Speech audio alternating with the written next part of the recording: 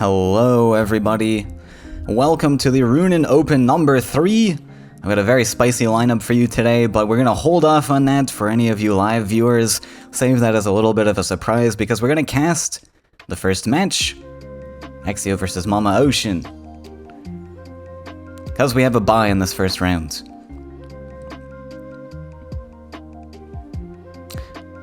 Turn that music down a little bit. Okay, hopefully that's okay. Alright, it's been a while since I've been in the Faeria scene. I missed the past 2 tournaments, but I am back. Good to be back. I'm excited to see what these 2 players have to bring. Mama Ocean with 3 green lists. Exciting. Exio has 2 yellows, and Mama Ocean looking to ban Krog. Very fair pick, but there's also Disciple in here. Also a very spooky list. There's a yellow list, which could be pretty spooky against his greens. This one, though, with a Wind Soldier cover, this could be Sack. Probably is Sack with those numbers. No Village Elder, though. Could be like Tempo.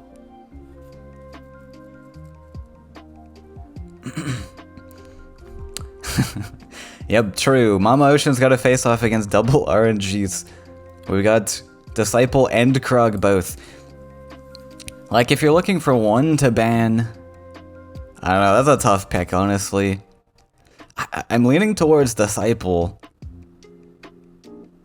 But, I mean, Mama Ocean knows his lineup better than I do. We'll see if it pays off. Exio's gonna lead with this list. Now, this is a best of 5. This is the round of 8. For these guys, we are just waiting on our match. There was Amoeba versus...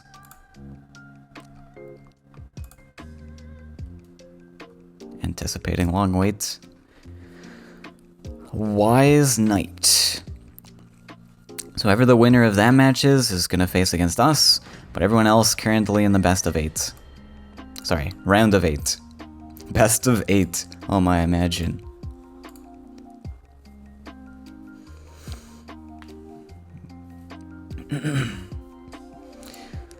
Oh, both these players have actually played for quite a while. They've been around for a long time. Ooh. Great start from Mama Ocean, though. We have Water Ellie opener with the Explorer. Great turn play, and then we have Aurora in the opening hand, which is just OP. Oh. Wait, what? Oh my god. We didn't... Wait, this is a mono blue list, right? I feel like... Unless Mama Ocean is hoping for Frogifies or something, this feels like a mistake. And Exio's got 2 Disciples in his hand. I think there's no downside to playing one, right? You could go Ninja Toad. You can't even, like, do movement tricks. I don't see what blue can do to a 2 HP Disciple. Missed Collection.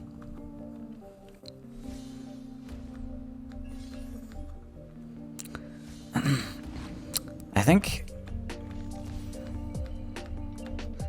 Might be popping these events a little bit early.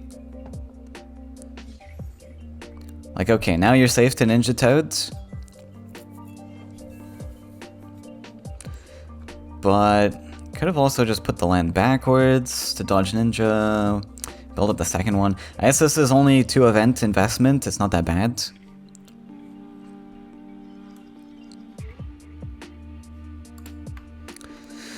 Oh, we got Wavecrafter. And Bannon.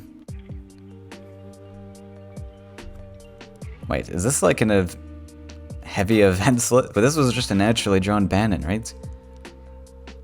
What do you use Bannon for in blue? Mono blue, right?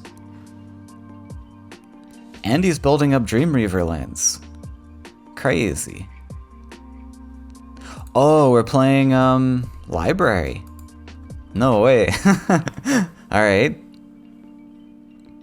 Yeah, so I was a little bit confused why Mama Ocean didn't, like, push a little bit more aggressively down one side. I still don't really understand it. I feel like even going slow lands, you could push down one side to put pressure.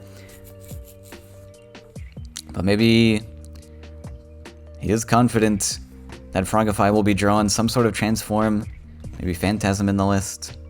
But this definitely screams library to me, which is very exciting. It's been a long time since we've seen that card.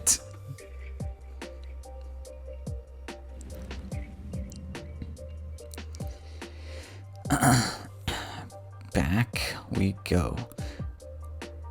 Thinking about Soul Pact. I feel like we want to get the Disciple down, and then we should be able to pretty well dump our hand. We can training this guy and send him onto the ocean so that he's not in threat range.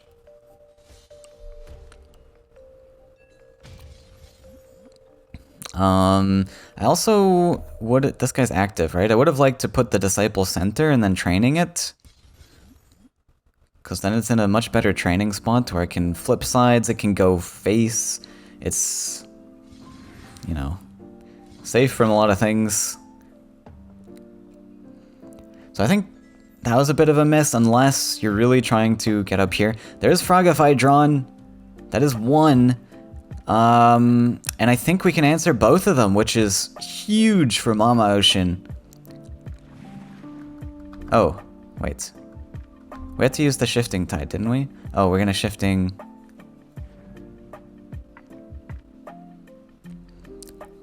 Wait, didn't we miss? Oh, I guess we're just gonna Aurora this one and then... Frogify this one? Wasn't there a better line where we could, like, move the 3-2 up? This line wasn't built, right? No, we had to move the 3-2. Oh, I guess there was no way to make that work. Okay, fair enough. Had to do it that way, but regardless, very good pickup from Mama Ocean paired with the Aurora. That's 2 Disciples down, which now Exio's got to dig for the last and only Disciple. Pretty unlikely in 18 carts.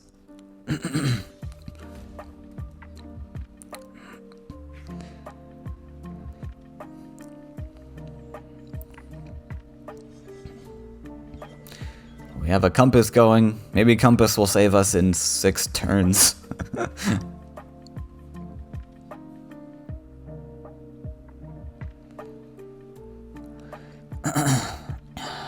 Wavecrafter's not awful either here or soon. I think here is fine.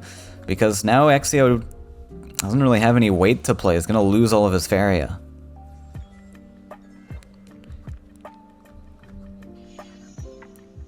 Treasure.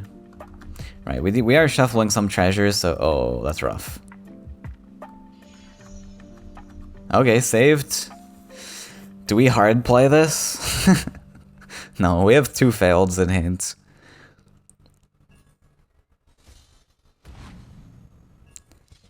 Treasure Seeker, okay.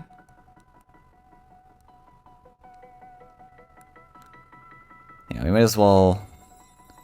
give us a treasure. See what we get. Therian Globe, pretty much an auto pick.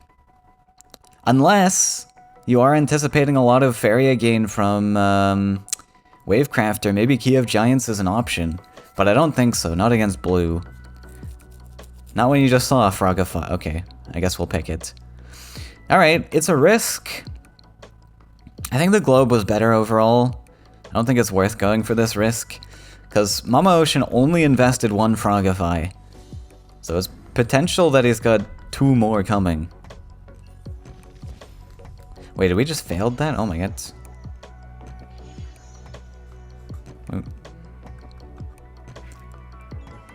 Okay, hard play. Alright, we got our curve at least. I almost would have liked to save Gagana to get a better investment. How much did that cost? Like 3 or something?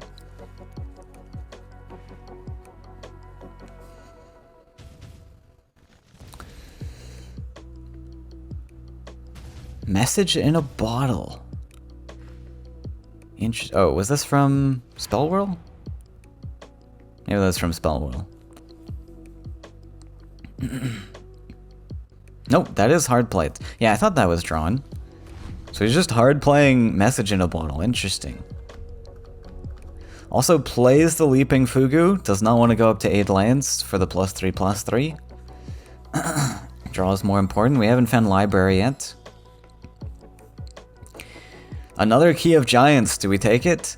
Or do we take Key of Guardians? Okay, we go Guardians. Wait, what happened to our Key of Giants? Oh, we shuffled it back? Oh no.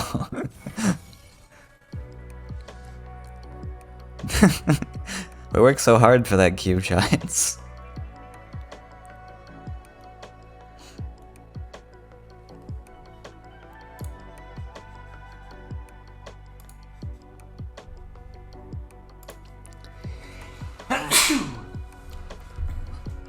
Excuse me. Wait, did he misclick? Oh no. I didn't pay attention. This must be the same thing as the Battletoads. So if you double click, or like you click twice on the same spot, it will try and summon both creatures on the same spot. Now I don't know, I don't think that that's a bug. I think +1's into a Wave Crafter. Okay, hey, we got it. Yeah, I don't think it's a bug. I think it's intentional because if you only want to summon one creature for whatever reason, maybe you don't want to summon a second Battletoad in range of Grimguard or something, but you still want the one Toad for cost. So there must be a similar issue with Key of Guardians. Unfortunate. Rain of Fish. Is this Library? It has to be Library, right? There's no reason you'd run Bannon without it. We just haven't drawn into it. Oh, we still have 23 cards. Yeah, I guess Exio's just been cycling.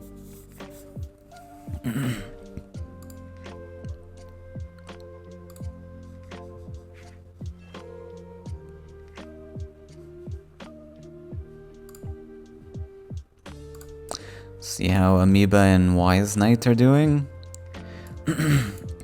Still going. Oh, we're getting crazy. I think it might be over.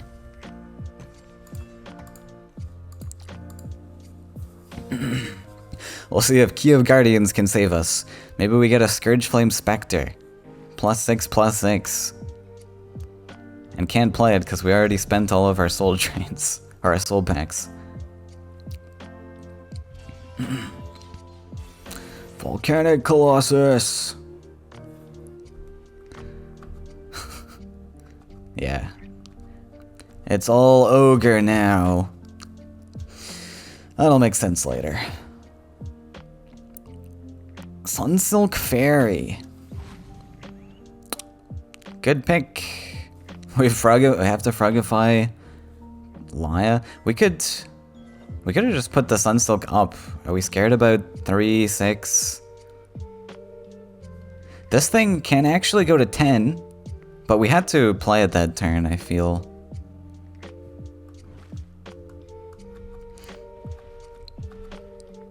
Mama Ocean probably does end up blocking face with a creature or something. Makes her life difficult, but I think this was like our one out, potentially. Like, setting up a 2-turn lethal, but it's pretty hard. Now we are dead next turn.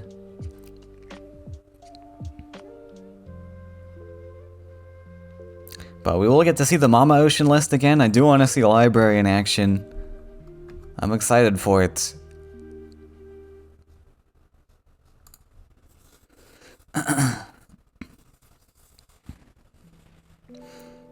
We are still going. There's still hope. We might barter into command. Would command actually save? I mean, nothing saves us. We needed 2 turns, 2-turn lethal, and he's got so much swarm to protect his face now. We found the heal.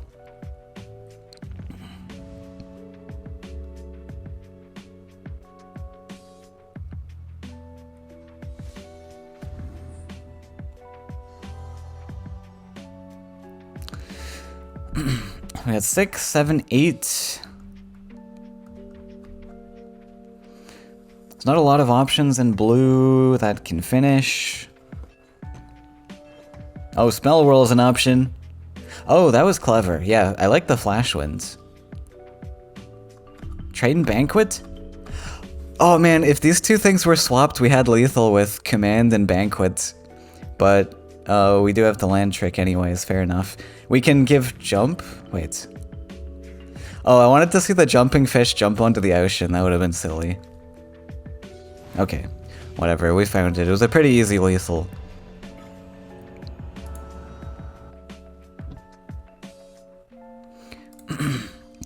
Okay, something to fight the blue does not... Exio does not know that Bandit exists, does not know that Library exists. That's a very good tool that Mama Ocean has to pull if the game goes on for a little bit later. We go with the multicolor list. I feel like yellow would have been a good pick. Mama Ocean has some bulkier creatures in there. Or maybe those were just... Man, Spell Whirl always throws me off. I remember the Starshell Keeper, but maybe that was just a Spell Whirl card, actually. Disciple! Oh, this is a completely different deck. Mama Ocean cheating. Disciple and Library? Interesting. We got Crystal Spice in this list. And Spell Whirl. Oh my god, Exio just brought like a roulette lineup. We have Krog, we have Disciple, we have Spell Whirl and Crystal Spice things and Dreamkeeper. There's a theme going on here. Firebomb. Firebomb's always an interesting pick. It's a very interesting card. Because it is quite an expensive card, but in the right list, it can be pretty solid. Usually not a 3 of, but, well, we got 2. But if it pairs nicely with the rest of the deck, it can be a nice sweet spot. 4 damage to something. Firebomb on Water Ellie doesn't feel as good, but that's okay. Scourge Flame. Okay, sees the Hellfire, maybe gonna go for a burn right. Makes sense. You had 2 options there, Scourge Flame and Ice Rock. When you're facing blue, you kind of know there's Frogify already. You don't know how many maybe, but I think in a 7-land deck, maybe it's only 6 lands actually, for fishies. But pretty likely there will be 3 copies in a slower list like that. Flame Burst. Okay, maybe this is even a burn-oriented list already, I don't know. No, not with Firebomb. Are we gonna play Dreamkeeper? Building up some cards. I mean, none of these are that good. Are we just gonna do this and Azure Wisp? Ooh, I don't know if I like it. I honestly might have considered Azure Wisp. Oh, we didn't have a... Yeah, we could put it... We didn't have a great spot for it, I guess.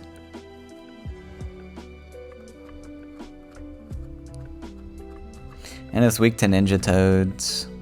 No matter where you put it. Fine.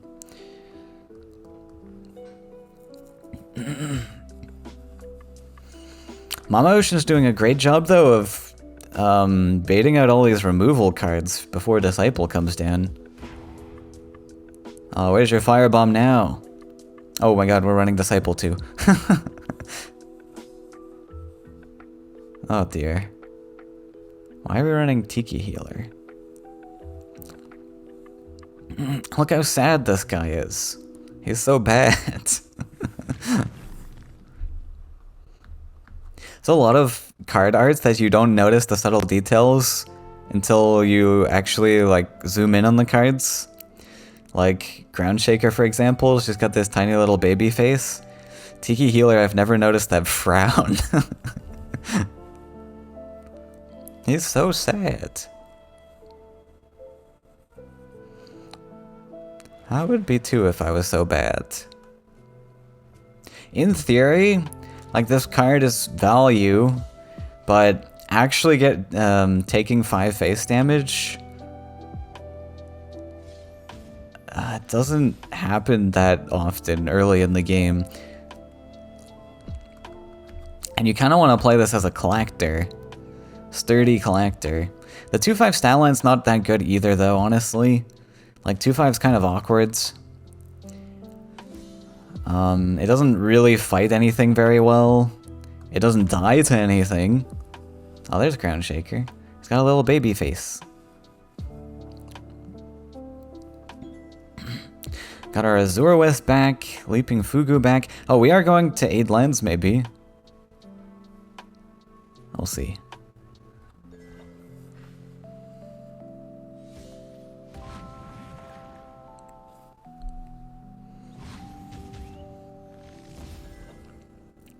Rips the Frogify. Makes sense. Deletes the double collector. We found Scourge. Can't afford it. And I don't know where it's gonna come down in the future anyways. There's a lot of threats up in Mama Ocean's face. Probably we Spell Whirl. Just see what we get. Drawing feels wrong. Wait. Dreamkeeper, why aren't we Spell Whirling? That was literally free cards. Is there a reason we don't Spell Whirl?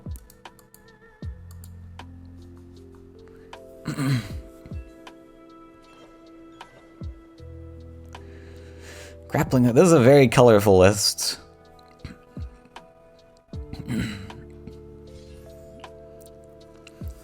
Also, I didn't comment on this, but Darkstalker is awesome. Very cool to see Darkstalker. I really want to make a list around Darkstalker. I always like open up the deck builder, I look at it, and then I start deck building, but then I build a completely different list because something more exciting pops up. But Darkstalker is a cool little guy. 1 cost 3/2. Why is the visual so glitched today? I've never seen this bug. Big Darkstalker. I did make a comment about zooming in on the art. And Abraham has provided.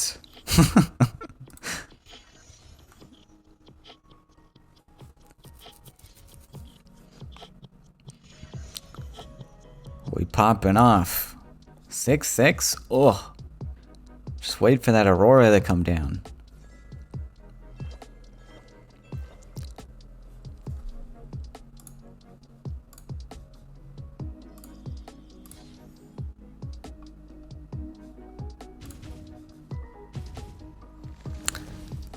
Amoeba and Wise Knight's still going.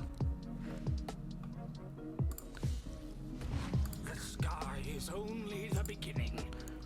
The sky is only the beginning. What? Oh no, not this again. Did we just Spell Whirl into Fagoro, into another Fagoro?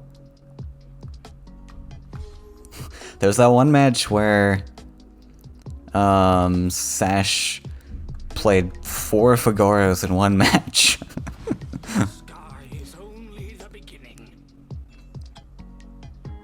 Something doesn't feel right about that. We still haven't got to see a library. Exio still doesn't know what's in Mama Ocean's deck. We did get to see Disciple, I guess. But still don't know there's Bannon, Library, and apparently Aurora's Dream. Oh, was that Spell Whirl? We got Radiance, that makes sense. Like, the only form of healing has been Command, and that's pretty normal in a blue list. Maybe you don't often run Command, though, in high land decks like this, but I don't know.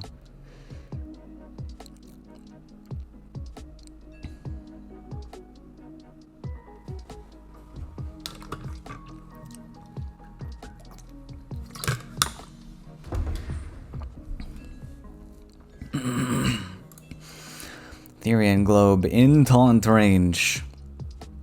No more healing. Mama Ocean might just hold onto the library to save information, hide information. This is a pretty big part of his list still. I mean, we are at 9 cards. I don't think we really need to play library. But we do have Bannon. That's a pretty strong library. But I like just holding on to it, and I think Mama Ocean will agree.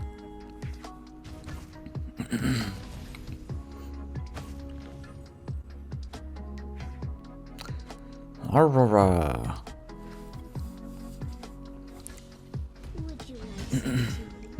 We'll have to keep an eye on Bannon on when this triggers. This guy will highlight in gold when he's active, when his ability's active, which is very nice if you didn't know that.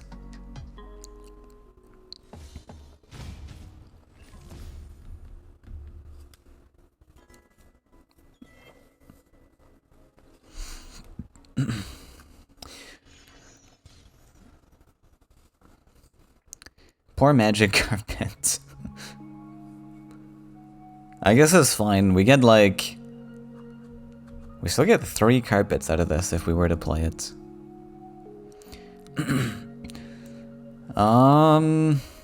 could Gagana if we want some treasures. We could carpet the shaker away, I guess.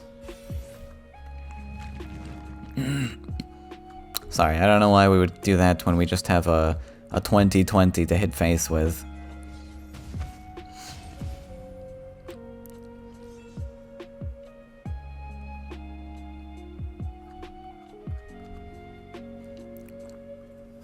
Okay, that looks like game 2 going to Mama Ocean. We'll see if the yellow list can pull it off. Like I said, I figured the yellow list would be the stronger one into this type of thing. But we'll see what that yellow list actually is. And no Tiki Healer was played.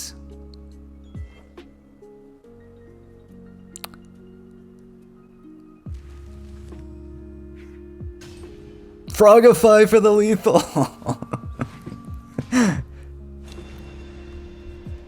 Sick. Love that. Okay, very cool, flashy lethal. Let's do it, Exio. Yeah, one more chance. Let's hope this is a yellow flyers list. 3.5, 2 neutrals. Maybe something with Husk. 2 storytellers.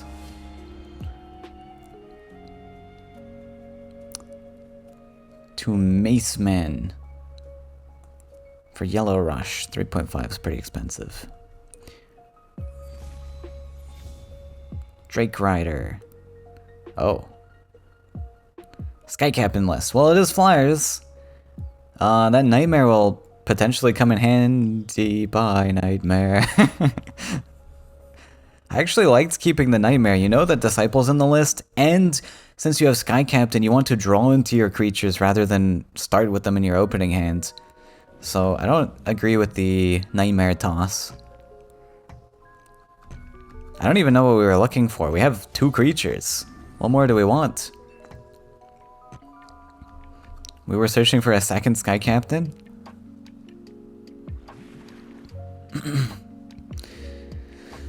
Double Whirl. Dream Reaver. Dream Reaver is good. Fairy is very good with this card. That doesn't flip us. Okay, fine. Alright, we drew into the Nightmare anyways. But look at this order. We could have drawn them in reverse order and gotten a 6/6 champion.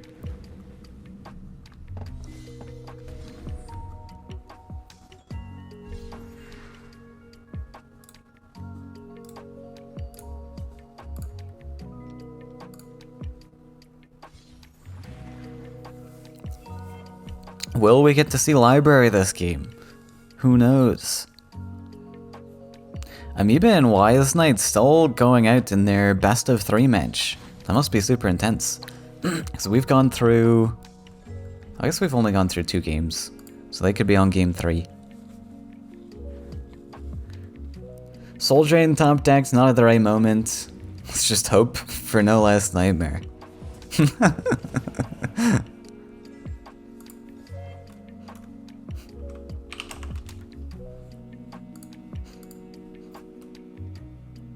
Yeah, that's pretty brutal.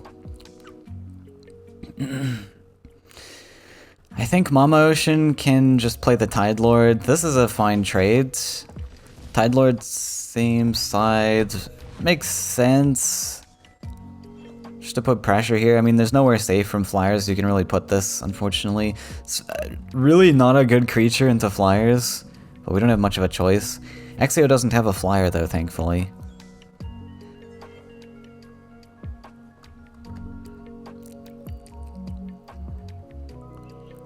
Hop. Lick. Defensive Lick. Ooh. Interesting. Wonder why this was put here and not here. Concerned with... I don't know what we're concerned with, honestly. I don't understand this. Why not put it here so that you're threatening wells?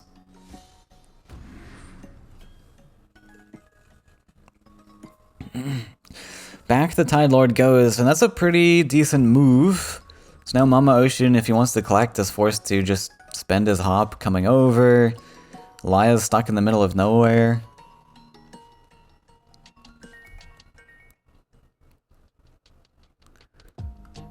Hmm. 6/6 Laya.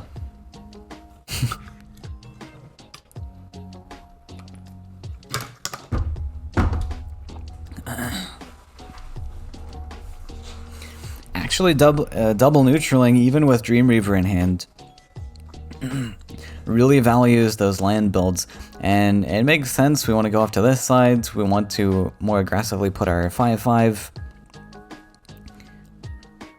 And this blocks the champion line. Still safe from champion on this side, in theory. Sky Captain with Fanatics crazy also. Wait, what?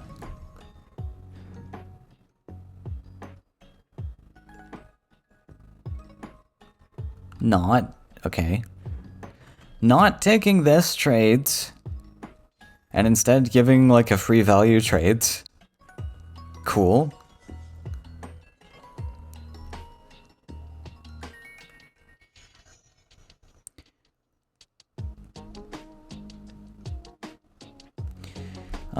I guess this lines up Soul Drain, so maybe it doesn't matter. You give your opponent one collection, you miss one collection, so it's a 2 Faeria swing that you're missing.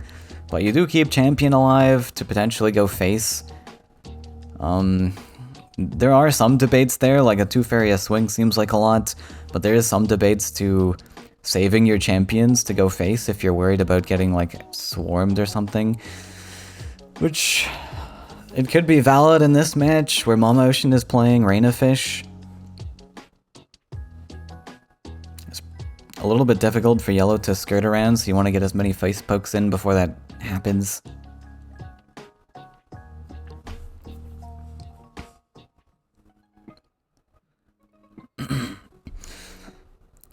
Mama Ocean side. We could...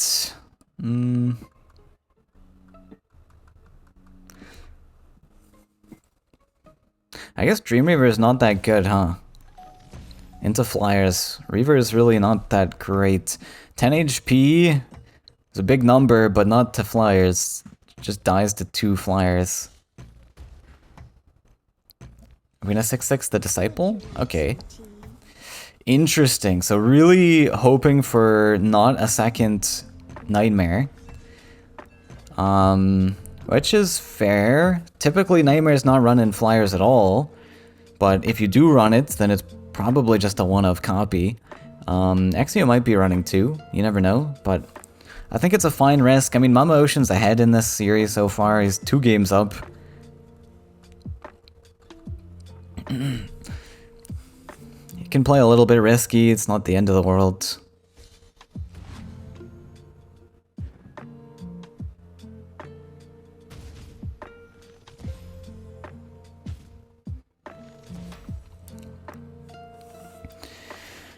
Okay, reasonable clear for now. We want... what do we want? I guess we just want to... We could +1 and... Oh, I don't like this. I think he's thinking of collecting, Sky Captain draw, and then we have to use the Flash Wind to save this. But I don't like using Flash Wind here just to deal 3 damage.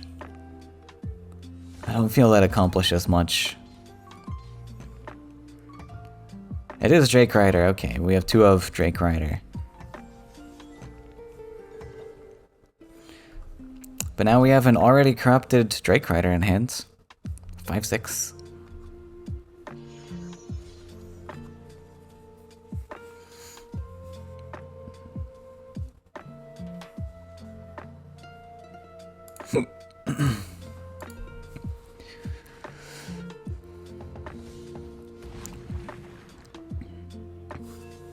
We built a little moat around ourselves. Or I guess, I don't know, which part is the moat?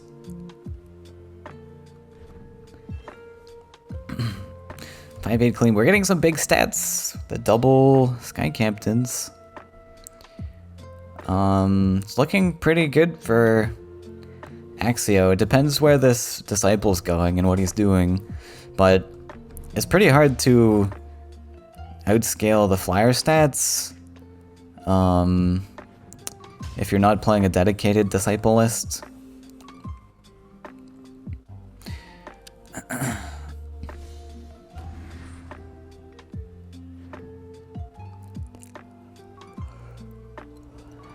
Laya gets a nice little munch on the 3/4.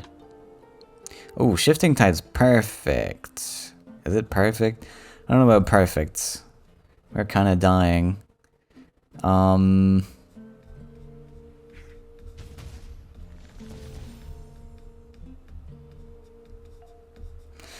mean, this is gonna go to 7.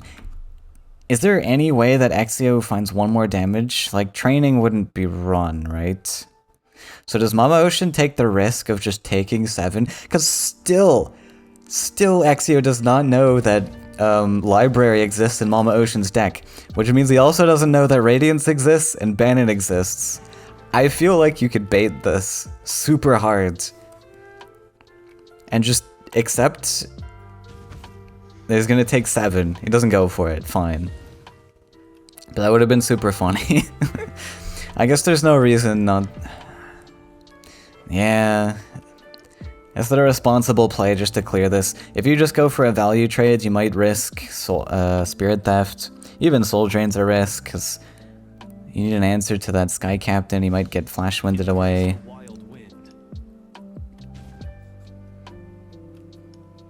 There's kind of a debate, though. I don't know.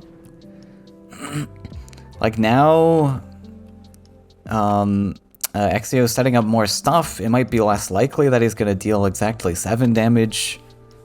He's going to be setting up a little bit more. He's got 8 on board currently.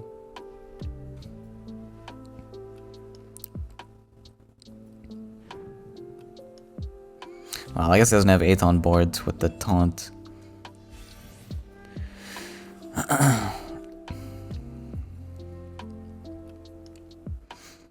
Oh, we do have access to Reaver. But Reaver doesn't do that much.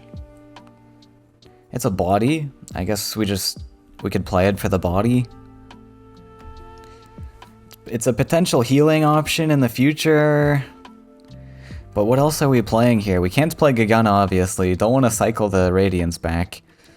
Disciple plus Shifting Tides are only second choice. Oh, I guess we can draw, sure. Spell Whirl without playing Disciple, so I don't think he's looking to play Disciple. Oh, Rapala, is that good? Is that good? There's a... I don't know. Deleting 1 draw from your opponent's solid. Why not? Let's put a smile on that face. But we don't get to play Ancient Herald. Or, yeah, this guy traded. I guess we don't have to play stuff. We can save our Faeria for Radiant Streamreaver stuff. Oh! The Bricked Champion! Love to see it.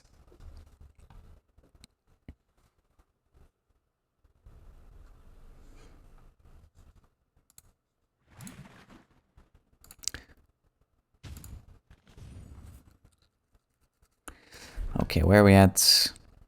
Amiibo Wise Knight still going? Are they even playing?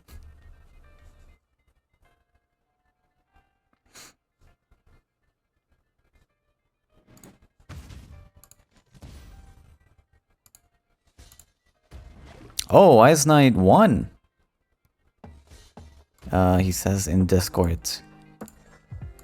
Very cool. Alright, we're going to be facing off against Wise Knight next. We'll finish this series off, though, I think. I guess it could be anyone's game still. I feel like Exio's got the upper hand here. But maybe Rain of Fish can turn things around? I don't know. It's going to be pretty tough. Maybe Radiance can come to face at some point, plus Dream Reaver is lethal. There's some options.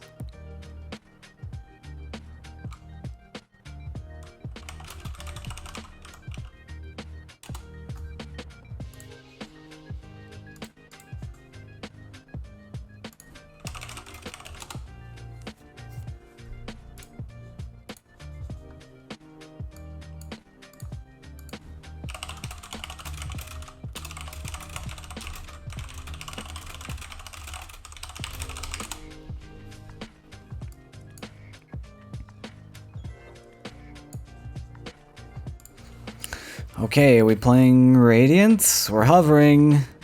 And we're gonna zip this guy face. Pretty good time for it. We have Shifting Tide in hand. How are we planning on... I guess we're not planning on Dream Reavering.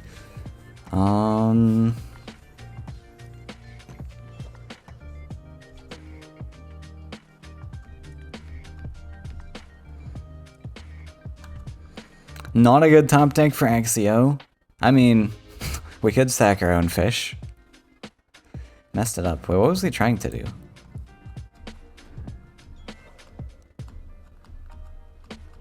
I guess we played the structure just to defend our disciple, right?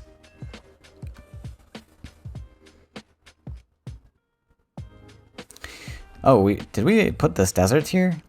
I thought we would go lake to block with a fish. Now, how do we block? I mean, Dream Reaver is not possible, thankfully, but...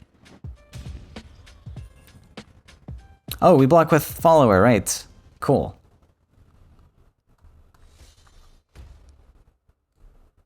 Yeah, that's pretty neat.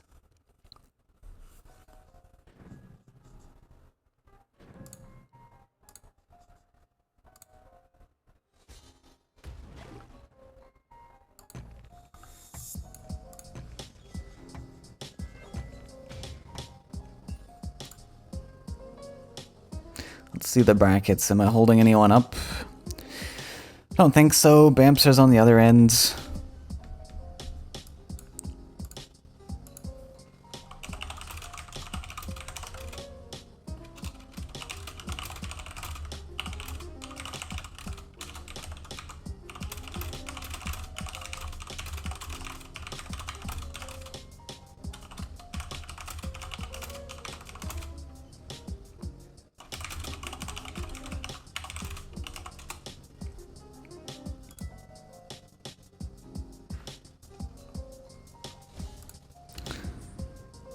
What's my friend ID?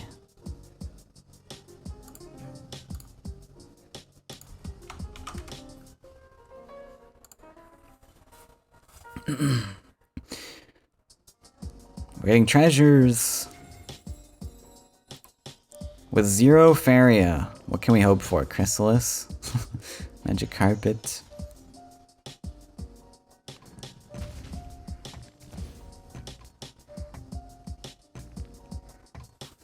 Steps back.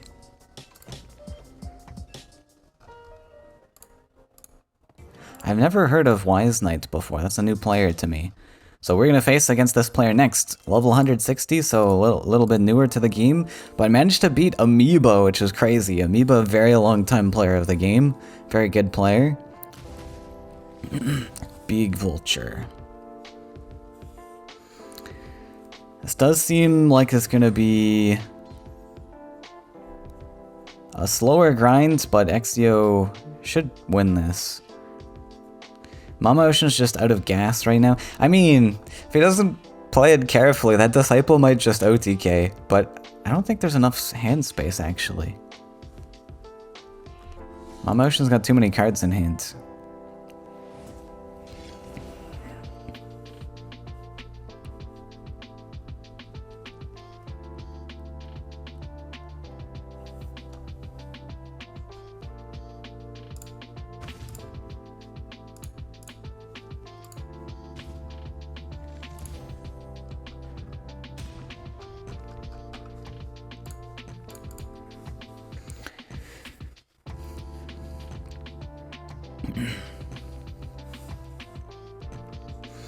So this does 2 damage still, right? Okay. And draws more cards. Poor Carpet. We get another map. Can we get a card that destroys all cards in hand? Globe. We don't have failed, do we?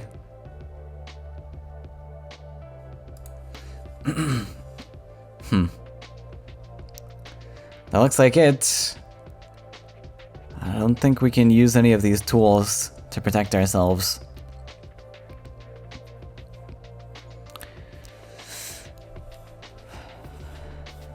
Can we? Okay, I mean, technically we could Frogify, I guess. No, that doesn't even save us. We have a library on board. We have to actually hard clear both of these creatures to not die.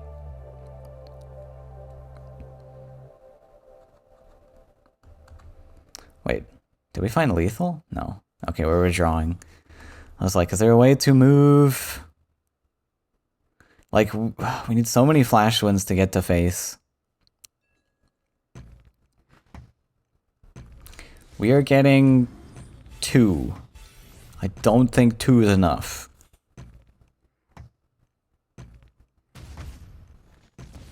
Honestly, kind of close, though. If Mama Ocean didn't have so many cards in hand, then that was a potential lethal. Played the library earlier to defend the Disciple, but as a library does, it just hurts us more than it helps us.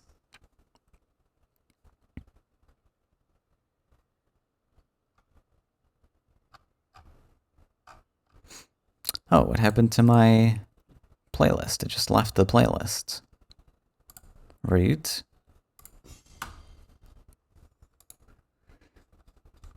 Library too late every game. It was kind of, that's why we didn't get to see it.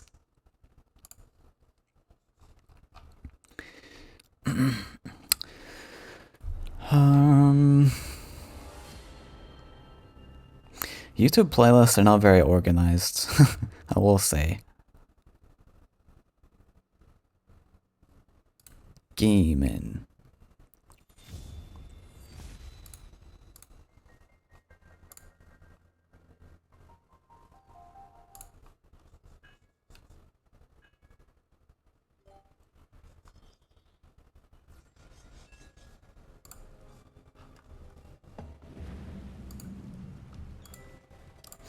Okay. Oh my. Double Sky Captain start on Exio sides. Brutal. Mama Ocean's playing Green Yellow Sack.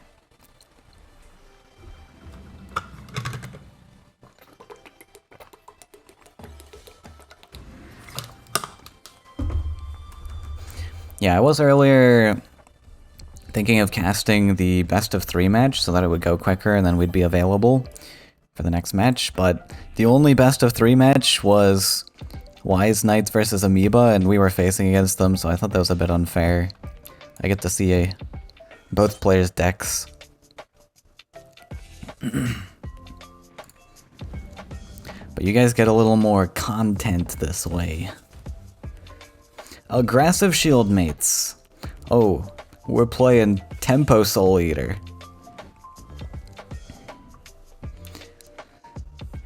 Is that even correct? I feel like you want to go both sides into flyers. Like, you can afford to slow play, right? You're playing Swarm.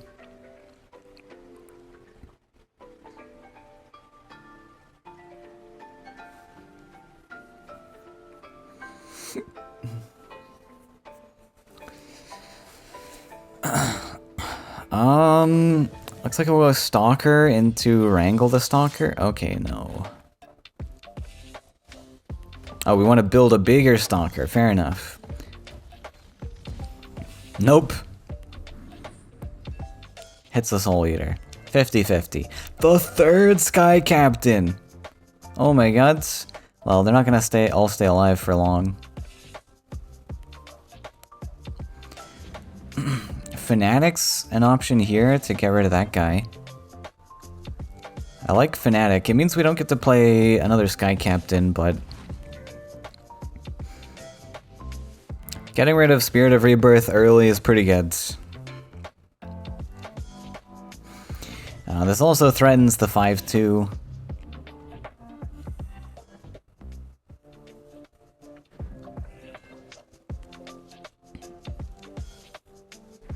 I almost didn't mind putting 5-2 back.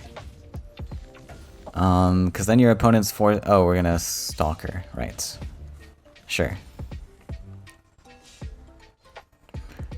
That makes the most sense. Wow, triple Sky Captain, double champion. What more could you ask for?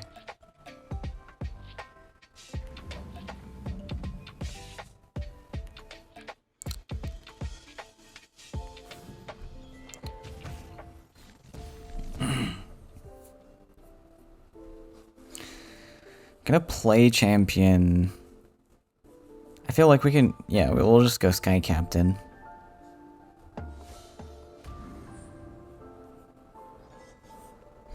We can greed. Our opponent's playing a little bit slower. We can go slower. Actually, I don't actually know. Can we greed? Or is champion something we do want to get down now before Big Soul Eater comes? I don't know. Seed is interesting. Can go back, seed up.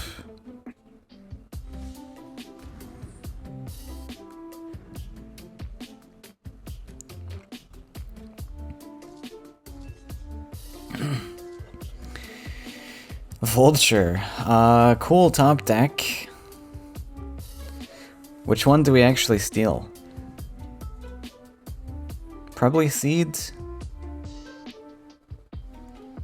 Like, what do we get off this? We get a 3-4, which is, I guess, a solid stat line, but we deny the ramp if we go this one.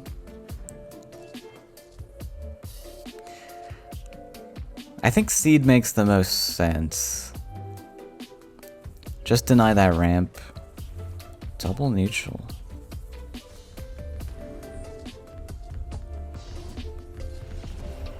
Okay, we go for the 2-1.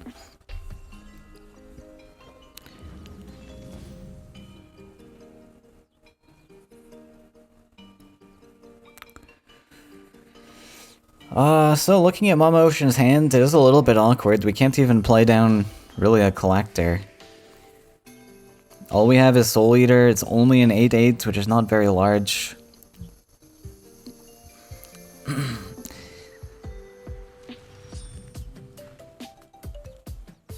Wanna play double Wind Soldier, or are we Wrangling? Oh my god, nuts. So we spent 4 essentially, 4 and 2 cards. For a 3-cost Demon Wing, and then a 2-1.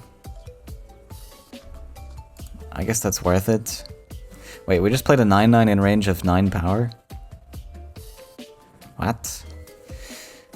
Also Nightmare? I think we don't Nightmare.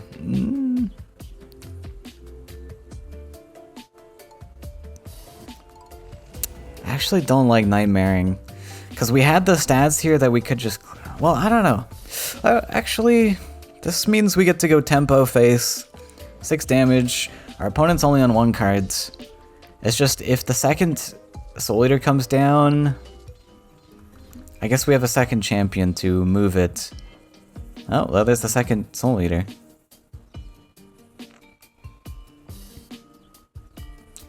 Tiki. Ooh. So... Wait, can we clear this and play Soul Eater? It's pretty expensive. That's 6. Yeah, I don't think so. Surely we don't go for that. That seems bad. But then again, a 10-10 Soul Eater also seems bad. I don't know, he's playing Sky Captain. It's not like he's on the 5 power threshold anymore. Do we just... I think we just put Soul Eater face. Just to line up that 2-turn lethal. Exio's on 5. So we can probably only play 1 creature to block with. We've got clears in hand. Like, it just makes sense to go Soul Eater face, right? The debate of clearing this is just so absurdly expensive. 6 cost and your creature into this doesn't seem worth it. Unless we were gonna put Soul Eater defensive, but...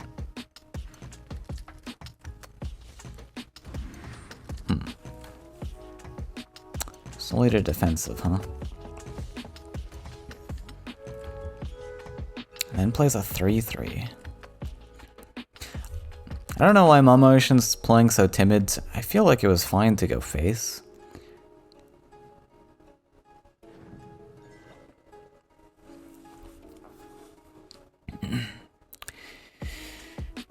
Here we've got the second champion.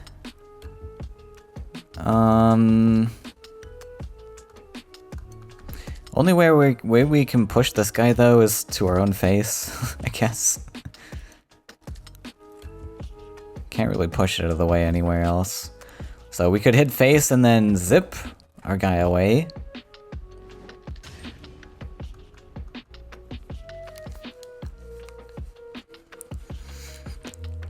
Run 6. Maybe draw. But draw last? No, we can't draw last.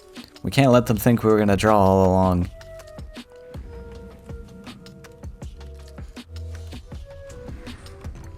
Plays the champion there, so we are just...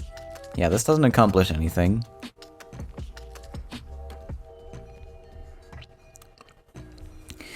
And I think Mama Ocean might end up just win soldiering this. He set up the 3-3 to do so.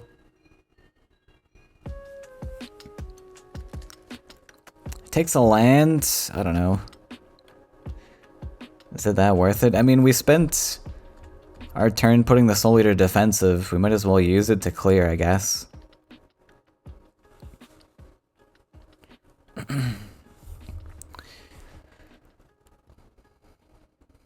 Yeah, we'll go back with Soul Eater.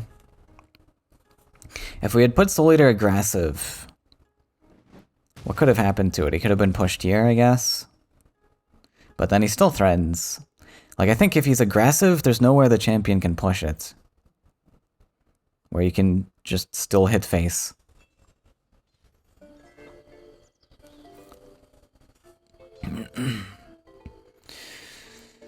We are almost at a lethal. We need 3 more power. So I think what I'd like to see is hit face, and then we probably need to invest a Fanatic to move this out of the way. Because currently there is 5 damage lined up here. We have a lot of mobility tricks. We have Fanatic in the list, I've seen Flashwind, I've seen... Well, there should be 1 more champion. So Fanatic to move out of the way seems solid. Because this means that Soul Eater has an option to clear this, and then there's 5 already on board to clear this. Like, on board, Mama Ocean has a clear.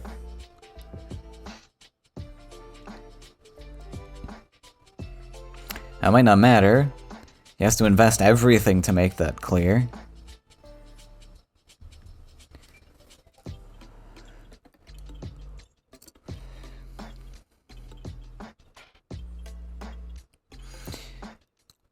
Let's see.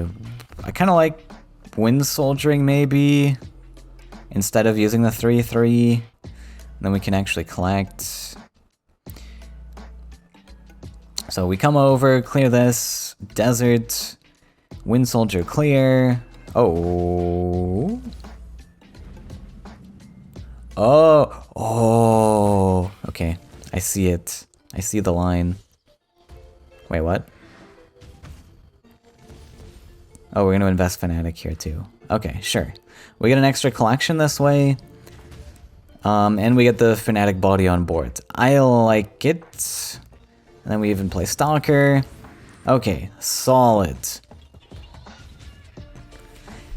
And our Soul Eater stays alive as a 10-1. Okay, huge. What a play. That was pretty good. So there is a second Nightmare. We played one earlier. Wow, that was crazy actually from Mama Ocean. What a swing. That was a huge turn, and now suddenly Mama Ocean's kind of in the lead here. With that 10-1 on board, 2 creatures, that's insane. Wow, I didn't even think of this line, that was huge. Well done. What a play. And now this Manta Rider can come and block. Crazy. I don't know if Doomgate is worth playing. I don't think Doomgate's worth playing, to be honest. We need all the Faeria we can get. We are, like, in a quad collection potential, but we're on 4 HP. I don't think this will ever proc. It's also going to body block our own creatures from maneuvering around our face. I guess we could put this, like, more aggressive, but I don't know. We could put it here, then it doesn't block us. But in order for this to actually get 13 life, we have to sack a lot of creatures, which are valuable resources. And we're halfway through the deck.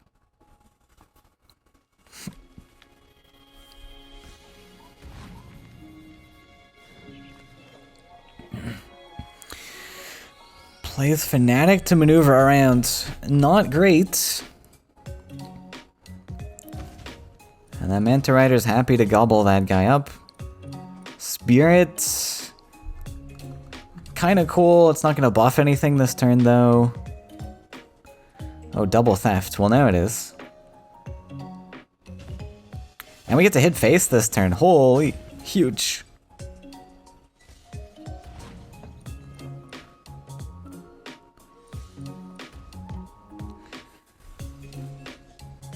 Yeah, top deck can answer or lose. Actually, you almost still lose. We've got like 8 damage on these guys. Found a vulture!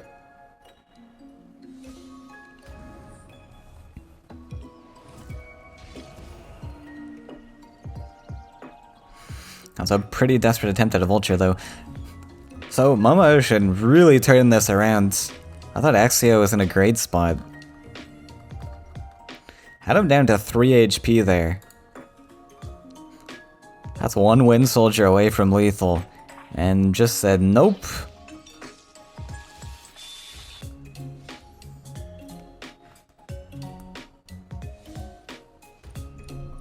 Doomgate. Does this find a lethal somewhere? No. That'd be really funny. That was a mistake. Was he going for a flashy lethal?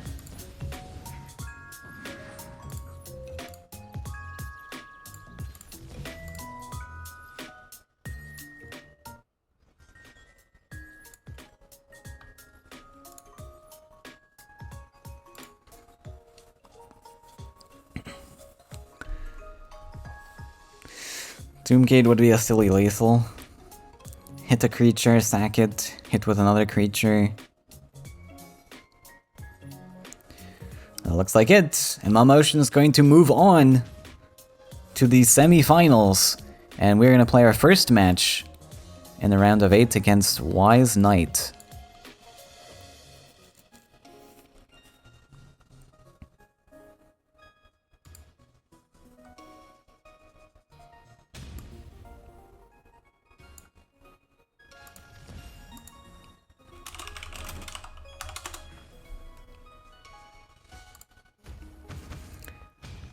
Five, 7. Alright. Congrats to Mama Ocean. Well-deserved win there. Very cool comeback. Okay, welcome back to the Ruunin Open number 3. Round of 8. We're going against Wise Knight, a new player in the scene. And oh boy, did I bring a lineup.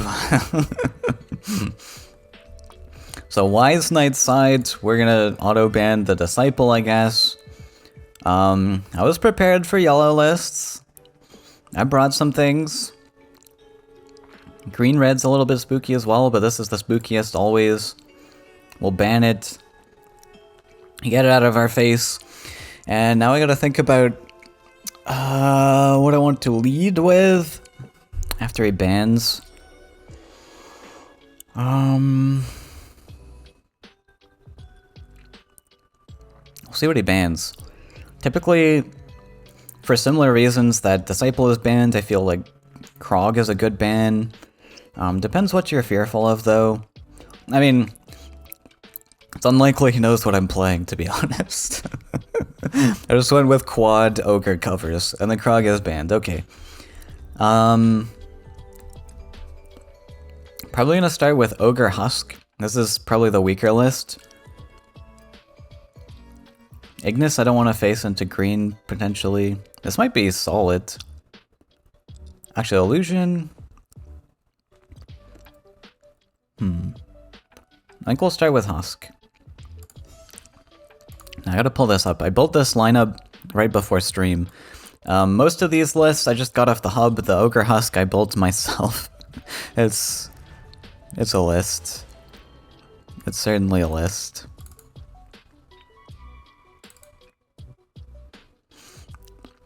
I was just building decks that I wanted to play, and then I saw that I had Ogre in like 2 of them, and I'm like, idea. Oh, I didn't see what he started with. If it's Flyers, I don't want to start with Ogre, I guess. So maybe it's just Storyteller. Ogre's really cool going second, though. You get to play it turn 2. It's kind of neat.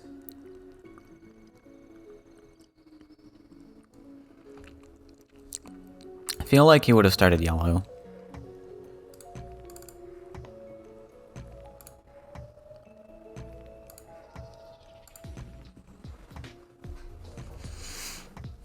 Okay. We have a Spite Sprite start, which I probably prefer to the Storyteller. I can do this. What else am I looking for? Yeah, I guess we just go this way.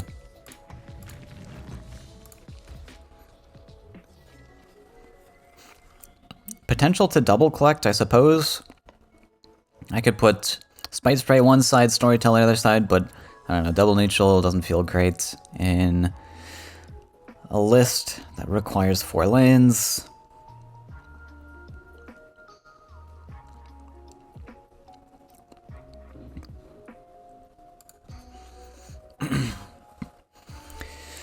Storyteller start is not ideal because you give your opponent more cards in hand to start with.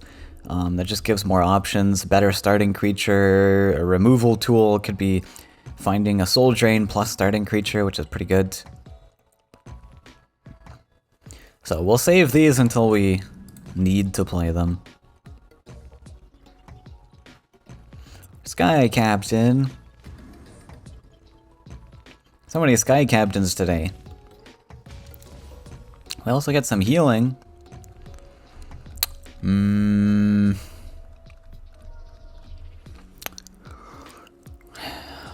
What can I do? I kind of want to go up one side. I think that's the idea. But I kind of want to go double side. I don't know. This thing's annoying. I think we go both sides. Otherwise, it gets to double collect.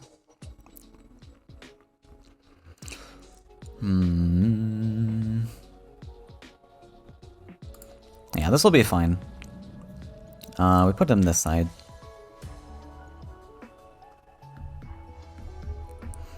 Okay. Flameburst Spirit Theft's a potential answer in the future. Do I go double Storyteller just because? I think he burnt his Staff. I think this is solid. Finding 2 Soul Drains is unlikely when one's been played already. So we'll put down a double collector. No need to ramp into Garrett or anything. This is like a couple turns off.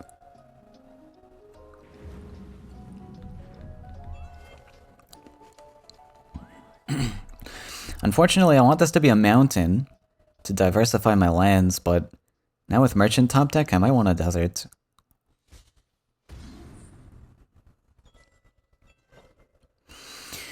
Husk. Okay, we don't have to play Merchant here, so I think I'm comfortable playing Mountain because the second Soul Drain didn't end up coming. So we can just go here.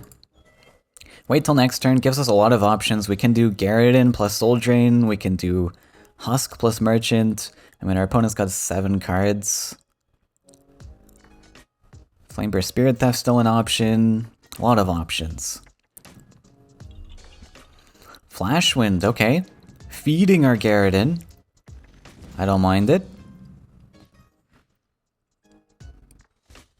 Embrace the wild wind.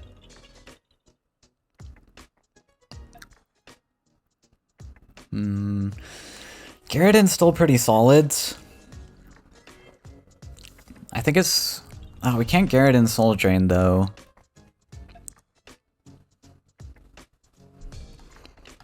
Oh, that kind of sucks.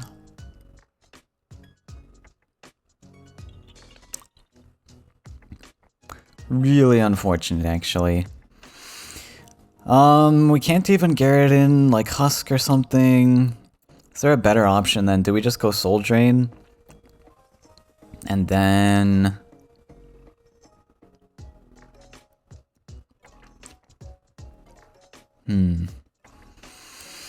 So instead of Garrett, we can go Soul Drain, plus Husk, plus...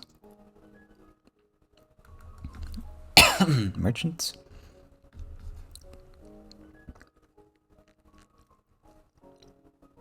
Garrett kills one thing, which doesn't really kill a thing.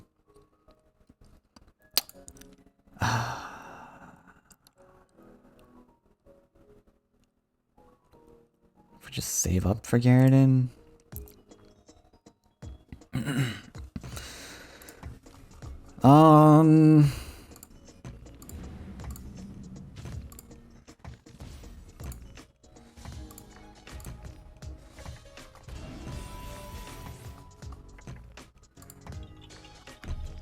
Let's just do this for now.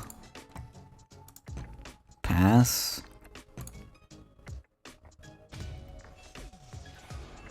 Can still afford Garrett next turn.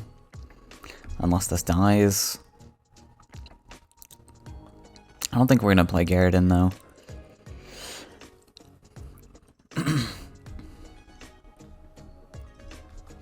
Maybe Flamebear Spirit Theft then was the play on this.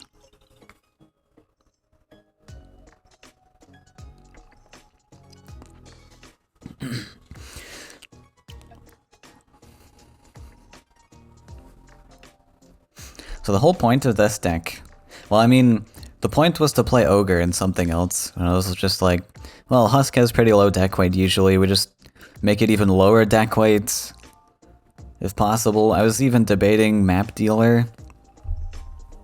So already I got a lot of Faeria to spend here, or cards to play.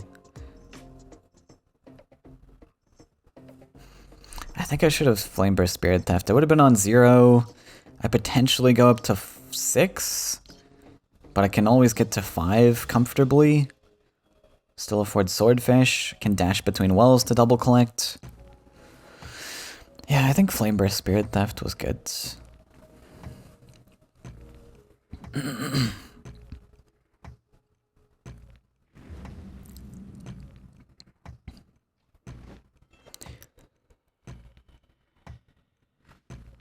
Champion. Roots. Oh no! Big rip. Okay, so we get 9 plus 110. Gary doesn't do anything. Want to deal with the champion potentially. I I want to deal with this. Let's see, I can do this. I've got 10, right? 5, 6, 7, 8, 9. I guess that's what I'm looking at. Probably I need to taunt this guy. I need 4 damage there.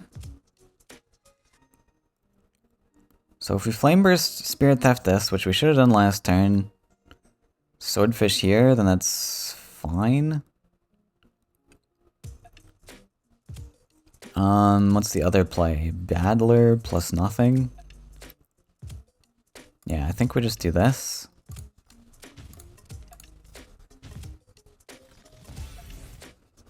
And I think we want the taunt to go center, potentially. He could move this back, though.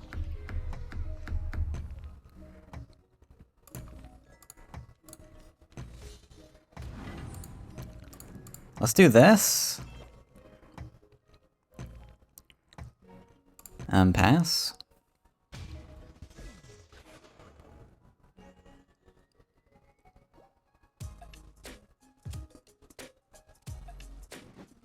Okay, goes for the hit. Oh, that was pretty bad.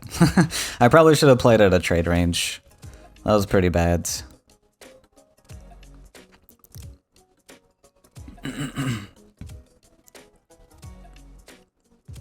Second Soul Drain's down, so not a third one coming. That must have been a top deck. I was waiting to play it on that one.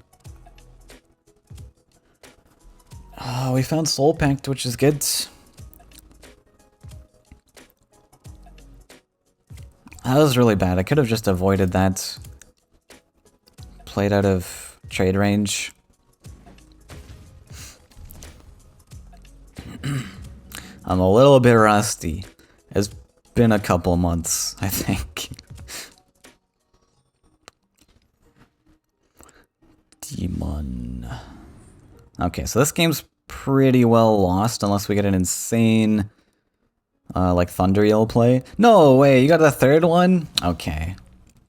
We can move on.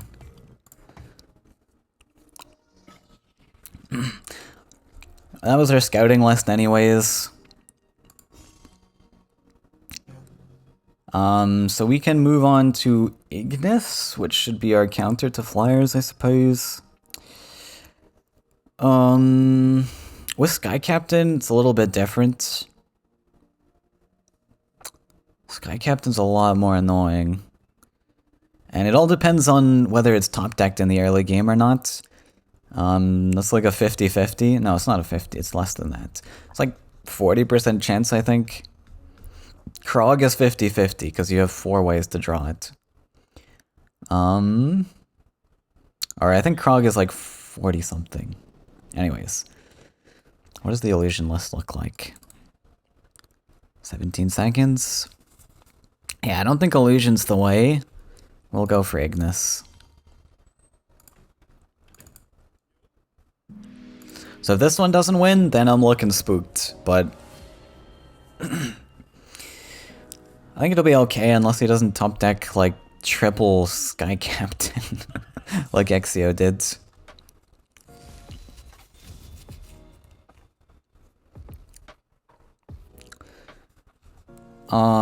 Collectors, let's see. We do want answers to deal with Sky Captain. What are my answers to this? Ground Shaker, 1 damage ping's nice, paired with what? We don't run Flame Burst. We run Wrath, we run Firestorm. Let's toss this then. Double Axe Grinder, I guess.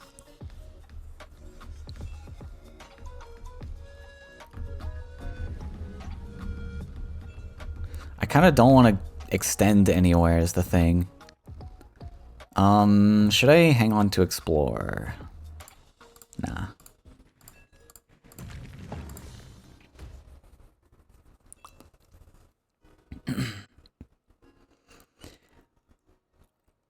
We will just go Double Axe Grinder Opener. We'll probably build 3 lands and just +1. This is an Ignis list. Regardless of whether there's a Sky Captain or not, we kind of just have to play to our game plan.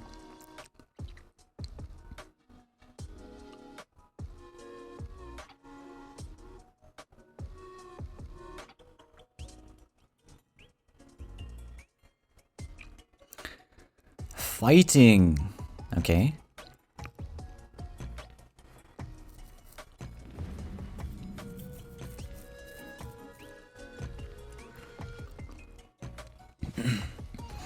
Emissary is fine, that's no Sky Captain. We got double Wrath to deal with, Sky Captain now, if that ever does come down. So... Second Axe Grinder.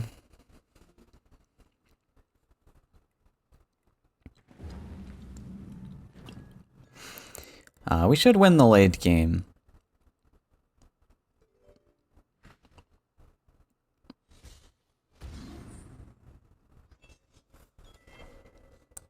Shaker. Okay, so question is, do we Wrath this?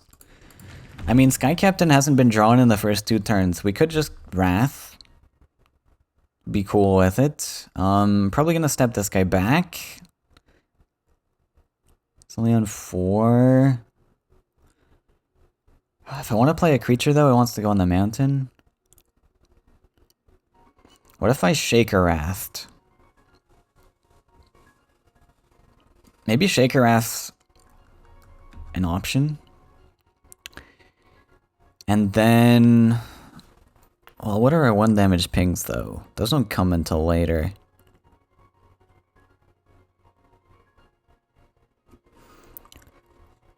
I don't mind Shaker Wrath, it just develops a nice board, right?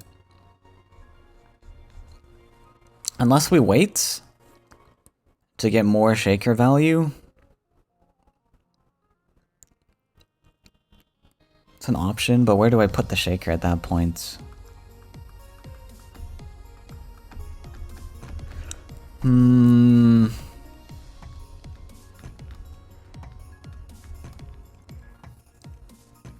It's all very debatable. I'm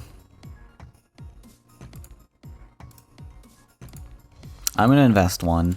That'll be fine. And we'll keep the Axe Grinder here. I think if...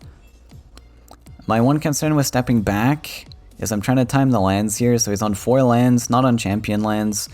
If I step back, the next turn I have to step forwards, and then I step on my mountain, and I really want to double develop creatures when champion's coming down.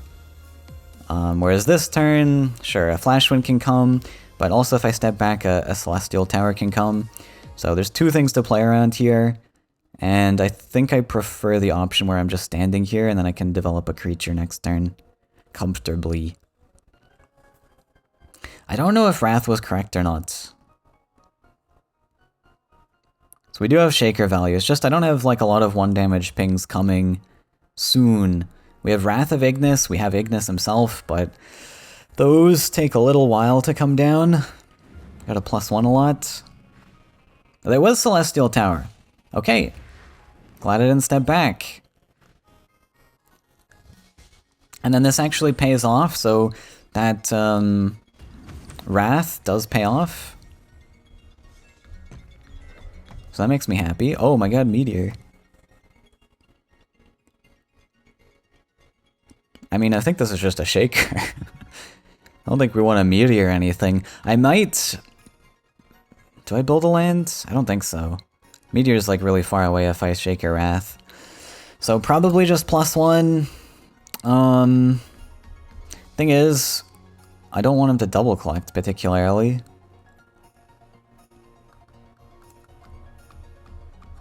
So I could build a mountain aggressive. Maybe we do just go mountain aggressive. He's on 1 card, right? So what does the 2/2 do? Where does he go? He has to go back or something. Because I don't want him to be able to collect. That'll put him on 5 with a card draw, and then he can develop a 5-drop. I actually really like this. This plays around with thresholds quite nicely. So, next turn... Oh, sorry, he does collect. Yeah, no, but... So, he wants to take a draw, not very many cards in hand. If he draws into, like, Manta Rider, he can't play it now. no matter what. If I put him passively, then he has the option to collect and play Manta Rider, which is a solid play.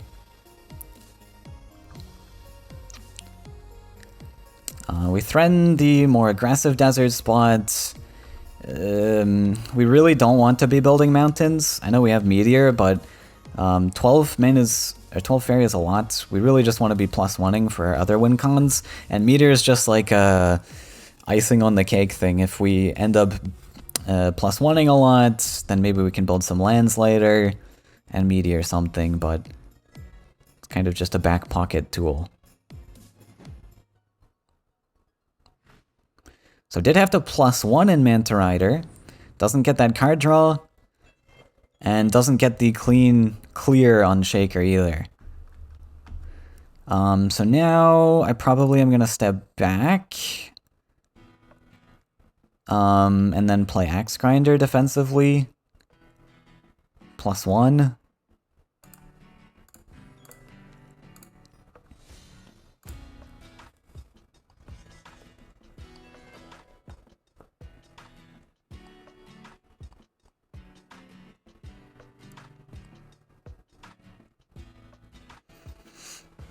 That was our first +1 of the game. So our Wrath of Ignis is at 1 damage. We do have a lot of AoE in this, like Firestorm's kind of cool on that turn.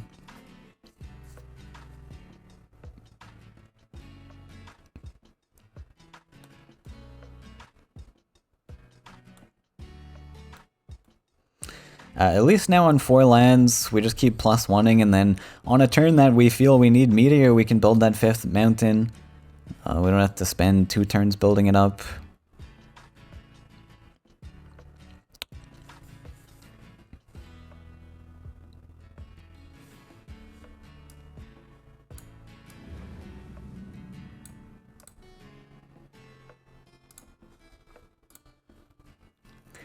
Okay, champion time. Champion's a little bit awkward into our 4/3s. Oh, not champion. Sky Cap'n. But this is okay. We're like a little ways into the game now, so I'm not as concerned about this. We might even be building up to Meteor if he's going passive.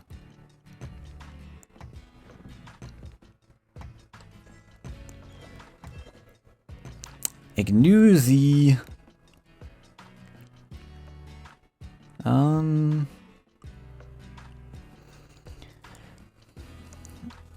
I guess just keep +1ing. I don't think Ignoozy does anything. We could step up with a mountain. We need that 5th mountain for Meteor. And if we are gonna play Meteor, maybe this is the time to step up. Use that mountain, build this turn. Build that bridge. Jeez. He was just shimming around because he doesn't have any cards to play. So wants to build up some value. So I think I really actually do like the step up and just play nothing. Build up to Meteor this way. Now what can happen to this? This trades. I think we can step this up as well, right?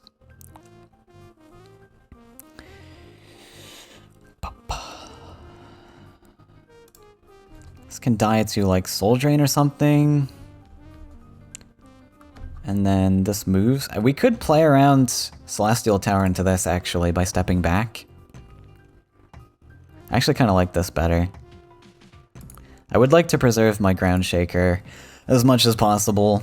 And so this plays around like a Spirit Theft or Soul Drain into this, into Celestial Tower, into like another one. That's quite a lot, though. He needs 2 removal tools for that with only 3 cards, but it is possible.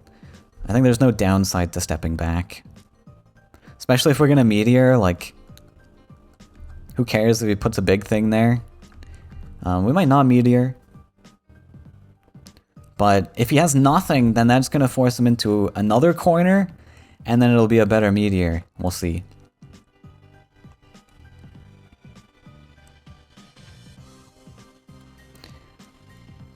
We've played all 3 Axe Grinders, so Axe Grinder spot doesn't matter anymore.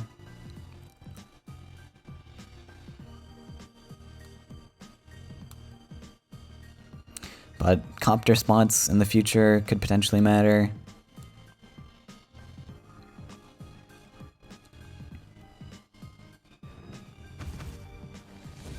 Takes it.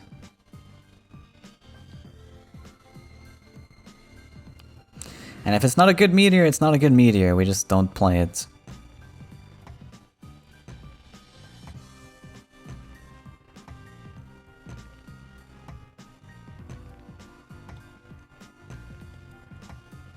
That's a champion though? That looks like a pretty solid meteor.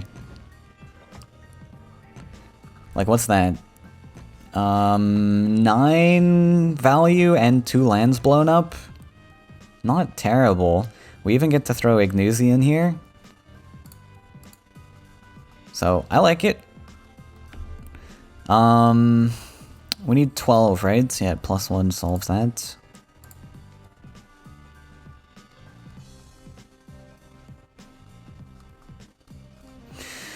I don't want him to build an aggro land, so I guess we put this here.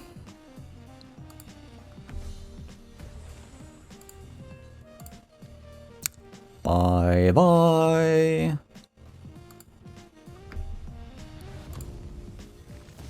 $12 Faeria to take out 9 Faeria plus 2 lands. 2 lands is worth like 2 Faeria, so. We took out about 11 Faeria's worth of value, but with a single card, so it's a little bit more value. We take out, like, an extra card is also worth like 1 Faeria, so I think we traded pretty even. And I get to further my game plan with the +1s. Slow play, which is what I want.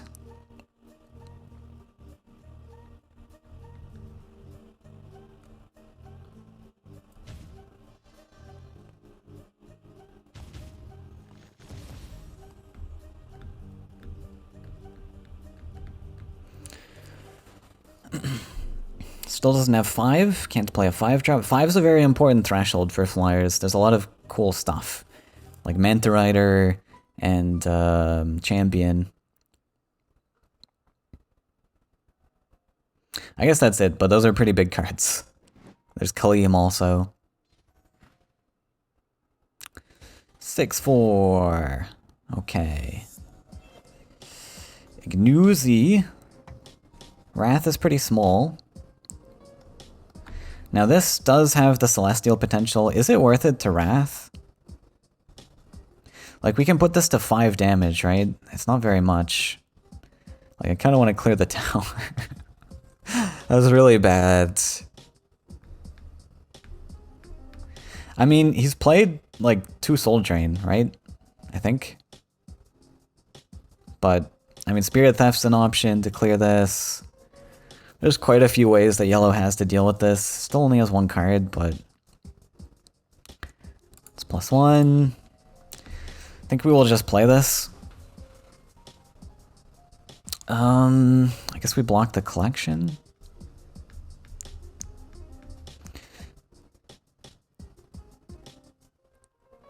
I guess. Do we put it here? I guess I want to block the aggro land still. I think we'll just do this and step up. We do step up in trade range, but it's okay.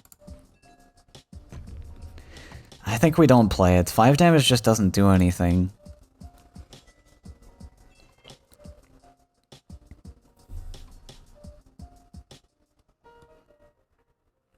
But if he doesn't have an answer and he ends up value trading with this, then we'll pop it.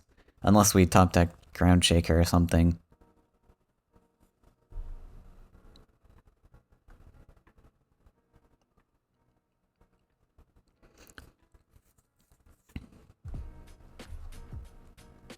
You have to subtract a little bit of this usefulness because of the stray face pings.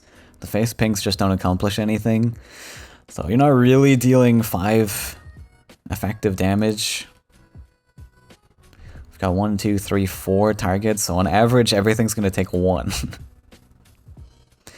And it's like, it's possible it doesn't even hit the tower.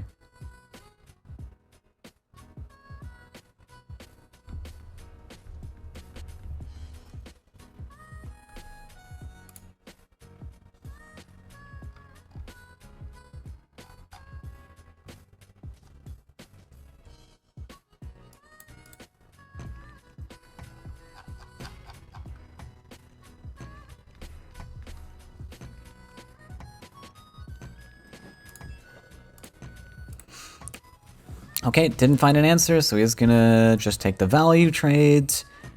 Dump another creature. That must be a 6 power as well. It's not. So we just get a free trade? Oh, unless he's like trying to bait me. Oh, okay, Ignis.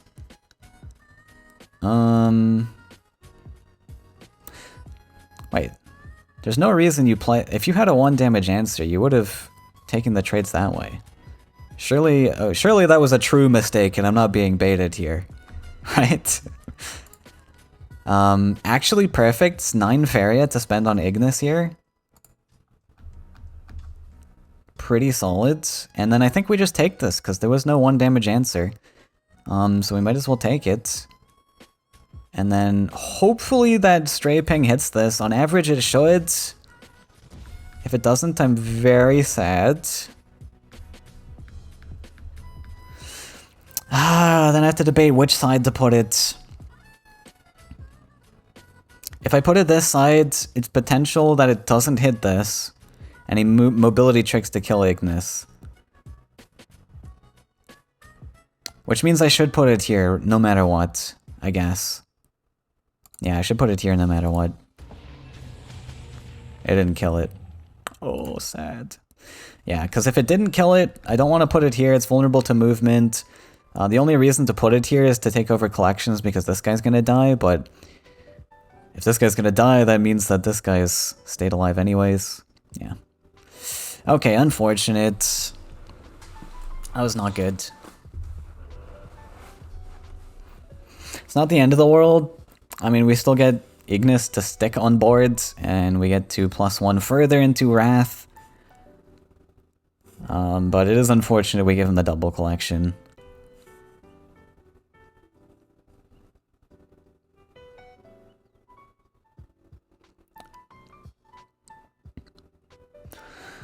Hopefully we top deck a creature next turn. We don't have much to work with. We'll have 3, 4, 5 +1, 6. So we can't play Ogre Battler.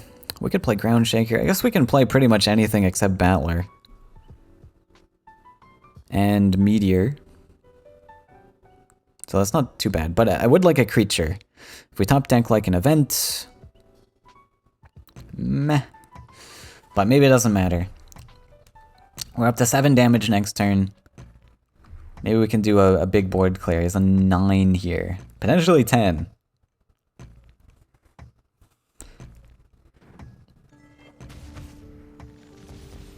was gonna say, I do gotta watch my clock a little bit. Because this game is going on quite a while, so this might matter in the end. As long as I stay ahead of Wise. Oh no, come back.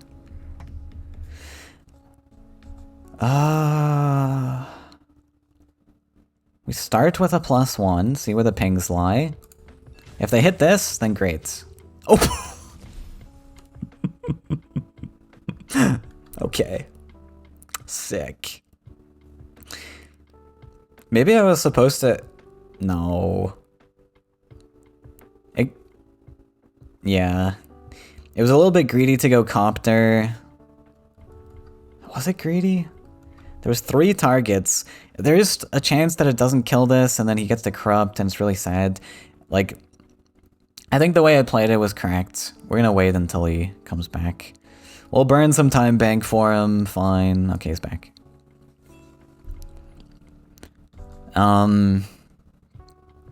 Yeah, like, obviously the greedier play would be to go Copter first, and just pray that the ping hits, but I didn't want to do that, because it was really bad if it didn't hit.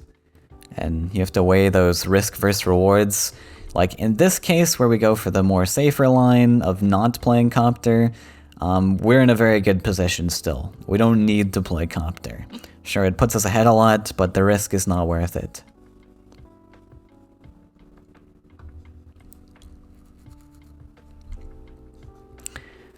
And now we're on 8 damage on our Wrath.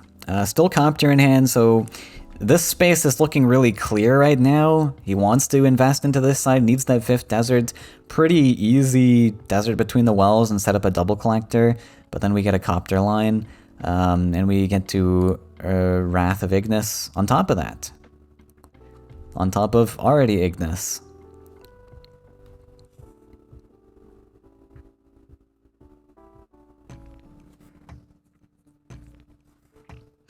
We will probably get counted with the green list, unfortunately.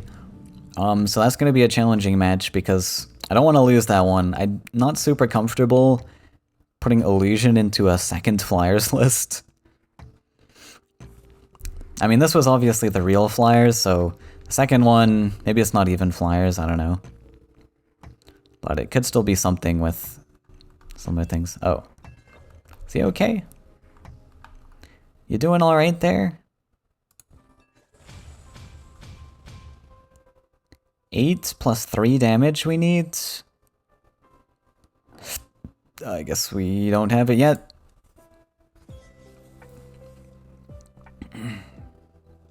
Maybe he's having some internet troubles though, it seems like.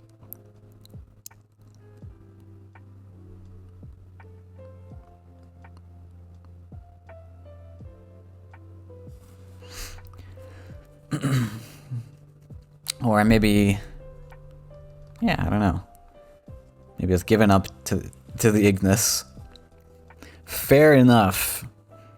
Bow down to Ignis as your new leader. He'll keep you warm at night. Okay, Manta. Second creature. Yes, good. Play into Firestorm. Third creature.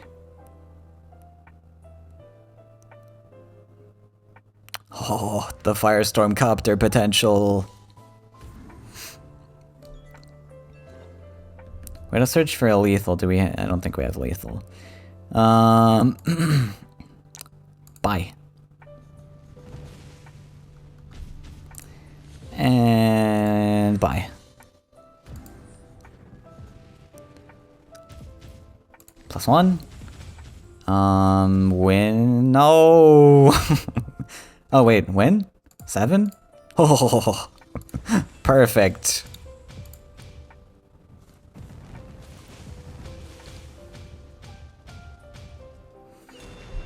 All right, Ignis win.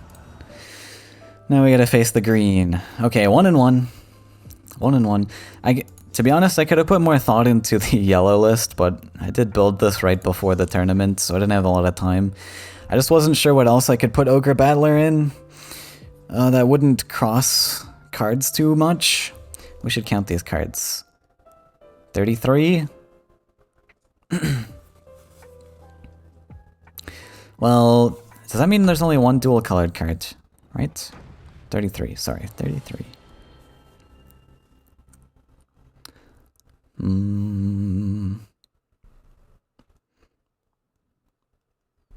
Must be... well, there's not going to be Salamander and Crackthorn.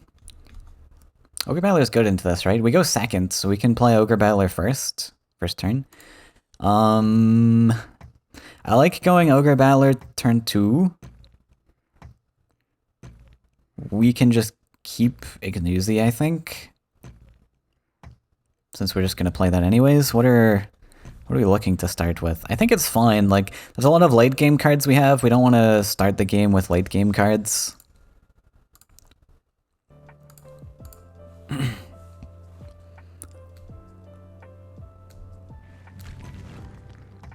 Mountain Center? Wait, am I going to get archered? Do I care? Do we play Axe Grinder? No.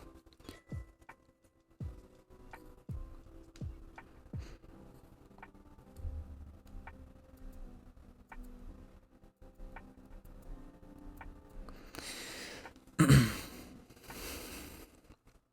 think Ogre Battler will be pretty big. Pretty big. Turned into that pig guy from Looney Tunes for a second.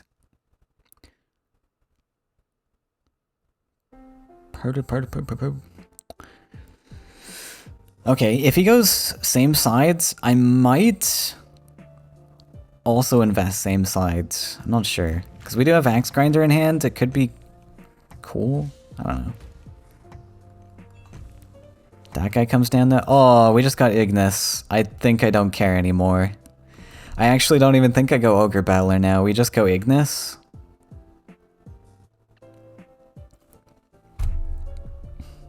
Right? What can he do against Ignis? Infinite value. Unless he's running... Like, if it's Salamander, he's not running, like, very many Wraths and stuff, at least. I think we're changing our game plan, so...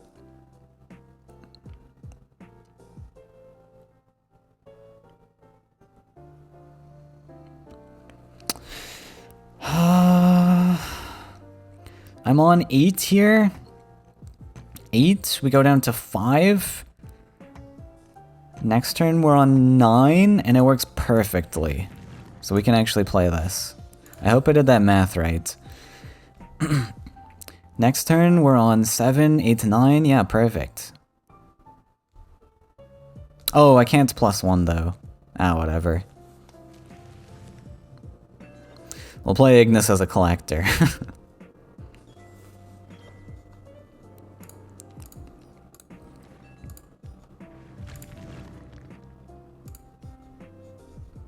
Because I really don't think there's any answers to this. So I feel reasonably safe just dumping it.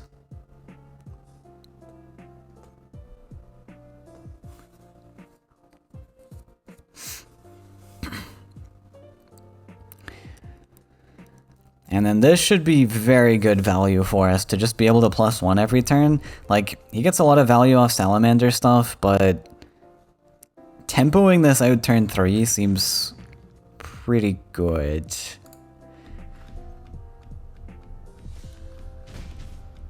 Oh, there is Wrath. Is there Flame Burst? No. Okay. We can +1 twice with Ignusi, that's cool. I don't think we're Firestorming.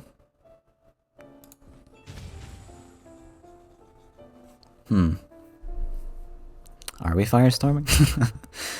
No, I think we have to go for Ignusi. There's an option to go Battler, but... I think we have to kill the Reveler. And this is the most efficient way to do it, I think. Let's just dump this. Ha ha ha ha ha. 5-1. It's on Majinata lands. Not on the Faeria account though. Could Horsemaster here. There's 2 neutrals in the list. What would that be? It could be Horsemaster.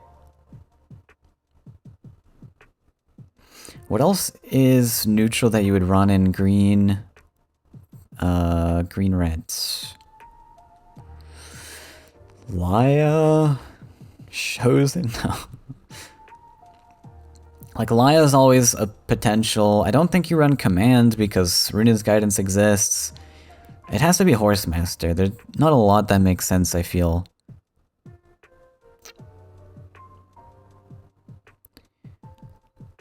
Which means maybe it's a Crackthorn list. I don't know. It's possible.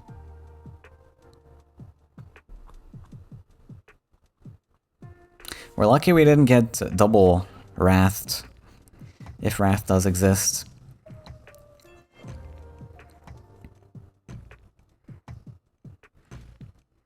Boss. Okay. We found a Wrath. So what's the plan? If we +1, on average this hits. This might go to 4 HP. Whereas if we Firestorm here... we have to deal 2 damage. What are the other options? We're on 7, we're on 8. Could throw a Wrath in there. Let's do Firestorm, I think. I think we'll do Firestorm, and then, worst case, if this gets left on 1 HP, we could Wrath. it might be worth it to clear this.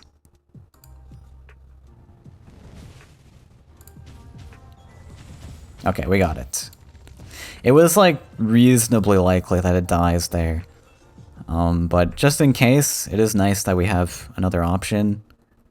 Even if it's not a great option.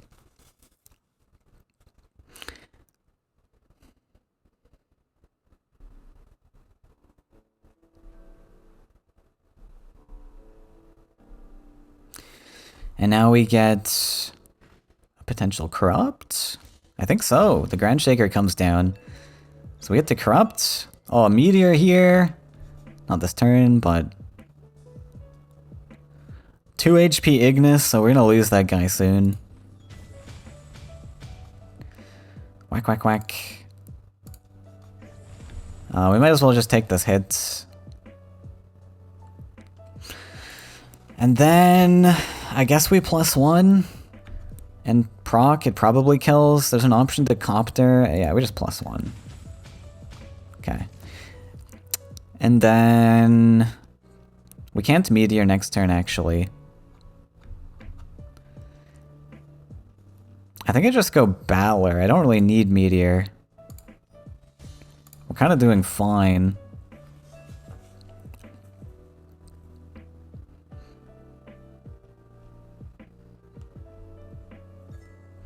This gets me a solid collector, and then yeah, when this guy's gonna die, makes sense. We can copter this, build one of those mountains we need, which I think is worth it before that guy gets buffed. Let's just do it. I could also +1 and play this. I'd rather not do that. Copter makes the most sense. 23 minutes on the clock. This one looks pretty convincing, and then we're going against yellow, so that makes me feel more comfortable. I don't think Time Bank will play a huge issue, play a huge part.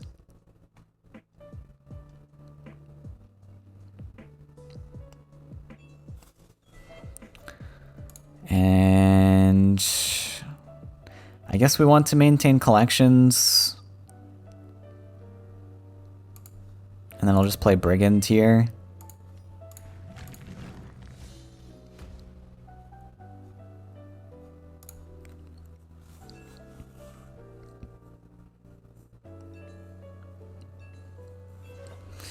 Nothing. Okay, we will have to build another land to hit face, so that's fine. This one, +1. Okay. Easy. What's his name? Ignis does it again. Okay, 2-1. And that was the sketchy match, because that was going to be the counter list. Now I'm feeling a lot more comfortable facing into yellow. Still have Ignuzi. Even have a backup list if need be, but I don't think the backup list will do well into this yellow. But Ignis should do just fine. Time of Legends start again. Now this was actually a really solid opener. These are decent numbers to remember. Going second, Axe Grinder. Unfortunately, we're against yellow this time though, so there are removal answers. Maybe we don't want to play Ignis so fast. But at least this gives us that option still. Oh, okay, fine. Oh, this is even better. Now we get to no, we don't get to +1. We still have to play. Yeah, the goal was to play this turn 3, I guess. Okay.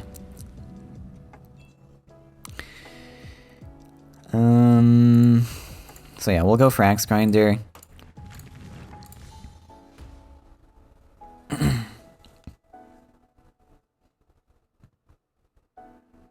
That does mean we have a dead card in hand, unfortunately. Bit of a negative. But oh well.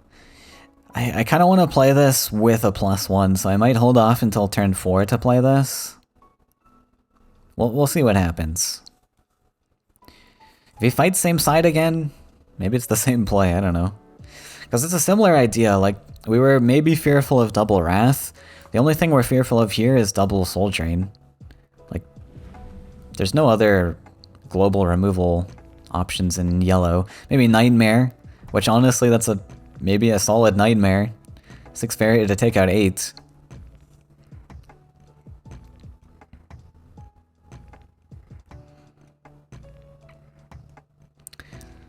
Curious what this is though. Sunsilk Fairy?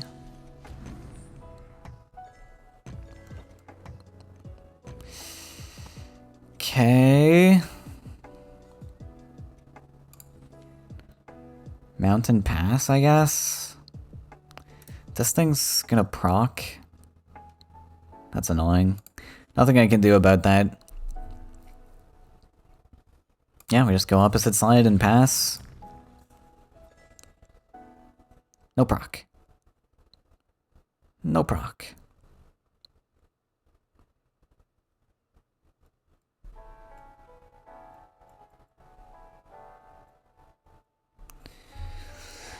No.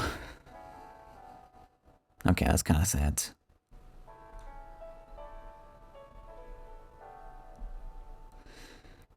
Barter. So you can find Wrath, Firestorm. I mean, you can find a lot of stuff. Which is good. That means it's less likely to find good stuff. Wrath, Firestorm, Meteor, Wrath of Ignis. I don't think anything helps him in this particular situation. But if he doesn't play anything for a while, then maybe we should be careful of Meteor. Oh, goes for the collection. That was a mistake. Should we taunt him?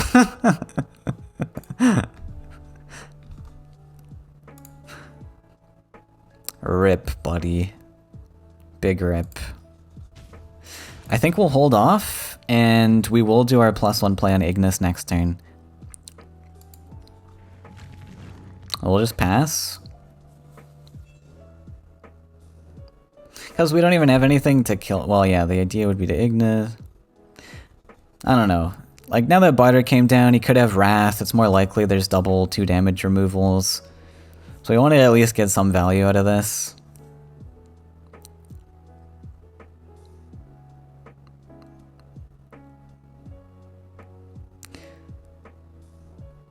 So we give up 1 collection in order to trigger this ability once. I think it's worth it. Basically spending 1 for 4 damage Wrath of Ignis. Solid.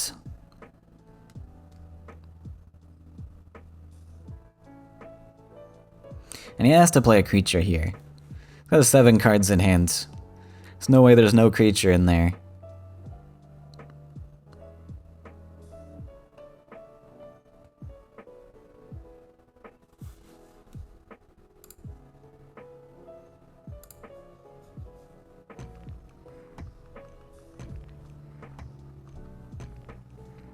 No one's seen the Ogre Husk before. I feel like there's something that could be there, I don't know. I think it needs a lot lower a deck weight though. Okay, we are getting husketed.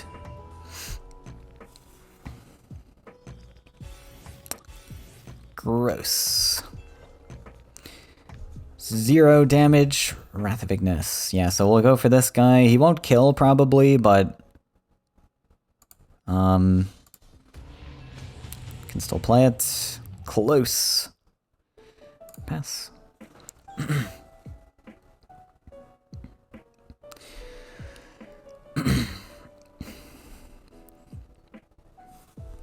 This becomes wild, right? Yeah. I guess if we really have nothing to play, Time of Legends we could play, but typically you don't want to. Like, especially when we're expecting to draw like meteors and things that are expensive. That 1 Faeria is going to be very important for us. It's unlikely this gets us anything playable anyways.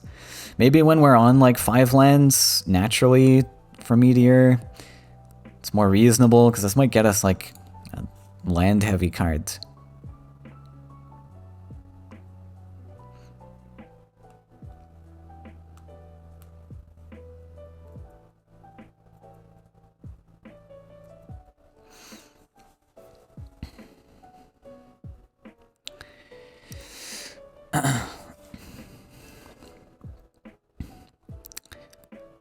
Step back. Kodama. So Ogre Battler looks solid. Protect that Ignis. Husk comes down, that's fine. Double Husk. Triple Husk! Oh, that's something. I don't know if that's fine. Not a particularly huge fan of that.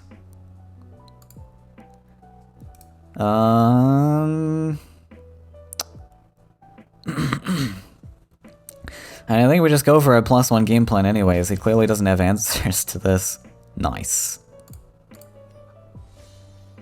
We will take the 3 damage. Sure.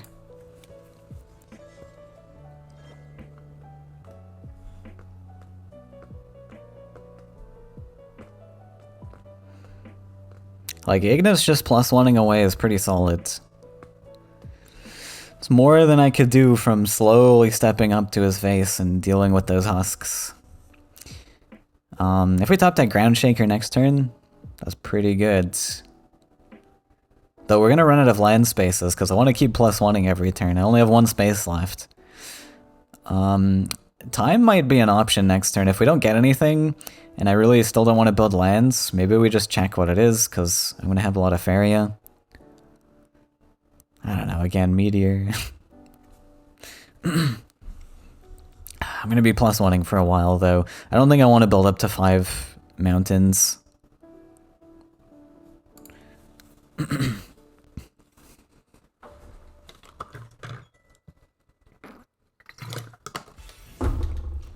Oh, Firestorm. Okay, might have found an answer to Ignis. Very sad. That is unfortunate.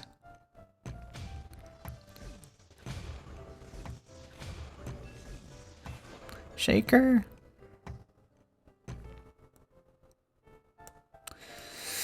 Do I double neutral then? To try and deal with these? As I can't let those... I mean, probably the answer to this is just Shaker, right? Maybe I actually draw. Is that insane? Is it insane? It's insane to draw, right? I kind of feel like I should draw. Like, Shaker just shuts them down. Gives them land to play stuff on. Like, how many more pings am I able to take? I'm on 11, then I'm on 8. I probably want to live on 8, at least. Right? He's gonna burn through his deck pretty fast. If he gets 2 more turns, he's on 7 cards. I think I just +1, honestly.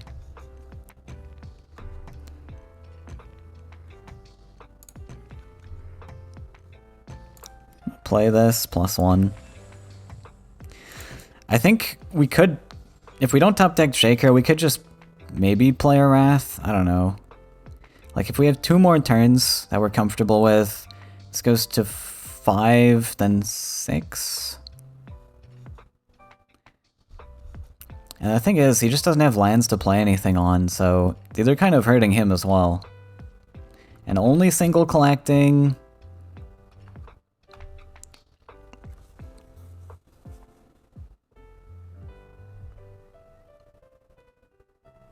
How did you only burn 1 card? Didn't you have 9 in hand? Oh, because, duh, Moon, you only draw 1 card a turn. Burn 3. And this is good information to pay attention to as well. Like, typically, milling cards, not really a big deal. I mean, you could consider these cards as being on the bottom of your deck and never getting played anyways. But this allows you to card count, so you know how many cards are left. Like, 1 Spirit Theft was played, 1 was now burnt, so probably only 1 more that I need to worry about.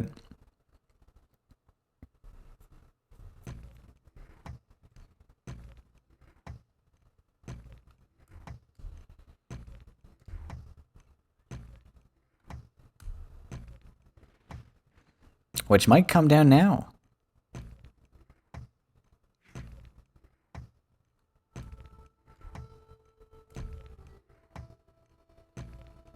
He needs more lands to build stuff, so... Uh-oh, do you have enough time for this? I don't think you had enough time for that. Yep, and lost connection from that. Okay, champion's pretty big. Thank you for that, sir.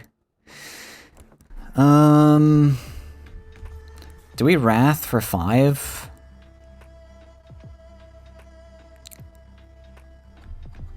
I can't play a lot. I'd love to get champion down. I'd love to land block.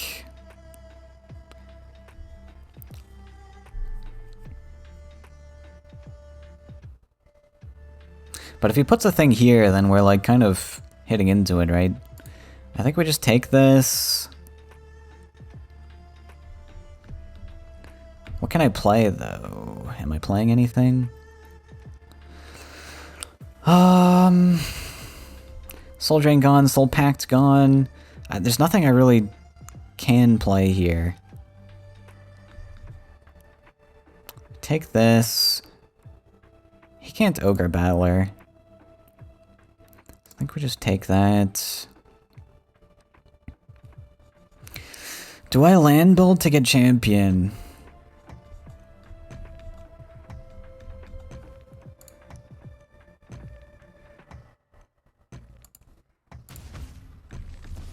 You know what?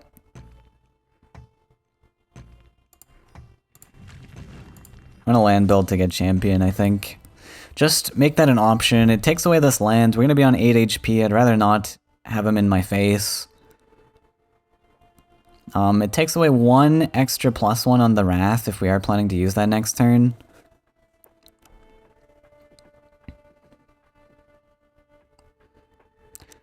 But there's other potential things that could happen. Spirit Theft plus Wind Soldier, and then we don't have collections here.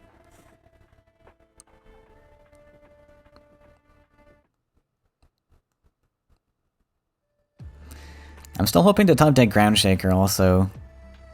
It surely must come, right?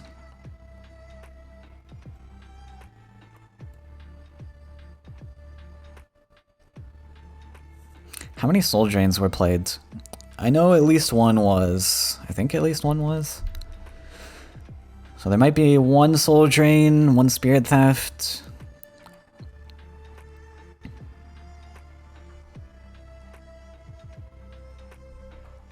It's gonna be on 5 cards. I'll be on 8 HP. The next turn he draws 4, I'm on 5 HP. Yeah, I don't think I can win that game. Especially with Barter.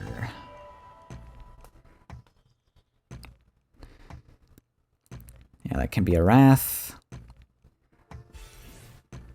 Can be Firestorm, sure.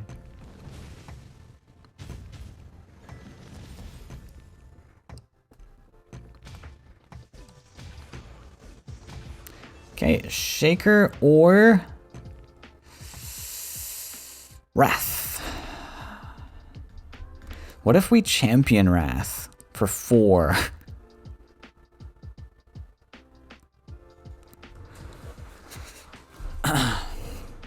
Champion does 3 damage here. This game is kind of weird. What if we champion Wrath? We clear his collectors with champion Wrath potentially, but also potentially not. We have Copter Wrath also. Copter Wrath does a similar thing. No. I'm gonna mute, sorry. I don't want to misclick. Champion Wrath? Champion Wrath? I think so.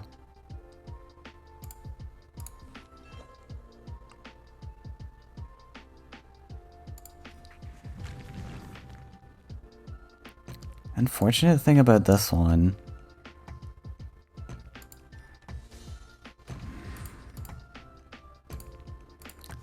Do I do this?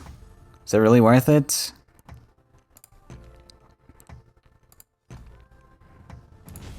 Yo! Okay, that was pretty good.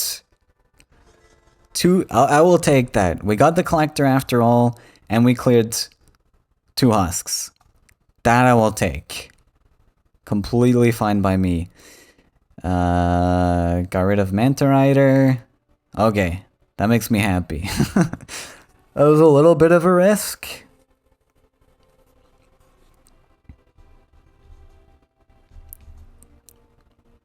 I just don't know if we can afford to take 3 more damage every turn. Cypher's Wrath exists.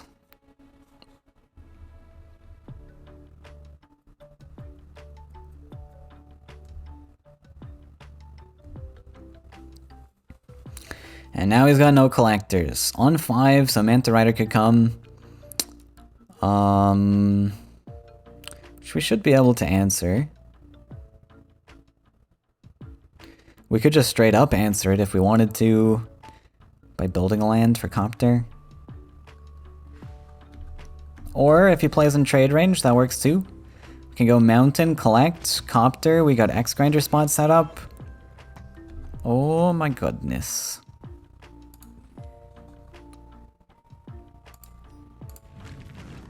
Here. Whack.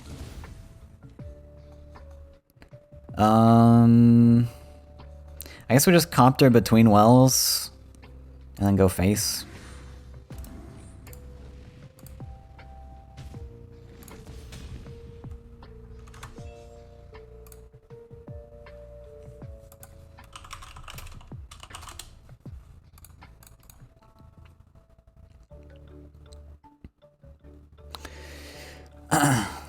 It looks like we're in the clear. Okay. I think that was Soul Drain number 3 bricked.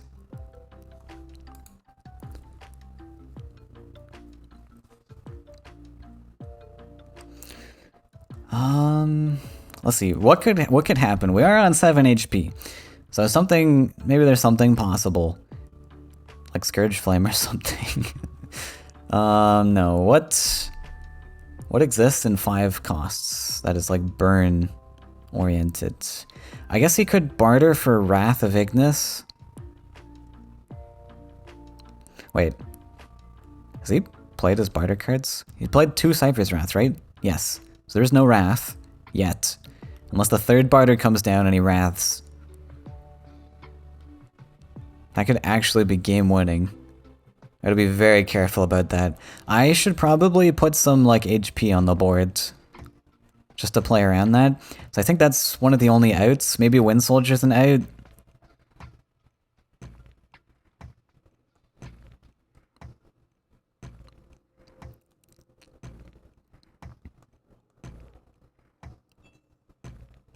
Also, I don't think I needed to build that land now that I think about it. I could have just sidestepped, Coptered up, and then I could have +1'd instead.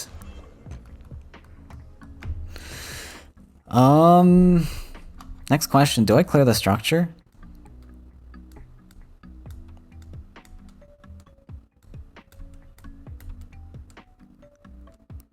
Soul Pack's gone.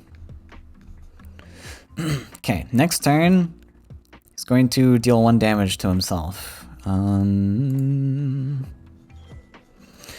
Like, is 5 HP a bad number? It might be. Cypher's Wrath plus Wind Soldier or something.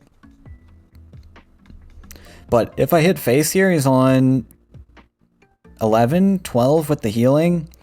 We play this, we have 12 damage lined up. Right? He does damage to himself anyways. We don't need 12, but at the same time we kind of do. Do I just hit face? What? How does he win?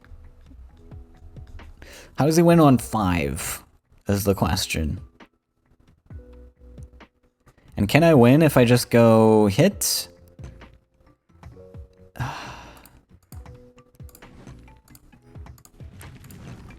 Okay, let's do this. Next turn. Oh, I can't do the math with this clicking clock. Just kill that. Lifetime Legends. Sick.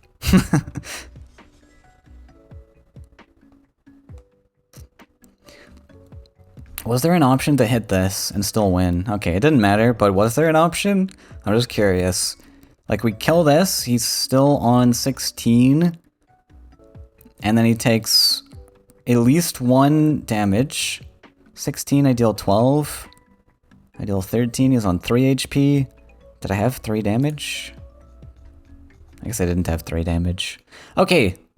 GG's. Well played to Wise Knight. That made me sweat. Okay, welcome back everybody to the Ruunin Open number 3. This is the semifinals, myself versus Zote. Oh, almost a quad Soul Drain lineup, not quite on my level, Zote. Tisk, tisk. Well, the yellows, I mean, we did pretty well into yellow. I think red-yellow is a good color combination. We could ban, like, maybe this one. This has 3 dual-colored cards. This one has 7 neutrals. I don't know what that could be. I feel like I'm okay with whatever that is. Mono-red, excuse me. Mono-red's also very spooky. But we got some bulky bodies here with our Ogre Battlers. So I think we just ban this one. We will accept the yellow list. The unfortunate thing, I guess, is if Ignis gets banned, now that people have seen me play this on stream, someone might actually get banned. And then I don't have good answers to yellow. As good of answers. This is yellow too, though.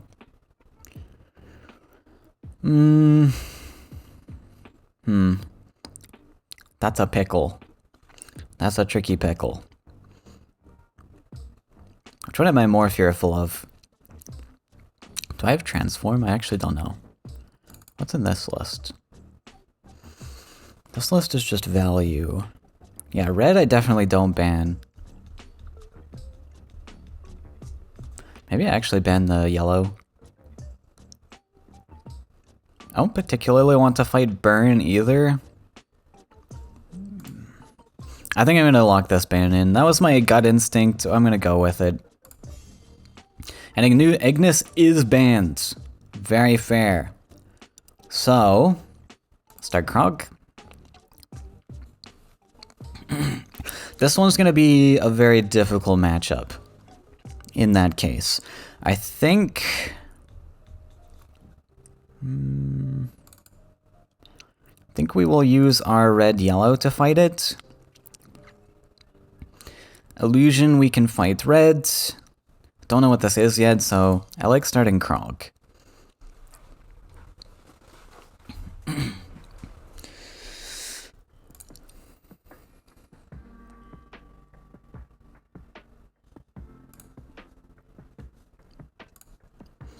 Starting with yellow. Okay, I don't mind that, I think. At least we get this one out of the way.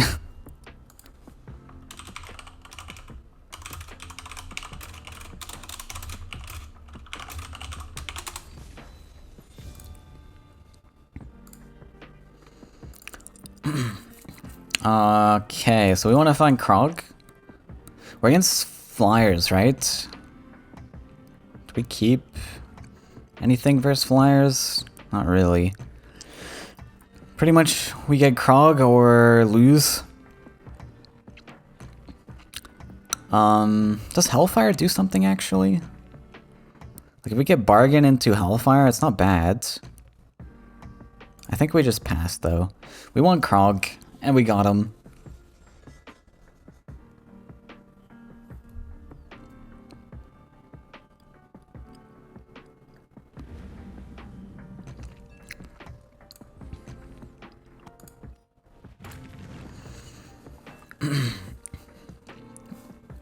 Unfortunately, we're going second. It's a little bit of a downside. We don't get our lands right away.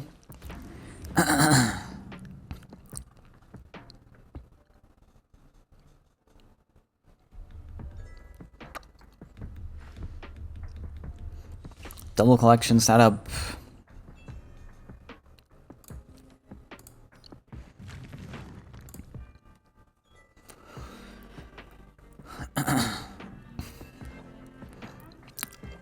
we're on 8 next turn. Then we're on 11. 1, 2, 3. We can only afford a 3 cost.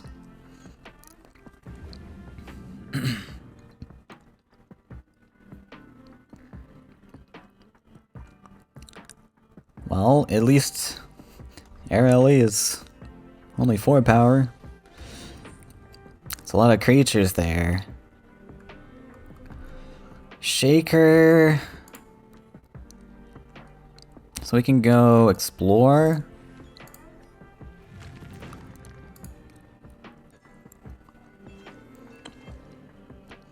Let's hope he doesn't have Nightmare.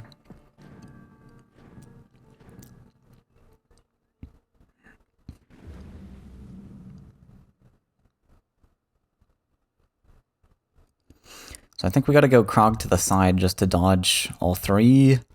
Probably we go to left side then. Ooh, Hellfire. Yeah, we'll just come this way. And I'll make a yak out of you. Wait, we can afford Red Devil, right? This costs 4, that's 9. Do we do that? Or is there anything else worth playing? Hellfire is 12. I guess we just put this. We can just put it in trade range, who cares?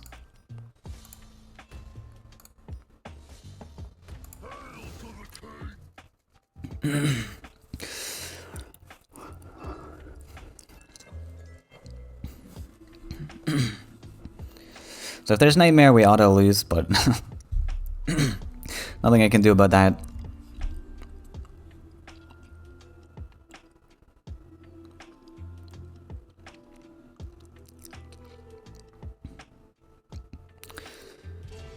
Barter? Am I gonna get meteored? Wait, am I actually gonna get meteored? Oh no. Well, Meteor also loses me. Unless he doesn't find Meteor? Is it possible he doesn't find Meteor?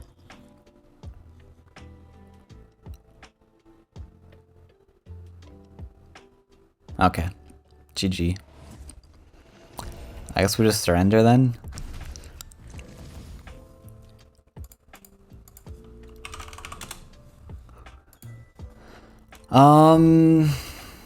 If we top deck another Krog, I guess it's possible, but I don't know. I think this is a surrender, probably. We'll just do whatever.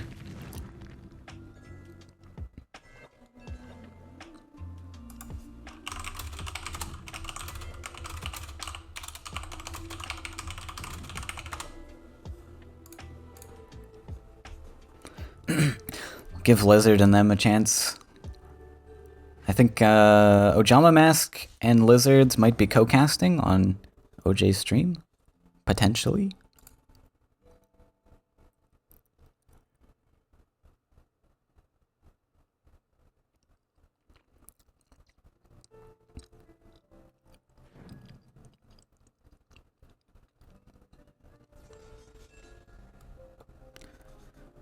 Ogre.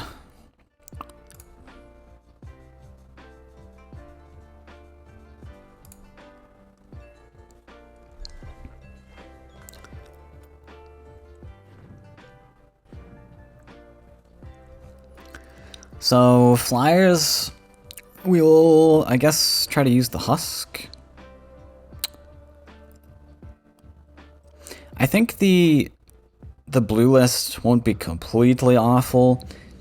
There's some pretty decent stat lines to fight Flyers in there, but it's not ideal.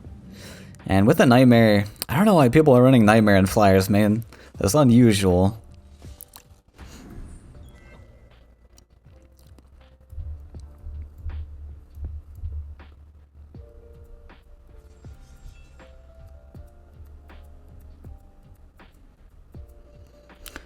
I don't know. I'll pass.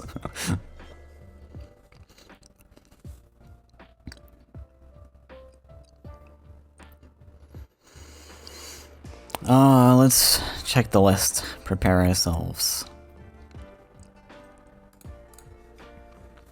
So yeah, I mean, I built it last minute, but I built it with flyers in mind because I knew I needed a second flyers counter, so I put some cards in there that would help.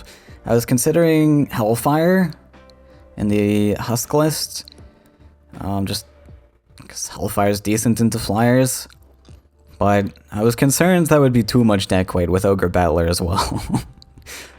But I think we got enough like small removals, we should do alright. Some smaller bodies. Oh yeah, and Thunder Eel. Yeah, I was debating between Thunder Eel or Hellfire, and I felt Thunder Eel. I can zap some things. Snap zap.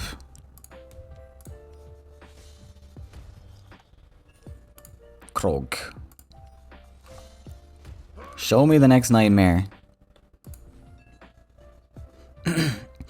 Does Shaker do a thing? Nah, nothing does a thing, right? Does Hellfire do a thing? I don't think anything does a thing.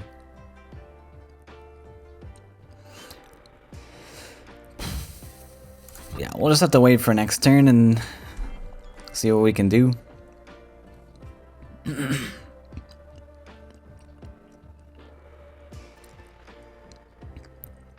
See what Krog hits. This also lets me scout a little bit, like, are there 2 nightmares? We'll get to see. Then we know what we need to play around in future matches.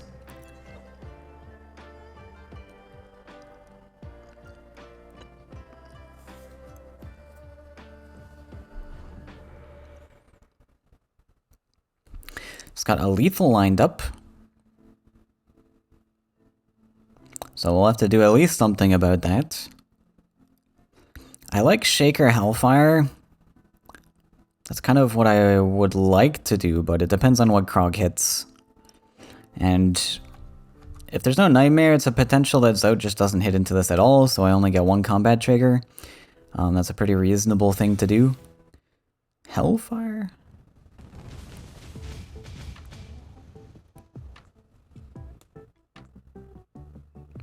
So he picked Hellfire over Meteor. Meteor would have been pretty solid, I feel. On that one turn, he had 12 Faeria, 5 lands. But, oh yeah, maybe he just didn't get the Meteor, though. The option. These were not the ones I was hoping to hit.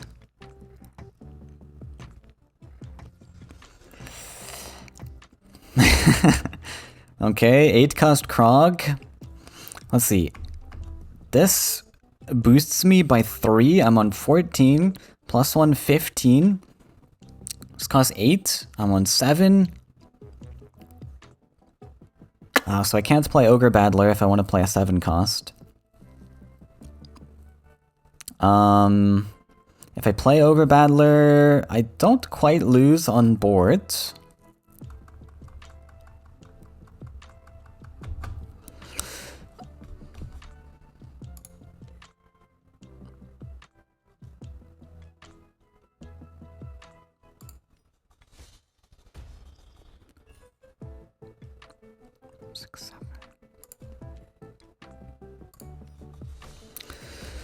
This comes down, this puts me to 6.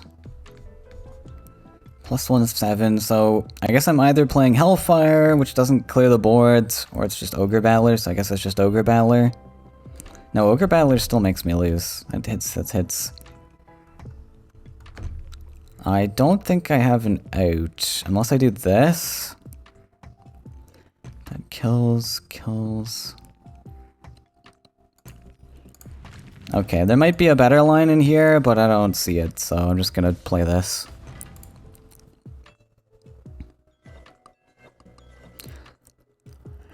I don't think it matters too much. It's very unlikely.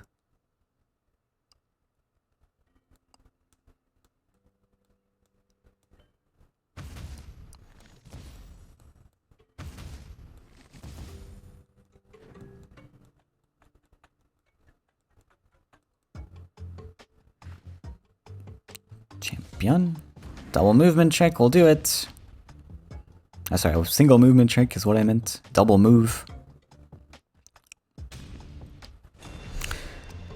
Okay. We have to play Krog a couple times at least. So let's invite Mr. Friend Ojama Mask, Mr. Friend Super Blizzard.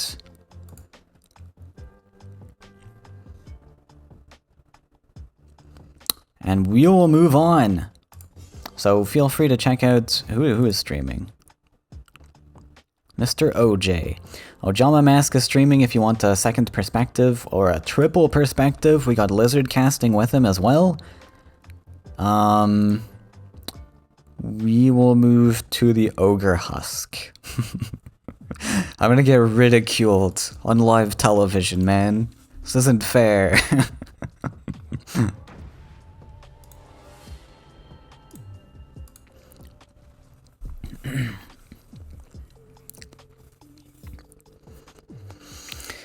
Alrighty.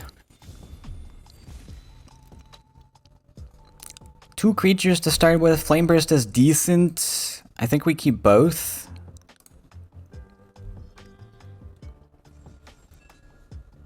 Turn 1, play.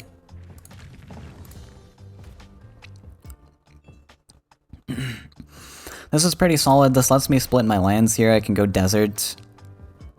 Since nothing's going to be playable on his side unless it's Demon Wing, I guess. Or Sky Captain.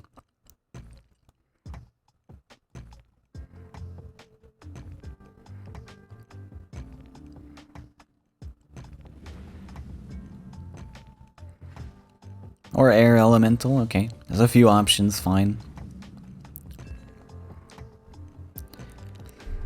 Ba-bum. Yeah, we will just continue, I think.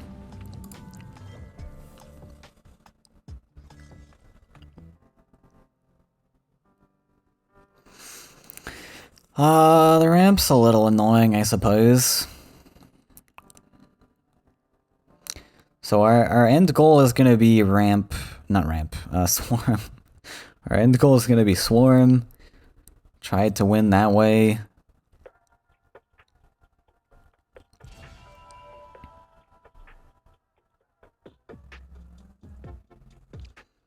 Barter gives a lot of options. I've got a lot of different kill spells in here that he can find.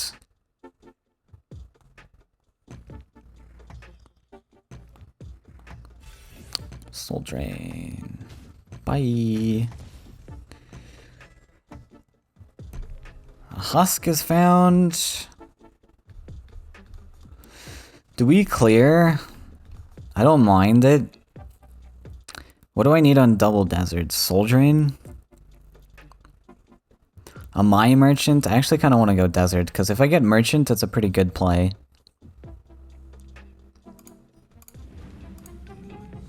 And if we get Soul Drain, it's also a good play. I might even fish again for it, but then I don't get to play Merchant. I think it's fine. We'll do this. Gives him a lot of card options in hand, but I don't find any. Okay, fine.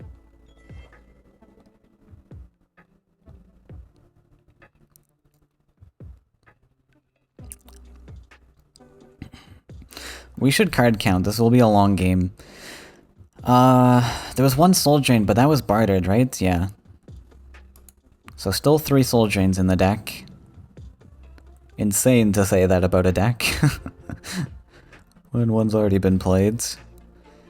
Okay, is that a Flame Burst I see, or a Thunder Eel? Or Spirit Theft. Ooh.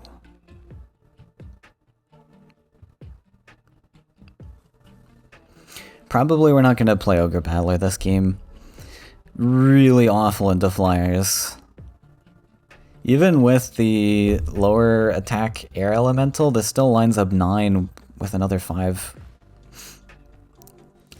Oh. Very root.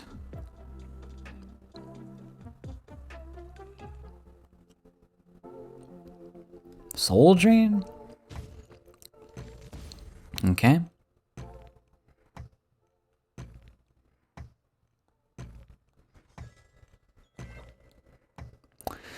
Did find a merchant. I want to eel this guy. Ah, but he's gonna step off the land with his structure.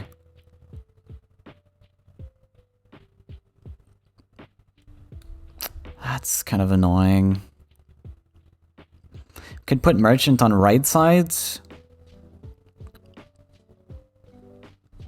6. I could play Thunder Eel. So I could put Thunder Eel.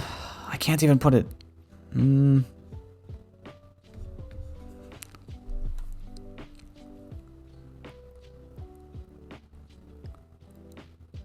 What do here? Haunted Husk. That costs too much. Maybe it's just Flame Burst. Honestly, Flame Burst Eel is an option.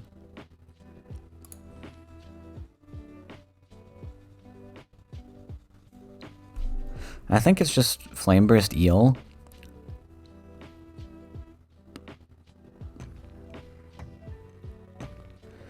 In which case, I think I can use this land.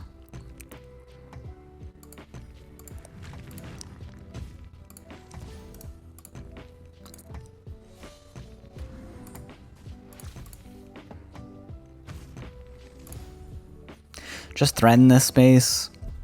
Seems pretty reasonable. Since we don't need the land on left sides.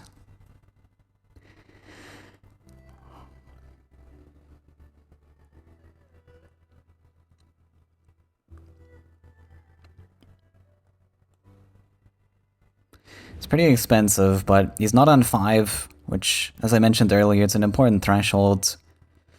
No Manta Rider if he wants to do land ramp. Just gotta be an emissary. Too bad I don't have Celestial Tower.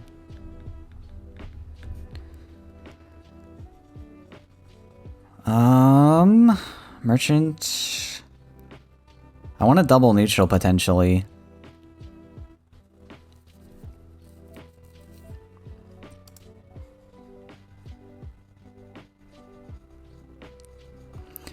Merchant could give me Frog Tosser. Doesn't help me. Could draw. I think it's gotta be Husk though. Merchant. This side? Or this side? Let's put it here. Beast Trainer.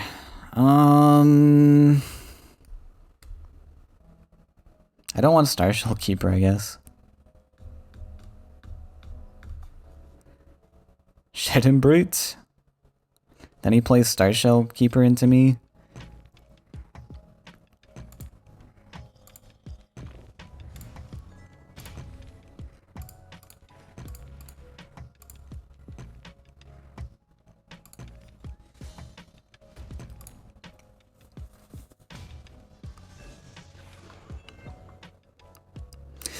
My right side's very vulnerable, but my hope is that with the neutrals I can also develop a merchant creature there.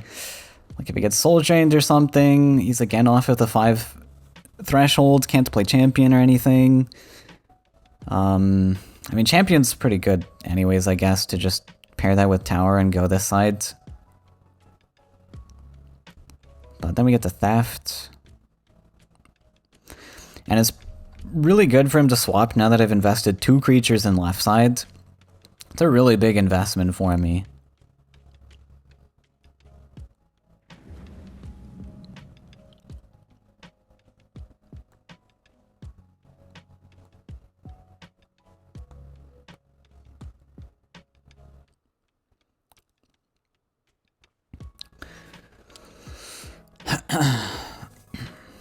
That was a tricky one. Maybe I didn't need double neutral. Maybe double neutral was a mistake. I should have just stepped back and not made that investment. Yeah, Yeah, it's so likely that he finds a clear to this with this. But at least he has to use some resources. That's not a resource I was expecting. Desert Twister. Okay. Oh well. Lined up the Spirit Theft for it.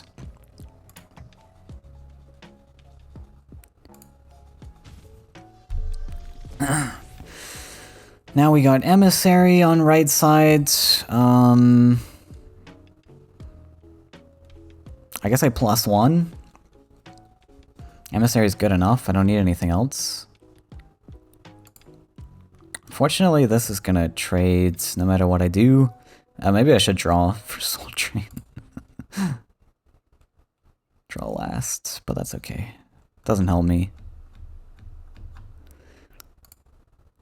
Up we go.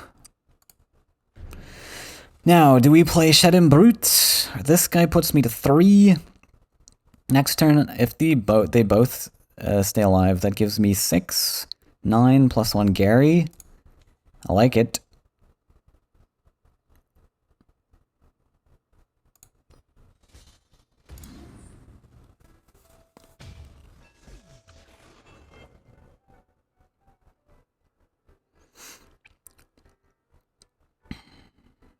I took a draw there. It was a bit of a risk. Didn't pay off. Definitely can't be doing more of that.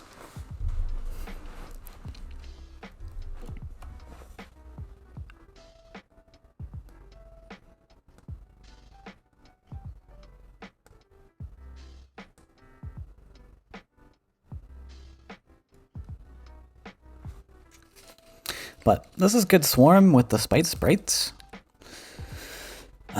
Shed Brute, honestly, not awful stats into flyers. It's like Silent Warrior with upsides.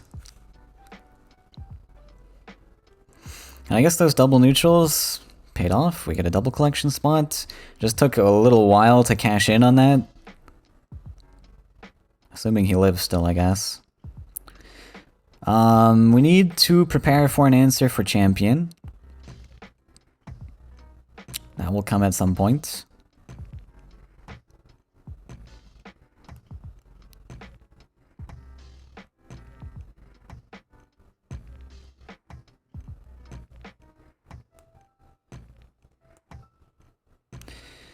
Twister again. Alright, I mean, hey, if I'm using up the Twisters, fine by me. Honestly solid.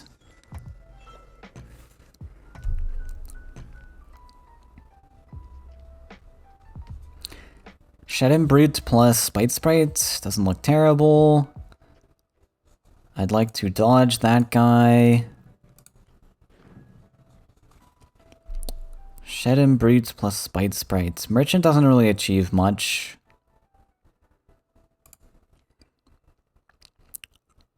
So yeah, I think we'll just do these.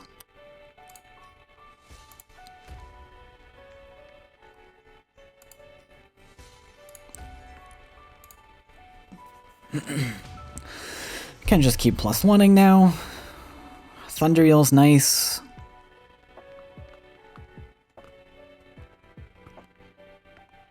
And we just win through Swarm potentially. 8 Faeria still though. It's a lot.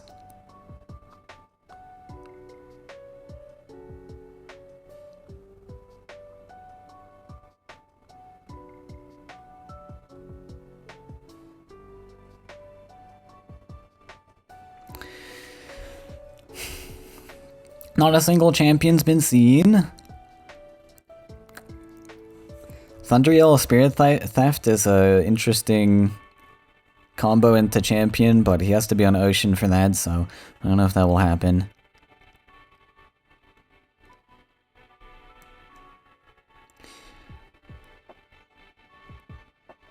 This could have Spirit Theft of his own. Play hit into this, then play Shed Brute on right side. Maybe we Ogre Battler into that. honestly not bad if he doesn't play anything else. He can't really. With Spirit Theft plus Brute, that costs 6. Okay. We're going on a journey.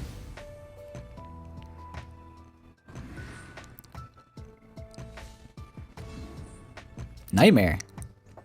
Oh. Wait, Nightmare that? No way. Surely you Nightmare this.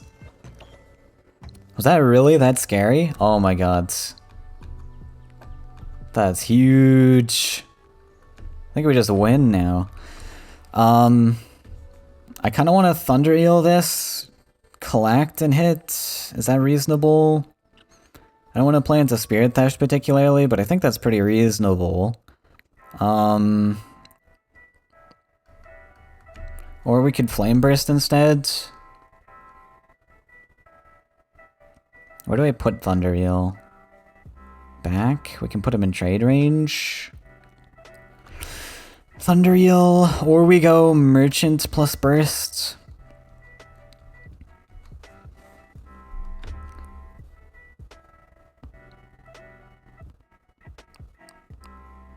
I don't mind Thunder Eel.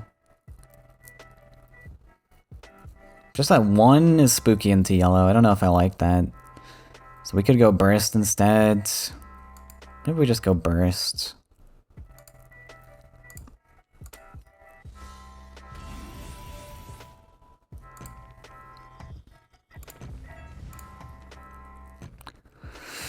Ah, so debatable. I think we go for this one. I just don't want to leave this guy on 1 HP.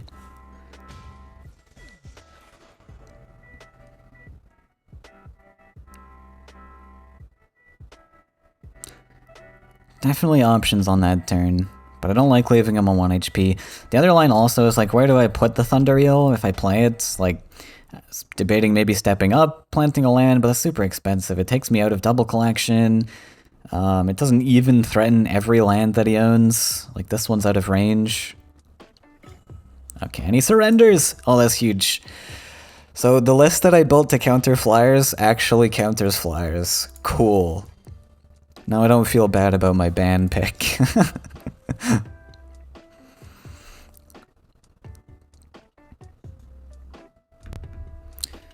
So, what does he play into this? It's really interesting, because the Ogre Battlers actually make me really resilient to red stuff. So maybe he goes for yellow. Maybe he's got more nightmares in there. What is the number counts? We've got 26. 26 plus 7. Which is 30. Oh my god, it's math. 26 plus 7. Yeah, 3 dual colored cards. Maybe that's Thunder Eel. Neutrals. Maybe it's Husk, Burn, Teller, Burn. I don't know. So this is red. We go second. I would love to find an Ogre Battler here. How many starts do I have? 1, 2, 3. 1, 2, 3. We can toss everything. We have 3 potential cards to draw into. I think it's reasonable to toss everything. We got double Boger Battler. Sick.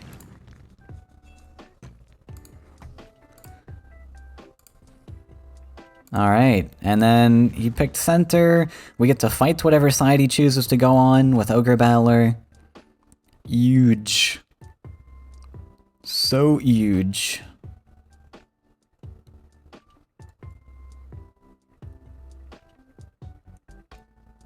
Uh-oh. Wait, what? Should I be concerned? I don't think so. He's got a low land count. It's not Krog.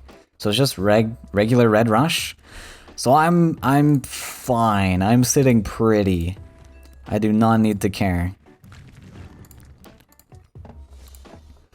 We'll just dump double Ogre Battlers and be chill.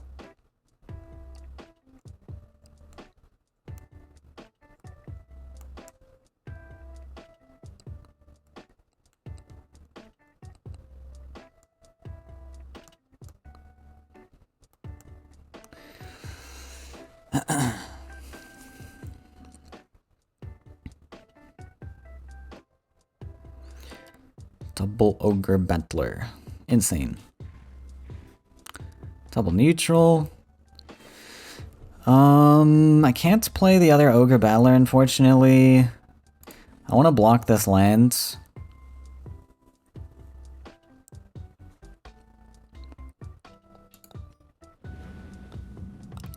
Do I even play Storyteller? I don't think so. We go next turn up to 8, right? With a +1 even? Do I step back? I don't need to, I'm taunting. 3 up to 7, yeah.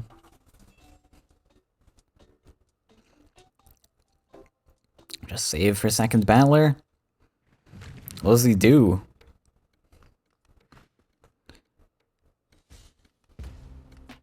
Gift of Steel. Have you heard of Ogre Battler? Oh my god. So good. Let's fill in this land. And yeah, just pass.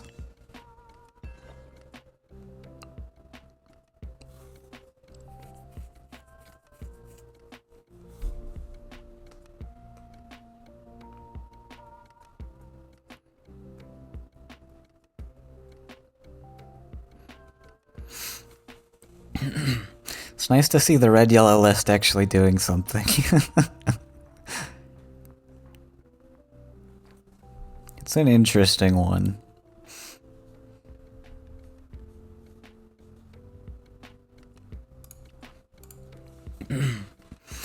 Yeah, so the high HP stat lines are going to be pretty good. Yeah, like, these just check all the boxes in fighting Rush, especially Red Rush.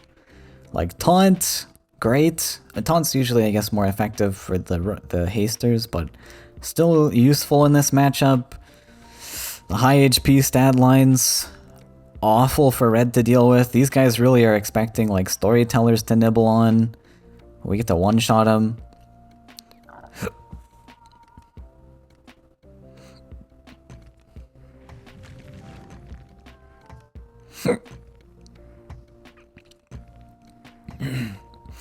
Mountain Center, good.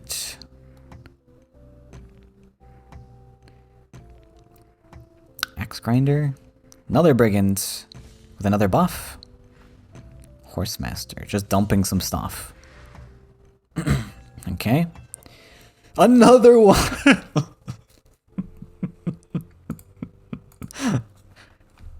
Okay. Incredible. Absolutely incredible. Now, I don't think I'm gonna actually do that. I think I will just board clear instead.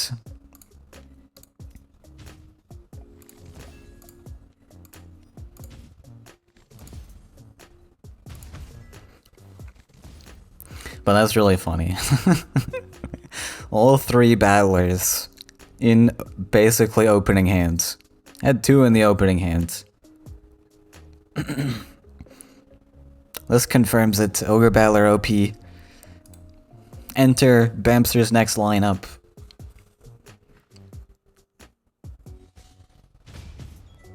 So he's got Flame Burst. There is Horsemaster in the list. There's 7 neutrals, so Horsemaster exists.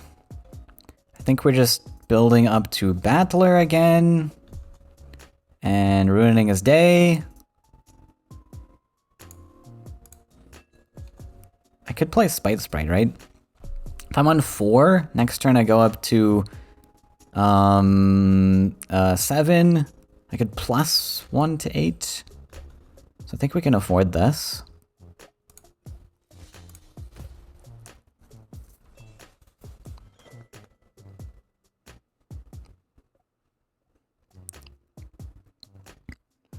Hopefully no Bomb Slingers. Bomb Slinger is super expensive for him. And then we get to clear with the 3-1, so it's not like that big a deal. But it's a deal, I guess.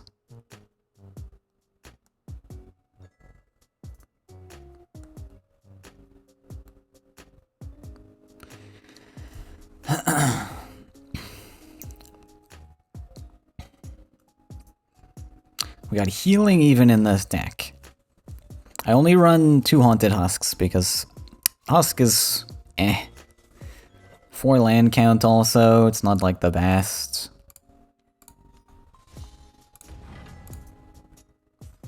More Ogre.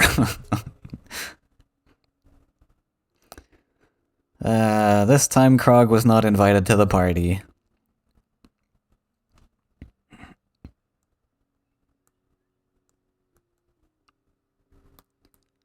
What you gonna do, Mr. Ground Shaker? It's all Ogre now. I've been saving that one for a while.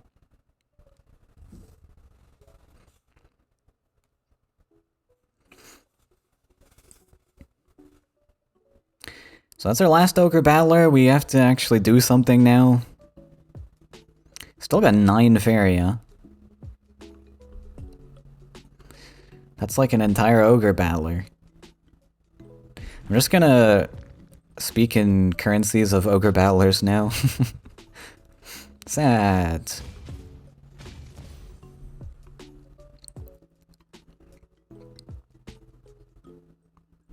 So do we play into Cypher's Wrath? Or to take our collection, or do we just... Okay. He plays 2 things anyways. I guess we could still trade this way, but I'd rather just forego the collections, I think. We'll play this.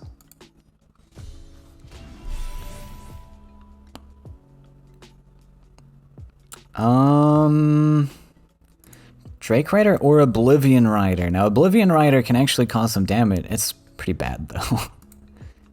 Yeah, Oblivion Rider's pretty bad. Drake Rider, I guess we just pick.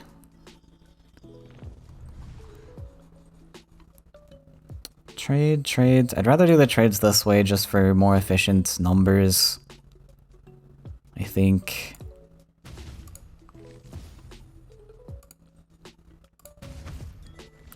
Do we play Spite Sprites?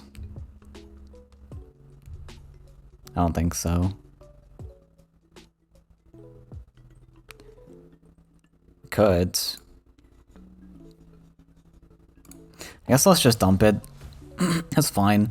He played 2 Ground Shakers. Unlikely there's a third. If he plays Cypher's Wrath, that's 4 face damage, but we have healing. We have Storyteller, we're gonna draw into Husk at some point.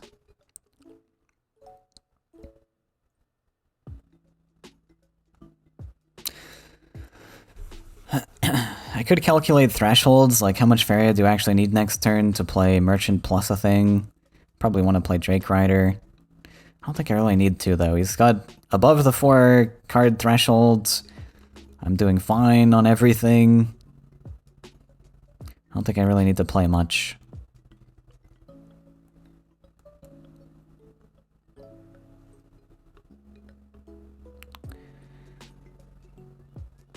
Drake Rider? What's an efficient way to get to face?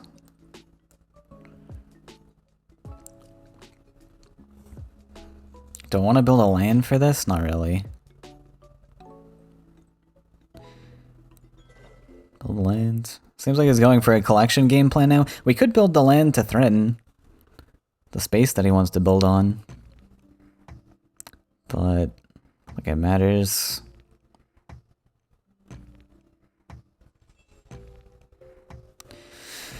Soul Pact.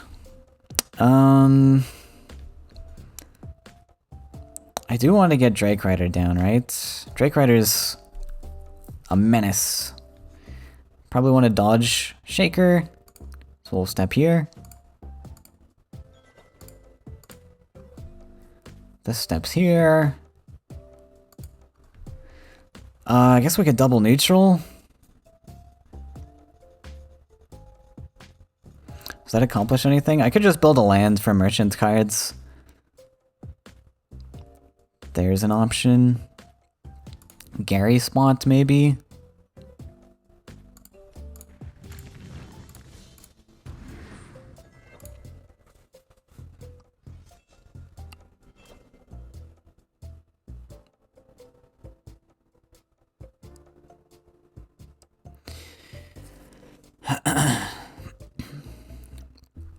9 Faeria.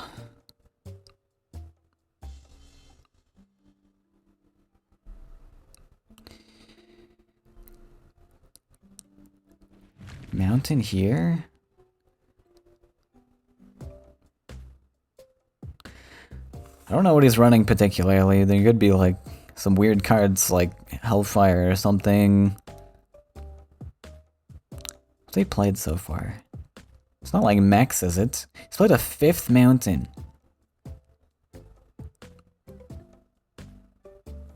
Played this one to, I guess, dodge.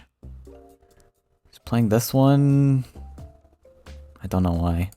Maybe a Bulgarian exists, but I don't know. I don't understand. Do I have to play around Meteor?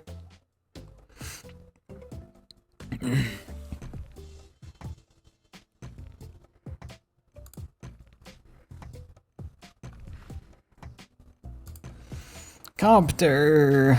Okay, maybe I played into that one. Rough.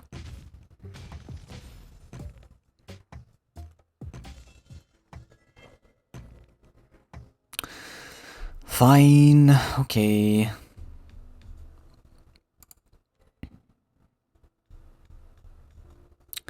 Let's go Storyteller. Give me Husk. Thank you. Flame Burst. Flame Burst Husk.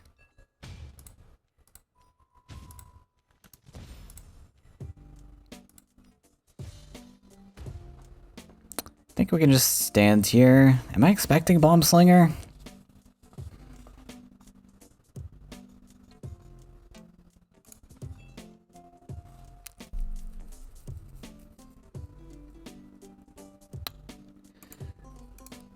So Copter exists, right?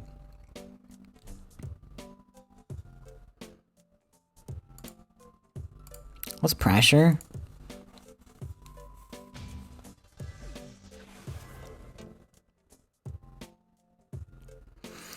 We have a Shimmering statue now, so we're okay.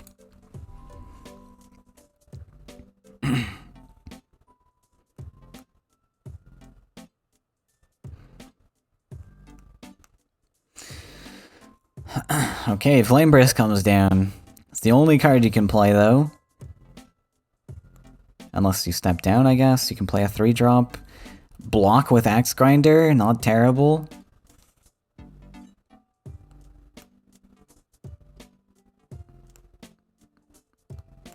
Is that you played at least 2 Wraths. Oh my god, okay, that has to be the 3rd Wrath. There can't be another one. That's gotta be it.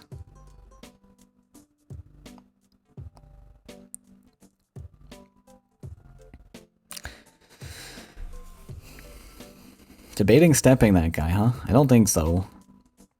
I think my next move, since I'm no longer on many creatures, we step down. Just dump a merchant for now. Heal back up a little bit. Seems good. Creation the Shaker seems good. Glidehopper, we have answers to. Let's do Creation.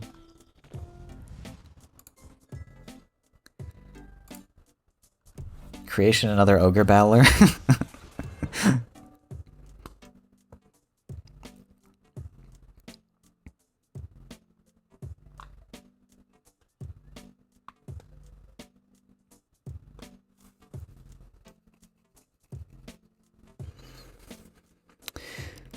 Creation Shaker, I think's the play. Now that he's built this mountain, we could double neutral and get something aggressive. I guess I could do that next turn if I wanted, and I don't want the collection.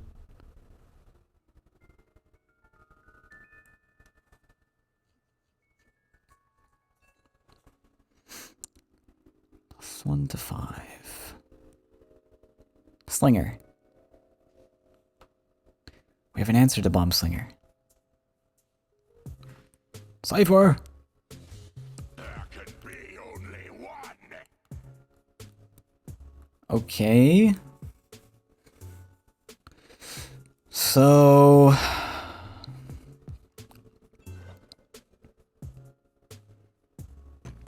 I guess it's just Flame Burst into that. Do I Creation anything? Spirit Theft. So Flame Burst, we definitely come here. +1.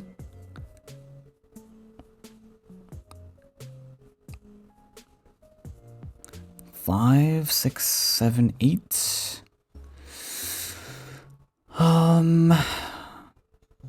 I could just get the Cypher, I guess.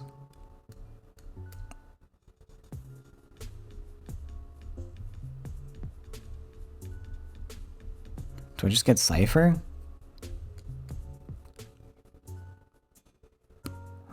It's unfortunate. I guess so. +1.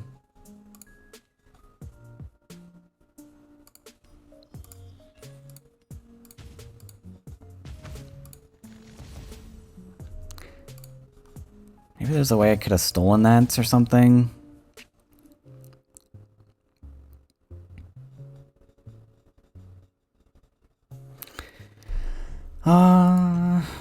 This. Do I play Spite Sprite or Husk? Probably Spite Sprites. Let me get Coptered. Let's just play this. There's a third Ground Shaker coming at some point, I guess, but we can afford the HP loss, that's fine. Copter's a little bit unfortunate. But he has to go backwards, right? We can't afford this.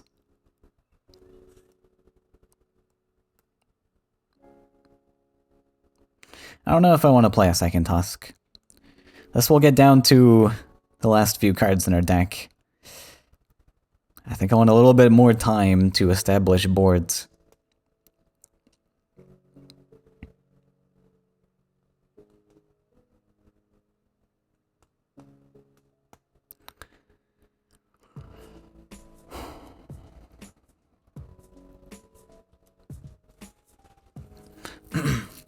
This is a trickier one than I thought it would be. I thought we had this one in the bag, but I don't have any closing power right now. He's able to develop a lot of stuff, and now he's got this double collection spot open, which is a little bit annoying.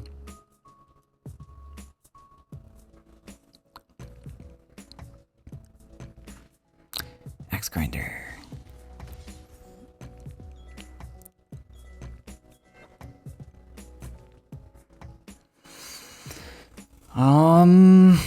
Don't know if I want a Storyteller.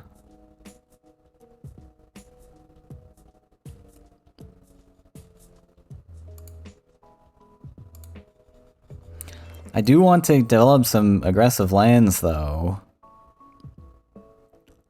Maybe we Storyteller at his face, and then get Briganded.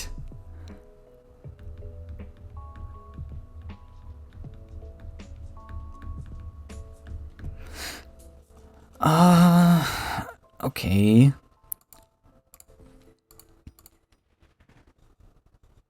This feels really bad. I draw like 3 cards on 7. Guess we put some pressure. We heal a little bit. Find Soul Drain. Okay. Just allows me to get maybe an aggressive colored land either here, or we can put it on the well if he doesn't fill that one in.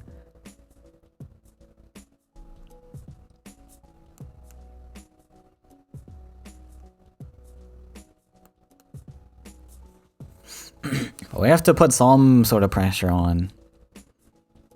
We also drew a Merchant. Maybe we can get a 5-drop to put here instead of filling in the land.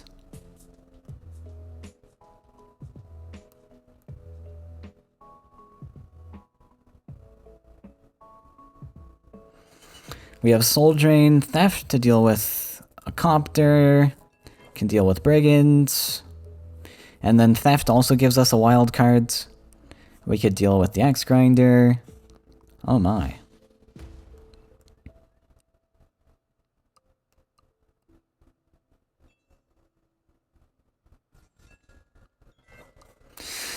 Soul Pact in hand. It has been spotted.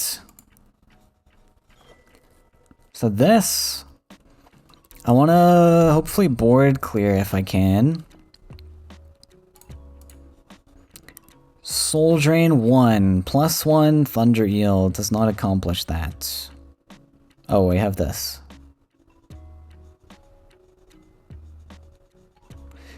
Should we then get Axe Grinder? Do I need my mountains? I don't think so. Oh, I need a +1.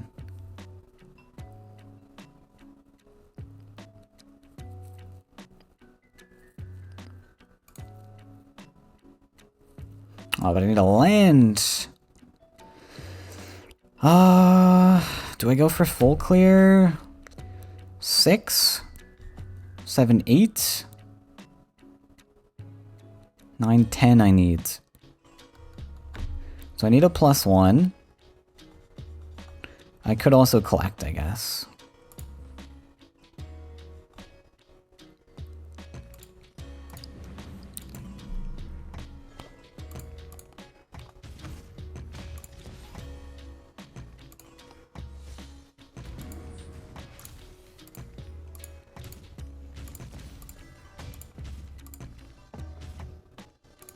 Okay, that works with me. We get up triple collection, get to stand in the well and develop a spot for Axe Grinder or whatever else in the future.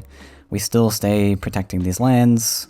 Alright, that's it. Okay, game 2. Go. That's not game 2. Game 4? 2-1. And Red Yellow Ogre Husk does it again. So now we gotta face the list that he didn't want to counter with. 3 dual colored cards in this, 7 neutrals. Oh, this is the one with 7 neutrals. Okay.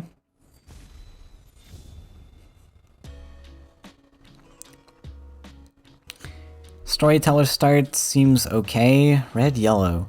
Could it be Swarm? Could it be Angry with Campfire, Outland Rangers? I have to lock in a land. What if I just keep Gary? Assuming it's Swarm? And we go for our mountains? Or we go for Ogre Battler?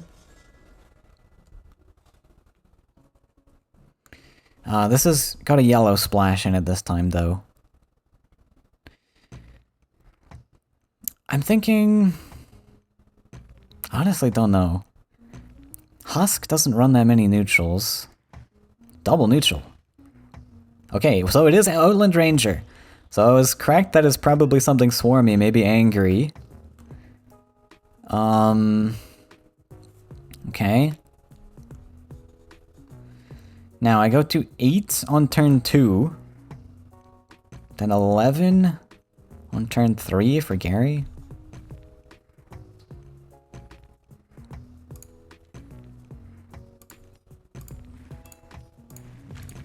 Let's do Storyteller.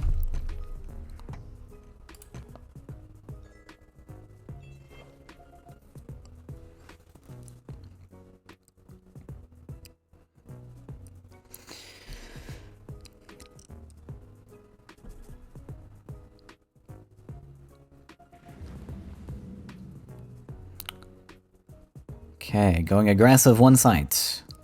Playing another Outland Ranger.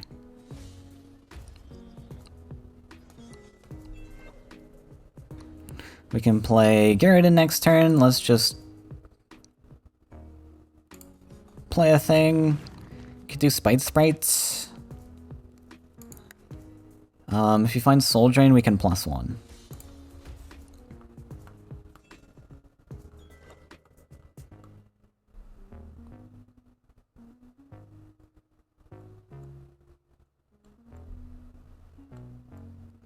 Looks pretty solid. Gary doesn't go in the most optimal spot, but that's okay. As long as he doesn't campfire, we're looking hot.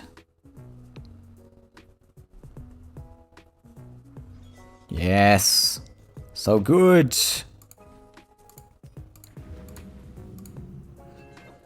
I guess we put him same side? Actually don't know. Maybe we don't. It's gonna be a little bit awkward. He can't like collect or anything. I think we'll put him right side.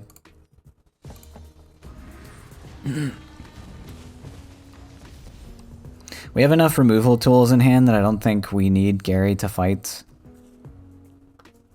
We'll use him to collect and also threaten face. This is gonna be like swarm, right? So we kind of want maybe some face pressure. Man, we're not gonna get to see illusion today. This is only semis. We have time. 4-4. Okay, that works. Yoink that guy. I don't get the follow-up creature though.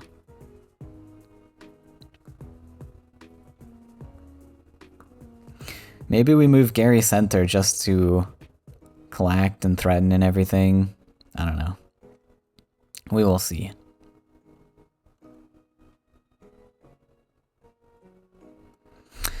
Ah, should I have put Gary on left side? Maybe.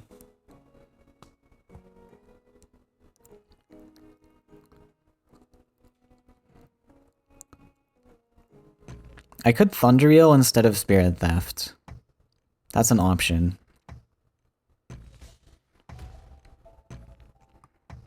Just plays that, huh? We could +1 Thunder Eel. And that way we actually have a body on board to fight with. Oh, sorry, I can't do that. I need a desert. I guess I could just put Axe Grinder left side. Yeah, let's just do that.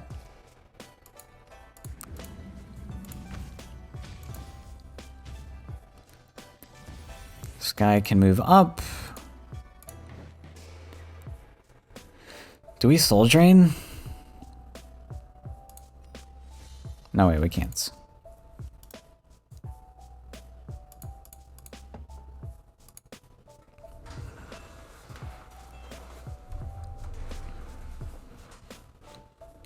Guess there's no reason for the 2-2 to be there, it doesn't matter. Just don't want to rope or forget about it on a future turn.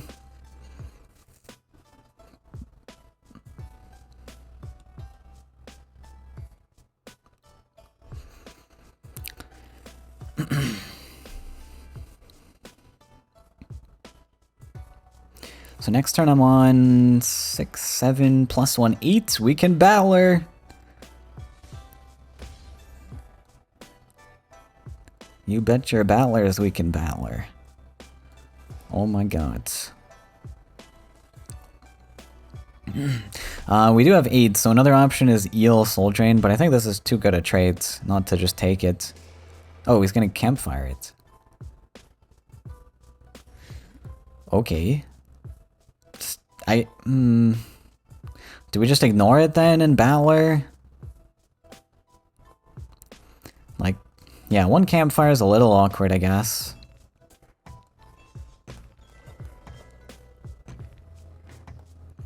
I guess I can just battler, like then it leaves him on 3 HP, and what do you do against it?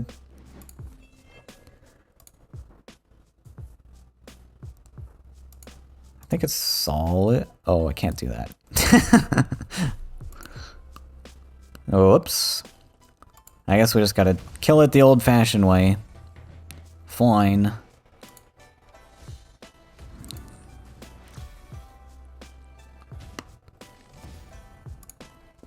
Triple battlers! Assemble!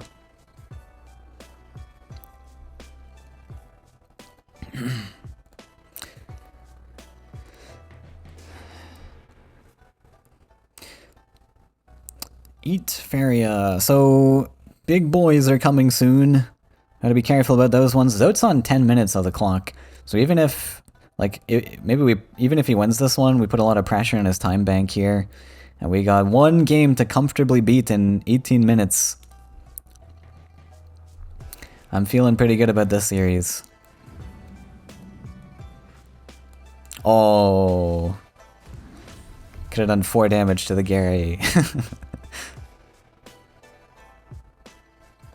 What if we just run away, bait him out, and then we eel his eel? Oh, he doesn't have a follow-up. Rip.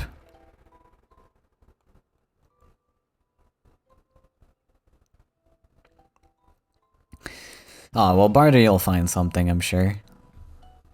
I think I have enough events. It's only a Soul Drain, actually. No, sorry, there's Flame Burst, but you can't afford Flame Burst. There's... You might not find Soul Drain. Okay, you found it.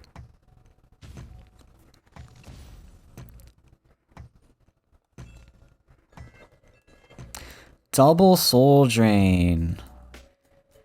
Or Ogre Battler.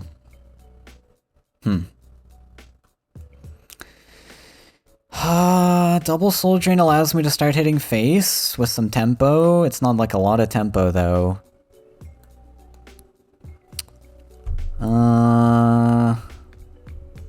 Ogre Battler face. Ogre Battler just delays a little bit before Firebringer comes down. I feel like I want to just go face with Double Drain. We go down to 4. I think it's fine to just Double Drain.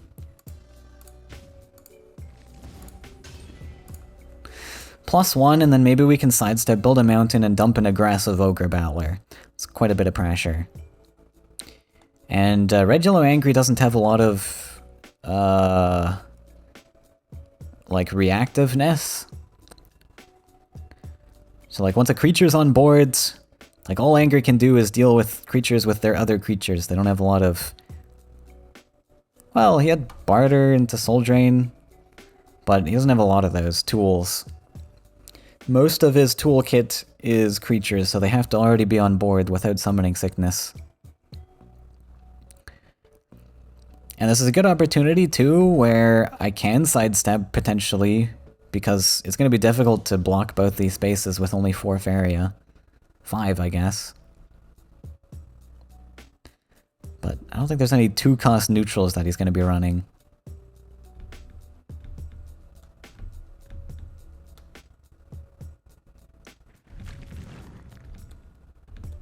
There's a 1-cost. Oh, why didn't you just block the space then? Yeah, I guess Spite Sprite. Oh, I guess Hate Seed works too.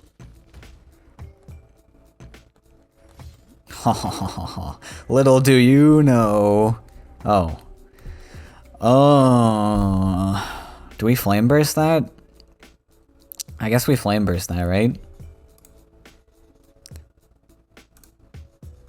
Yeah. That's too good. That's too perfect. This does a couple things too. We'll lock in the land. Another thing Red, Yellow, Angry does not want to do is build more lands. They are very light on cards, and they need to be drawing. So the fact that we sidestep back, and he wants to answer this, first of all, he needs a removal tool, like a 2 damage, which is hard to come by. And he needs to build that land to deal the 4 damage, so this is pretty solid. We opt out of the Ogre Battler just to do that. Clear the pre-buff, which is pretty huge.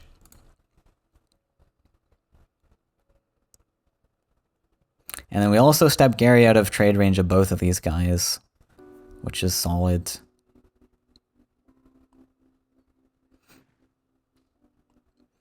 Does invest the land, so I assume that means he's got an answer. But that's okay.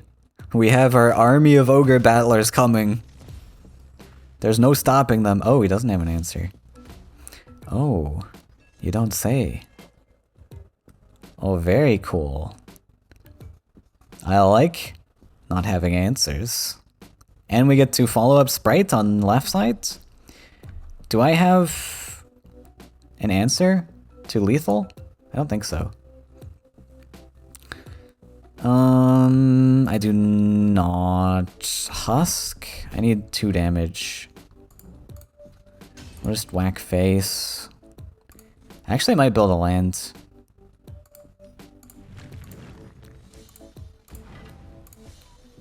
Yeah, because this way he can't body block my ogre.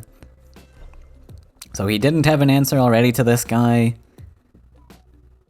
So he's got a fish for it, and now there's an ogre battler staring you in the face.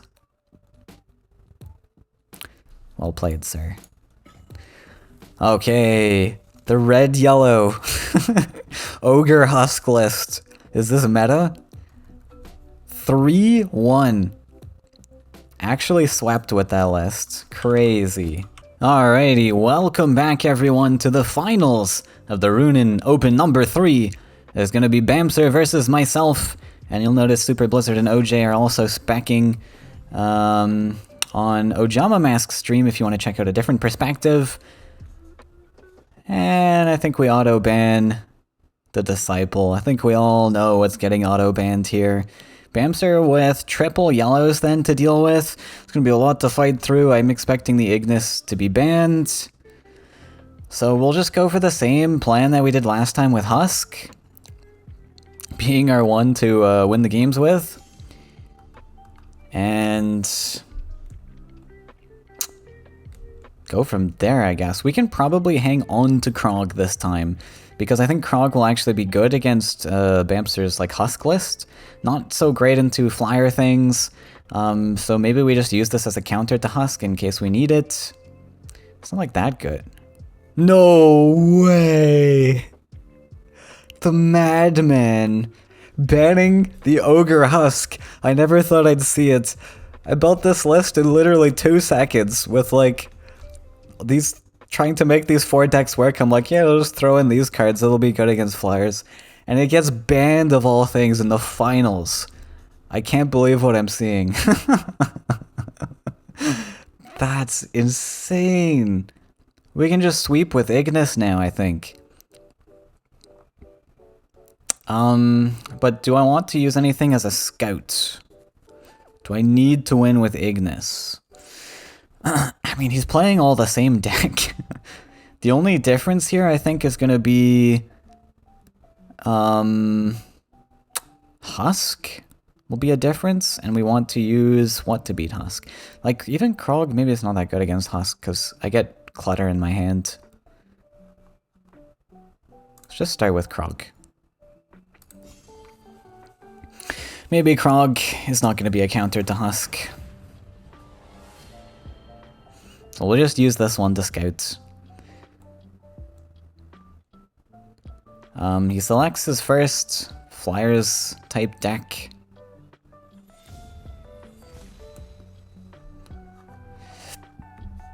Can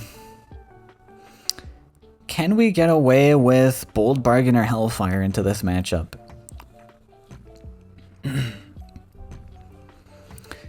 On turn 3, I have 9 Faeria to work with. This costs 4. Will we go for this? This costs 2. I kind of want to just do this, maybe? Let's toss all 3. We want Krog. We want Krog. And we get Krog.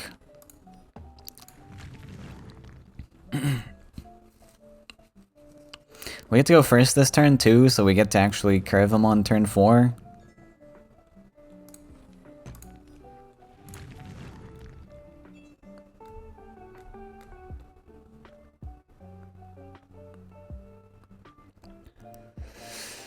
Oh, you're gonna land block me, are you? This could be like a rush type of thing. Oh, okay, well, there you go.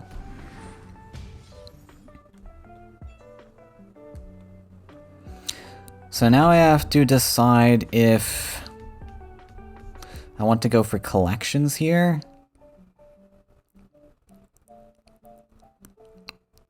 At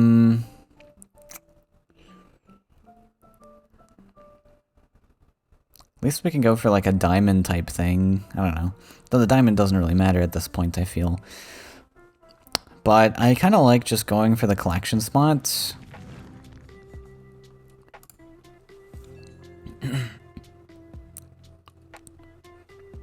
Wait, so Krog actually costs 8, so I got 4 to spend. We can then dance, maybe?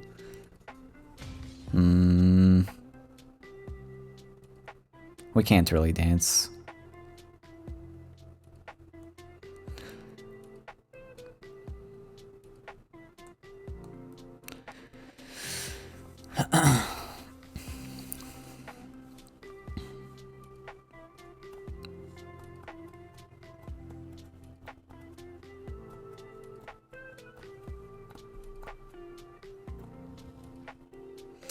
Mountain.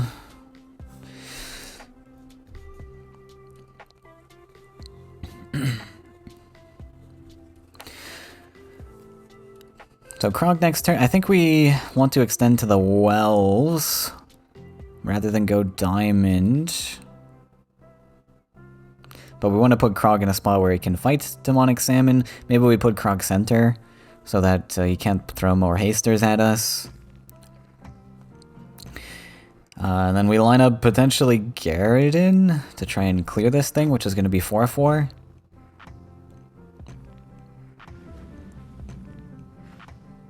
Mistral. Oh my. Oh my. That's a lot of pressure. Holy Jesus. That's a lot of pressure. Wow. Wow. Not what I was expecting. Ow. Does that change my game plan at all? Do we, like, Gary or something? Gary Hellfire? Does that accomplish something? Gary and Hellfire. I could potentially full clear, but I'd have to actually hit that. So I'd have to play Ogre Dance. I have to play this. This potentially ramps me 3, then I'm on 15. I had 17. That's so unlikely, right? I play this. No. Doesn't ramp me anything. Sad. I might be dying.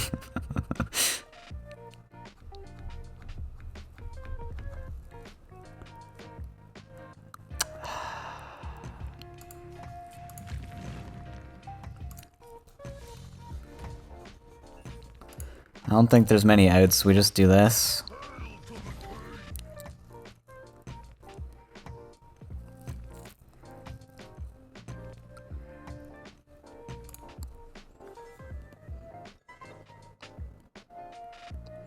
If we got bold, okay, fine.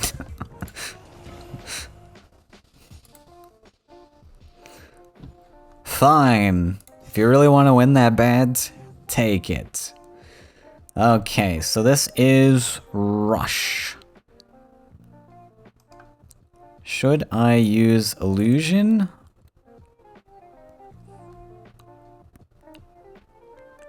All of my lists have Ogre Battler. I think I might actually use Illusion.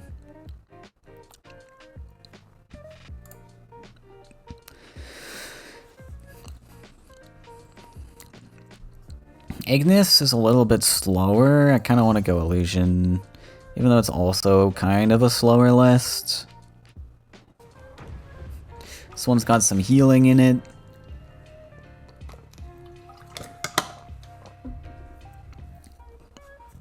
Doesn't have choking sand targets.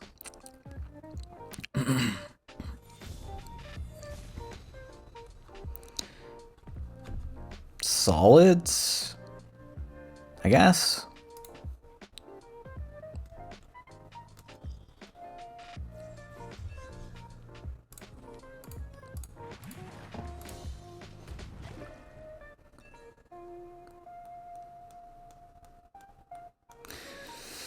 Do we balloon fish?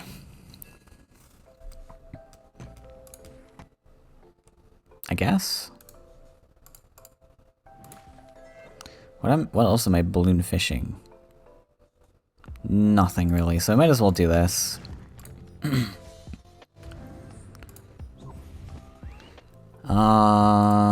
Double collect, and then we'll set up Ogre Battler.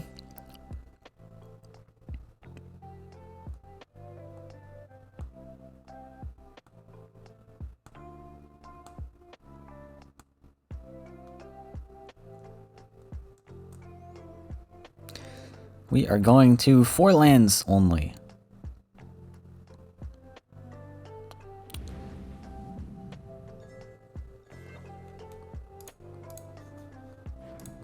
He might have Nightmare in this list, to be honest, which kind of sucks.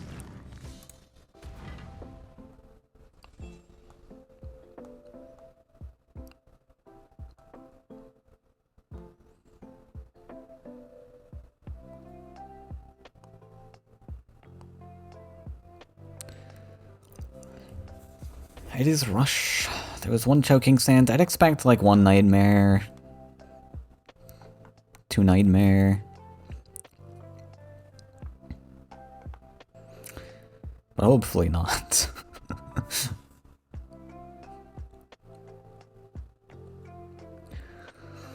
Balloonfish can collect for a while. I want to try to maybe get Llama Corn to face. Even though it doesn't really do much, it's like a 3 damage hitter on face. Maybe I don't want to do that. Play it a little bit more passively. I might even just go super defensive here. Go Lake, build my last land, and then focus on collecting. I don't know. I can also go double neutral, split the neutrals, go here. I could go up. Yeah. Maybe we go up and Llama. Archer. Wind Soldier. Root. Gonna kill my ruby fish? That was pretty expensive.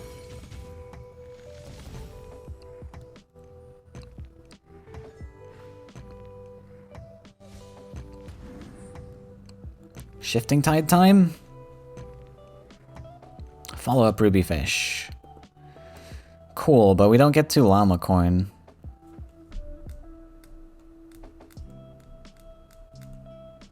Unless I just play the Llama, I guess. Yeah, I guess we fill in our last land then here.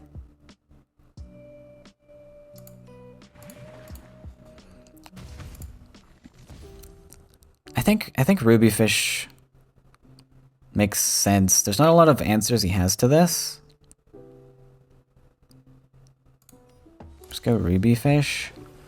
And we can then we get flexibility in where we put the Llamacorn next turn. He might have mobility, but I don't think it's super likely.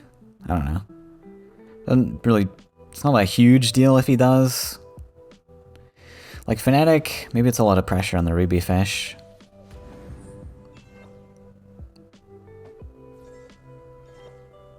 Oh, what a top deck.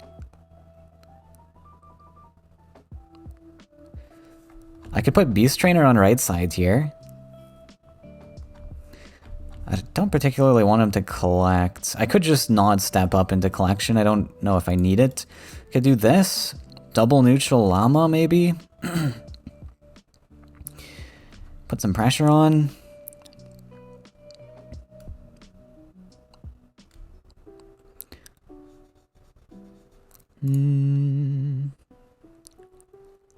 Oh, this still lets him collect, I guess. So maybe we just take the collection then.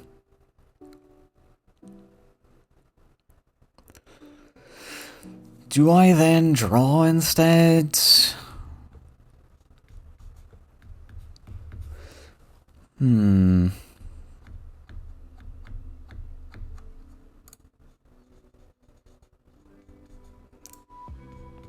Could also put Llama defensively.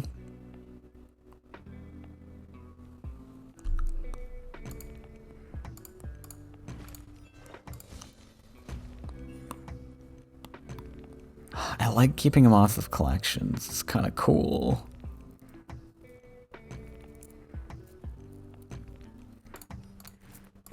Let's do it this way. It's fine.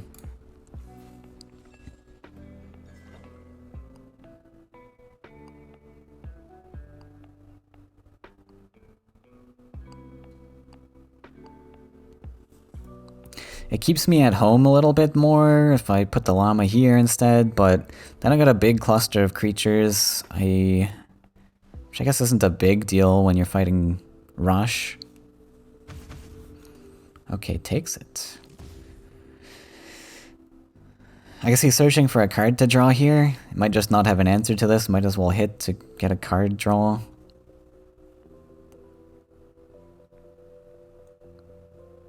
This guy's kind of funny racing, though. Like, sure, he only deals 3 face damage, but I get to heal my own face. Oh, you sneaky, sneaky guy. You sneaky, sneaky guy. I didn't consider this.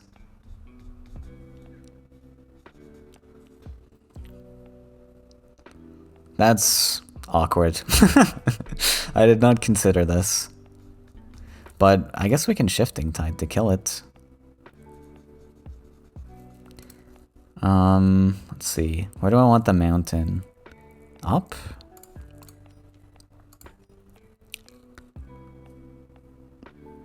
Could also... Oh, it doesn't end here, Bamser. It doesn't end here. Ta-da!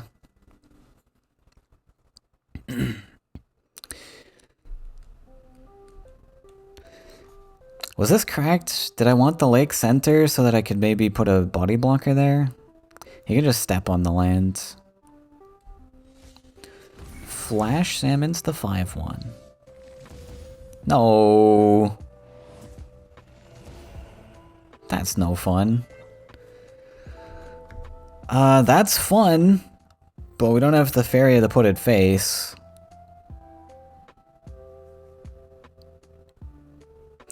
Maybe I just +1 bargain to collect. I kind of want to step this guy up though.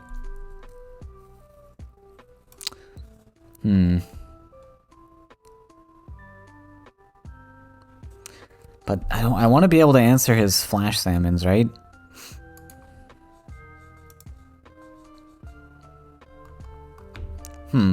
Interesting. Interesting dilemma. I should have kept the mountain. That was a bad move, honestly. I think I'll just put this here.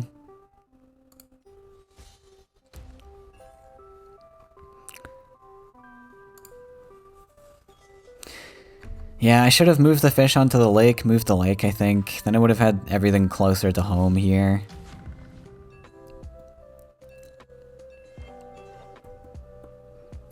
Oh, and I lost my balloon fish spot.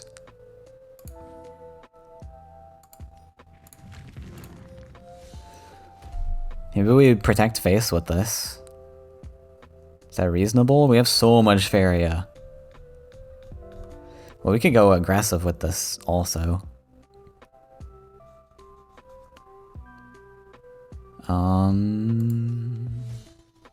Sure. Why not?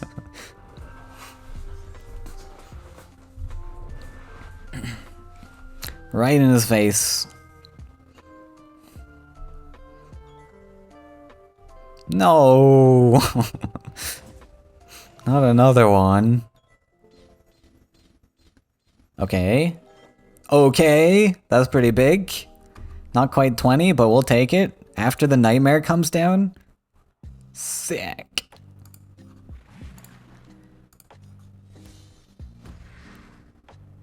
GG.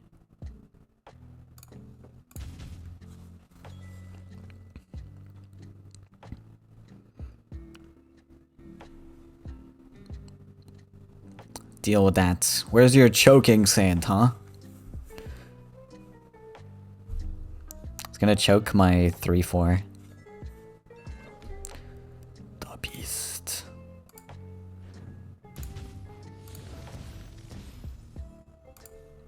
Oh my god! Oh!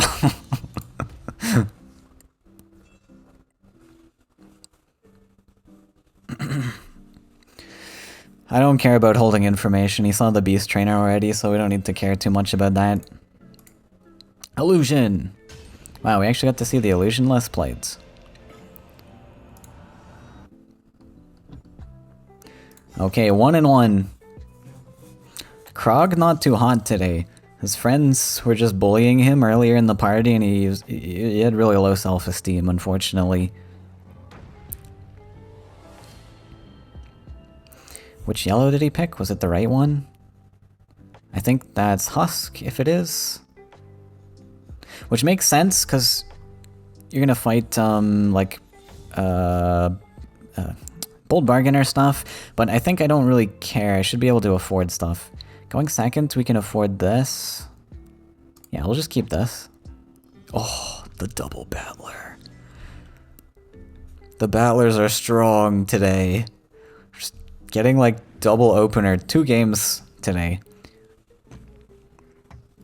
I think this is Husk.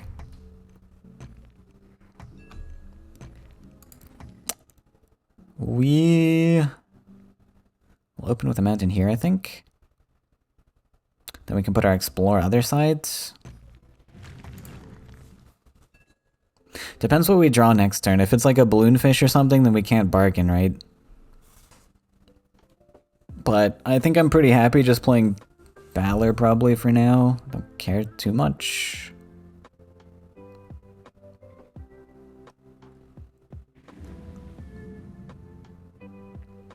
Storyteller or Merchant hurts a little bit. I don't think it matters.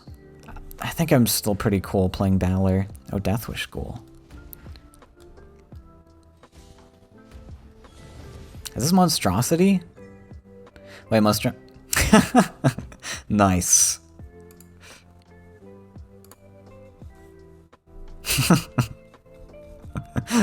If it's Monstrosity, am I scared? I think we just go this side.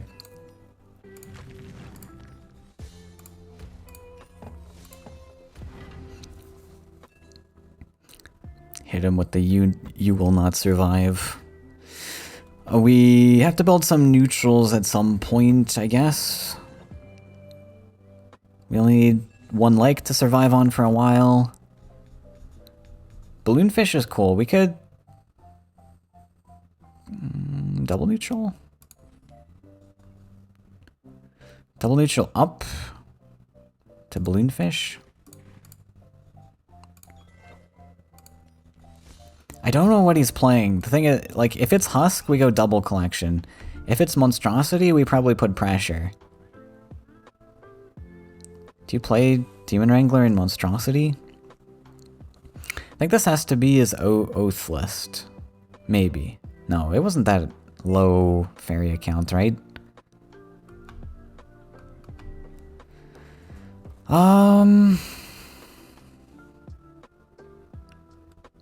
I don't actually know. If he comes...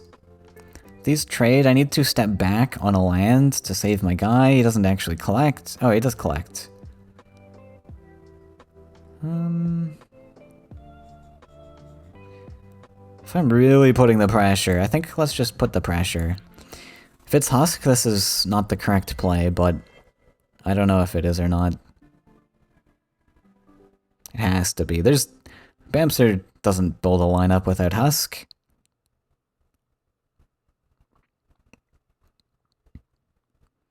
I think that was a mistake. I should have just double collected. I guess my concern is like I want to drop more battlers at some point, and I want to clear the 5-2 before I get to that.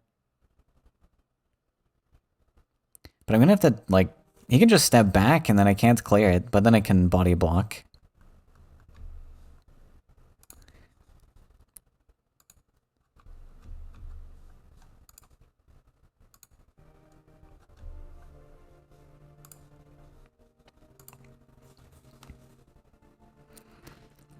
Storyteller.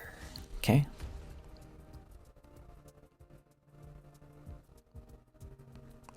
Okay. Sad.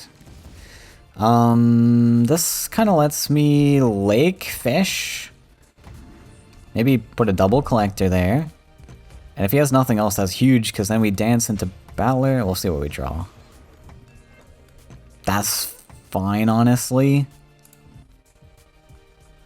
I kind of want to push up, though. I want my lake spot there, right?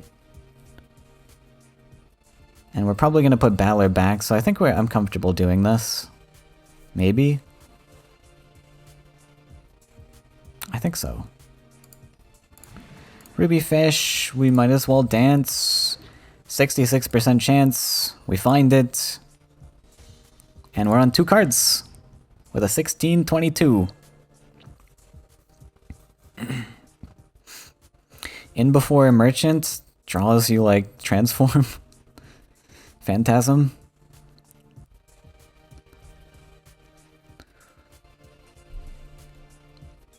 Let's pay attention to the cards he plays. Ogre Battler did carry that one game.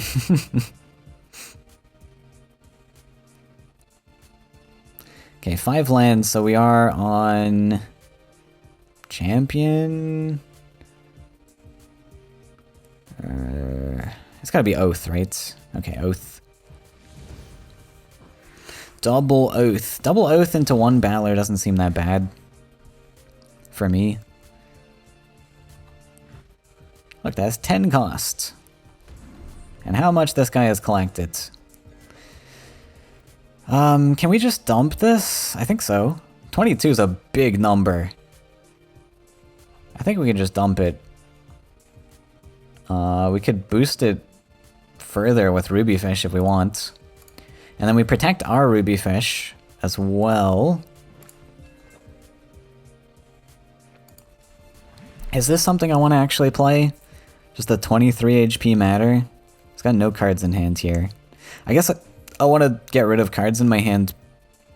It does matter. Because then we go to 1, and then 1 Storyteller or Merchant puts us to 3 thresholds. So I think this is worth it.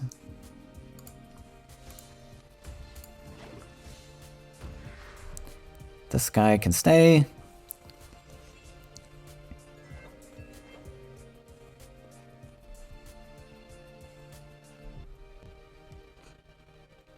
That protects all our little fishies.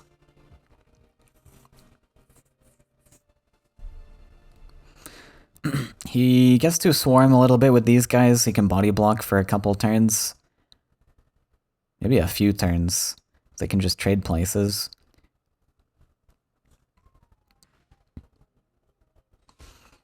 One Storyteller does not put me on thresholds.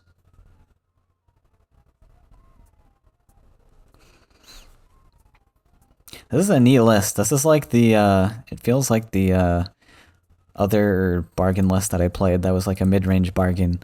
This is a lizard list. I did not construct it.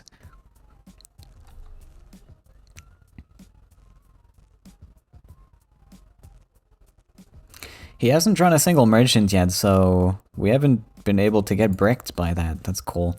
We might even be cool with Beast Trainer, because typically there's cards that you want to give that are beasts, like Llama Coin, for example. There's quite a few beasts as 5 drops.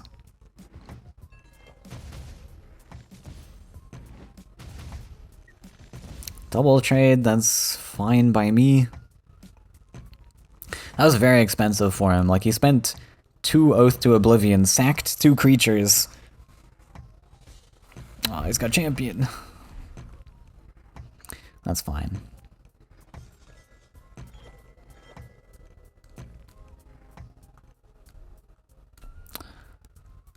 So probably I just dump Llama. Llama plus 1 fish to get it out of my hand, because we're going to draw 2 cards with Llama. Then what do the fish do exactly? I guess we have to hide. We can come out.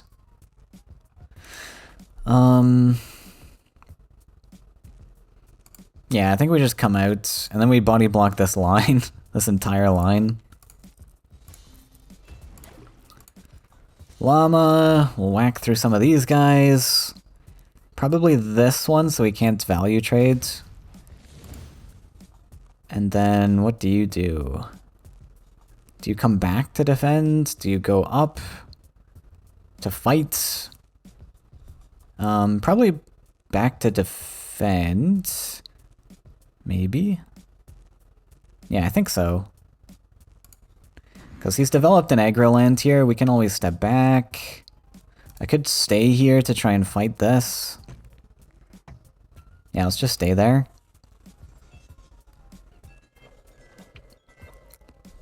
Threatens the 2-2.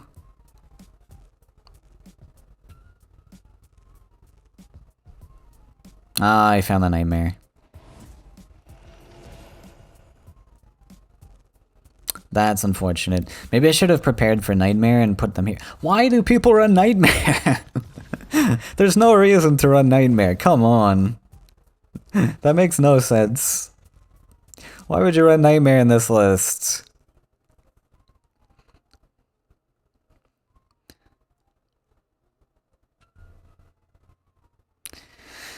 Okay, it's fine.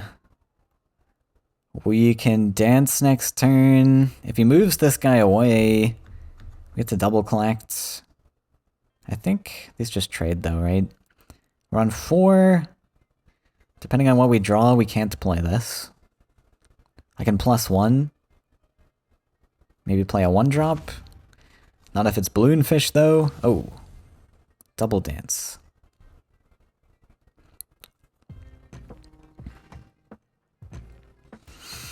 Okay, now we're getting merchanted. And that's gonna make our dances very sad.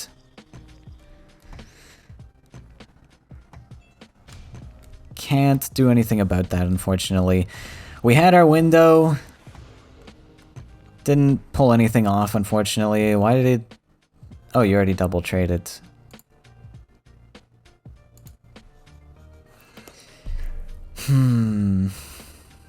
That's okay. They're dead cards, I guess. It's fine.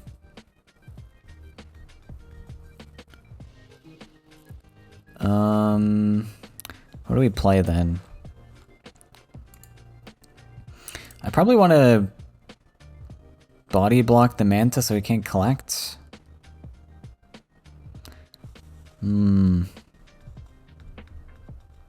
This has to happen.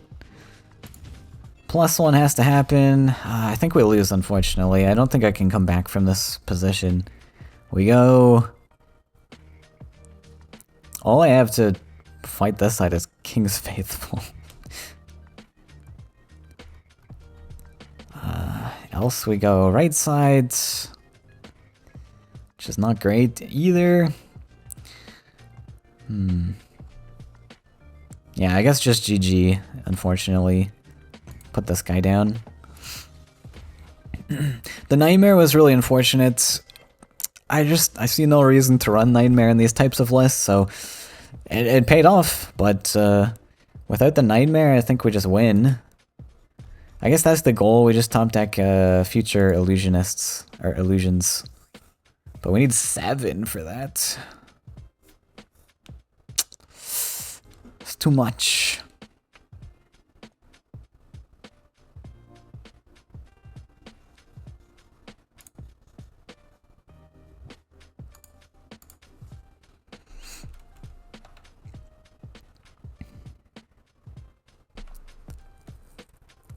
So we'll have to counter with Ignis, but I was expecting to just sweep with Ignis. I think we'll be alright.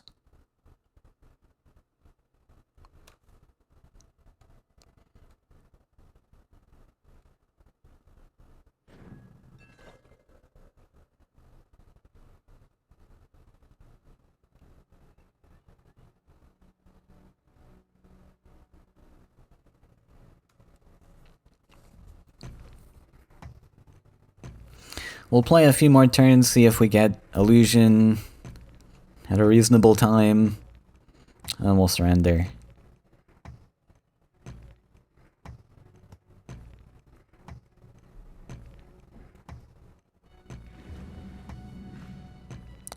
Champion.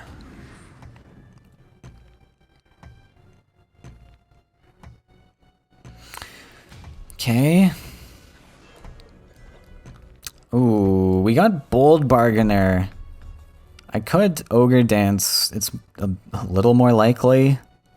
We hit something. I could potentially draw here to make it even better chances.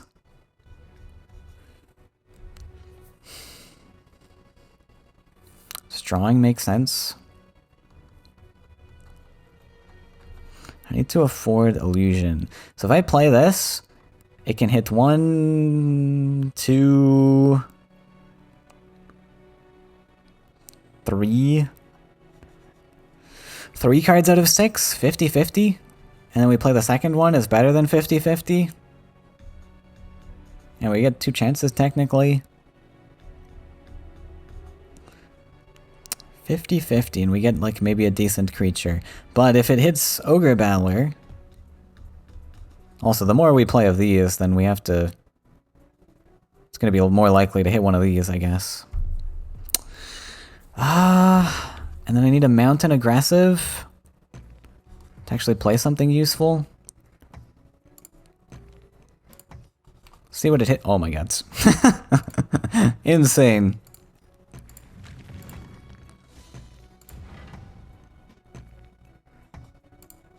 I think this hits.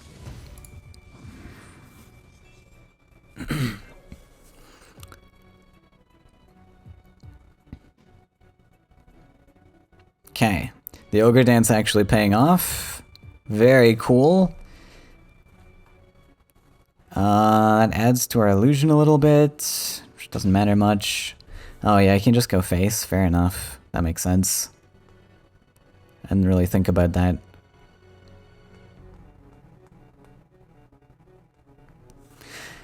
Guess I was supposed to keep the Ogre. Builds lands for me?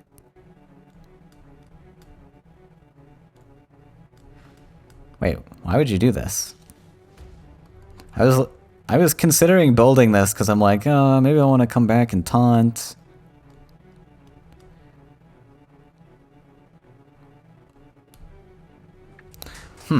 Interesting. Interesting play.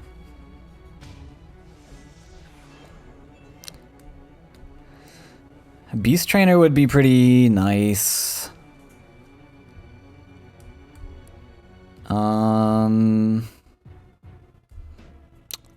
Ogre Dance ramps me 1. Is that useful? I probably want to get down like Llama Corn or something to heal.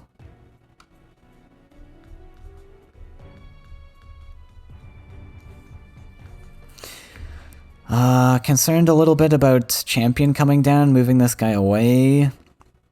So I probably want to put Llama Corn defensive. And then just +1 from there.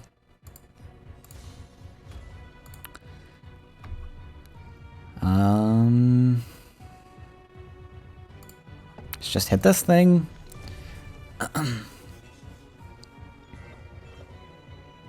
This gives him not Faeria, so if he wants to cash in on this, he actually has to combat hit and clear his guy off, and then he's got to dump another creature to protect with.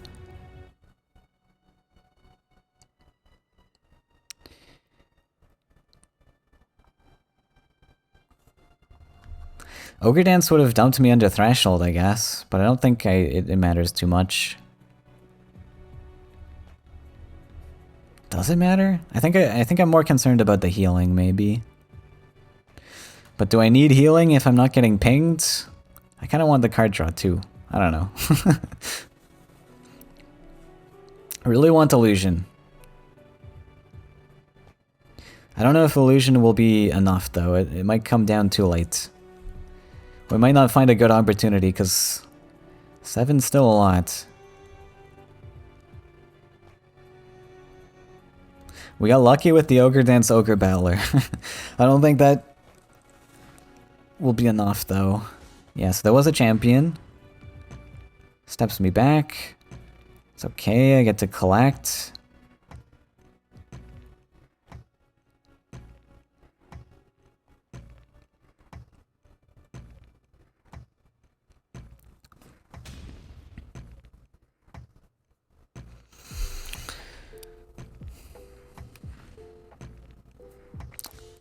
Wrangler that thing. It's a good answer. Seems fine to me. Okay. Not dead yet. We'll take this hit.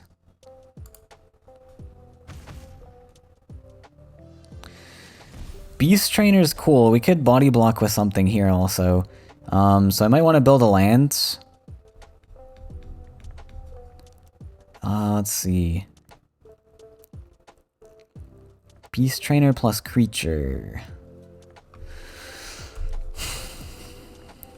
Beast Trainer could come back here, because I want to put a 5 attack thing, I think, here. Oh, I don't need to build a land, I can just put Llama there, right? Oh, but this is reduce a random beast. So it's a 50-50. I mean, if it hits Tyrannex, I don't think I'm that sad. I'm a little sad. I'm a little sad. Do I go for the 50-50? I think we need to take 50-50s to win this match. If I just dump Llama, I don't know if I have enough if I just dump Llama. Let's take the 50-50.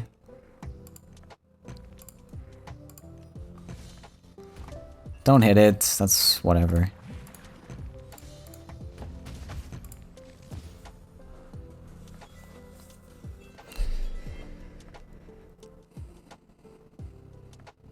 Okay, I don't think it's that bad.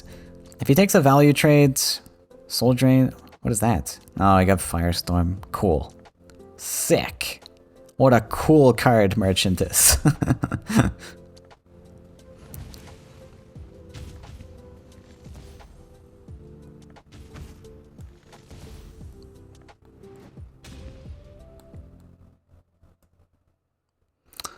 Love that card. Does he have something there? He hovered. Wait, he's not playing the 0 costs. At least not that I've seen. It's gonna be Demon Wrangler, I guess.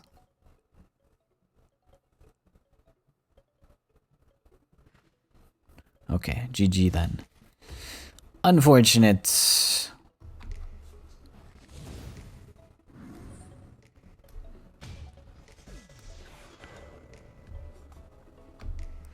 Balloonfish. Okay.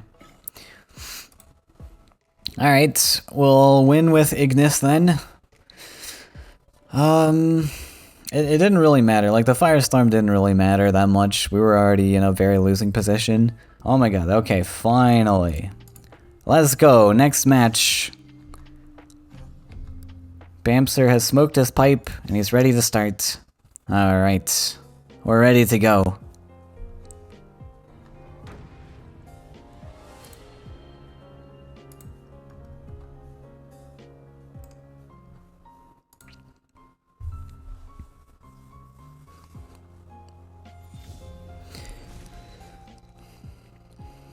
Okay, Wrath we can toss. I didn't even realize I had Brigand in this list. Interesting. Double starting creatures reasonable. What are we actually looking for? Just collectors, really. Like, I don't really need anything specific. All I need is to collect that cash money. And then we win game.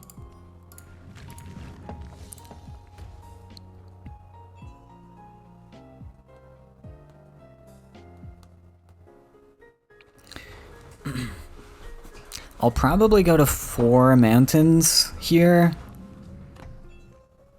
Unless I want a double neutral. But I think I want a 3rd land at least for Ignoozy. I think we'll go to 4 lands. That makes the most sense to me. We really don't have to worry about anything Bamster does.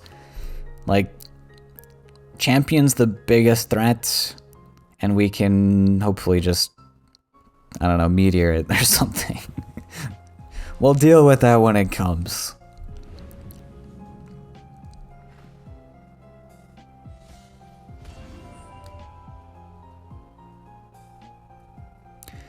And we'll be careful to play around Firestorm this game, because obviously mono yellow can run Firestorm.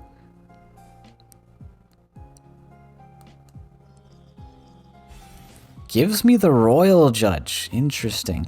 Swordfish makes me want to go to 4 lands anyways, then.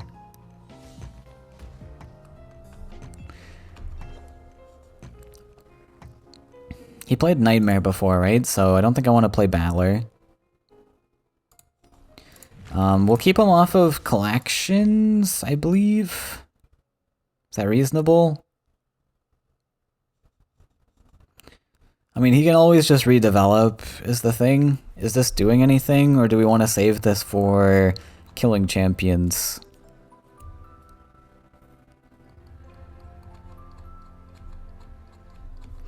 I think I probably...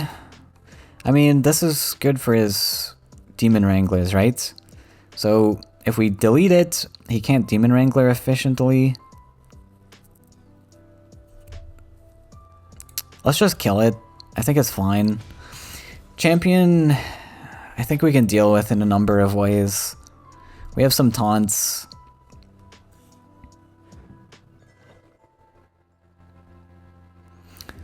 The fact he gave me Royal Judge in this, though, he probably has... I gotta watch the colors, see if he plays a neutral one. Oh.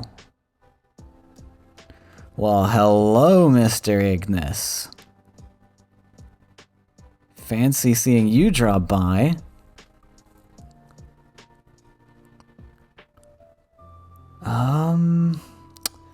What do I do with this? I think I just pass, because he doesn't have mobility tricks on turn 4. So I think I can safely just collect and do nothing.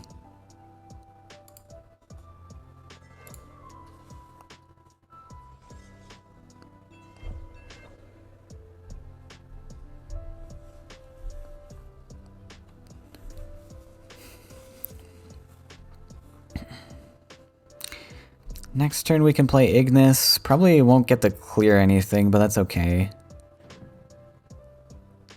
He can threaten this with something. Might be nice to have an extra land open to protect it with a taunt, or Swordfish can always do that too. Could like Swordfish somewhere, and then... Yeah, because next turn I'm on 5, right? So we can Swordfish up Ignis +1. It's not bad.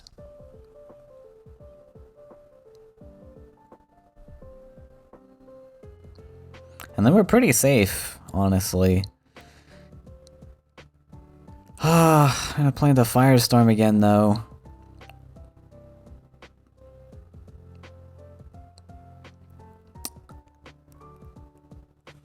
He actually has Firestorm, right? Giving me these cards? What? Why?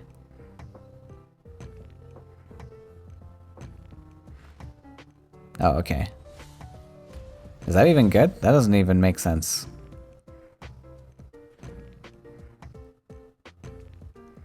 I can just kill it. What if I just Meteor instead? It doesn't really accomplish that much. Because I can Meteor this, I blow up 3 lands, but then he still gets to double collect. And that's no fun.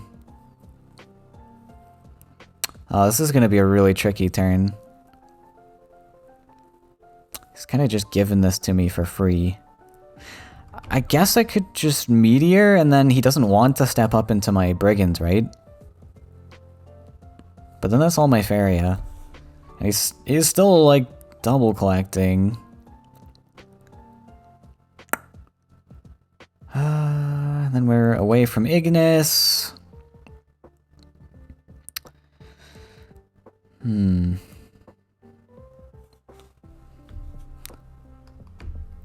think it's reasonable. We delete 3 lands. It really sets him back far. We do, like, maybe 6 Faeria worth of damage. Oh, it's really not very much. Else we do... I don't even know what else I do, though.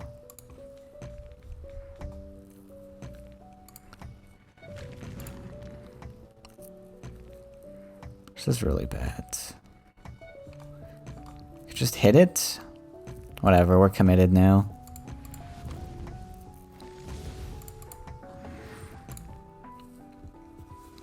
Sorry, I don't know why I stepped back. I was counting the lands, he's on 4, I'm like, okay, champion next turn. He's not on champion next turn. I don't know why I stepped back, that was stupid. Goes for it.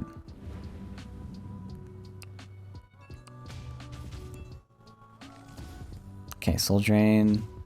Awkward.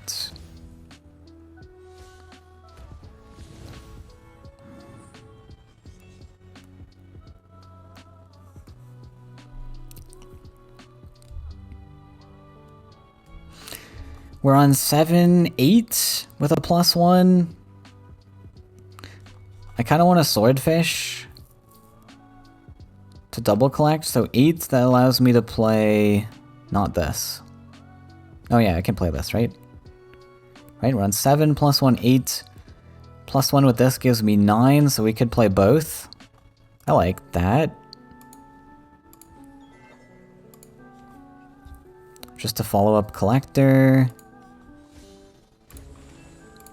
Then we get Swordfish to double collect. Still putting us a little bit far away from Ignis. I don't know. I don't even know if Ignis will get an opportunity this game. We'll see.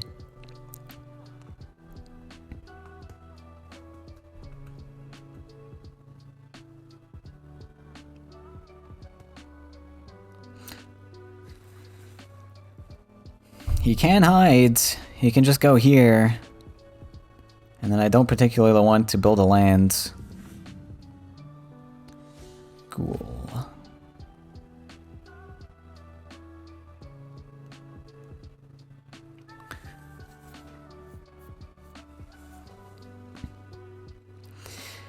Next turn I'm on 6 +1, 7.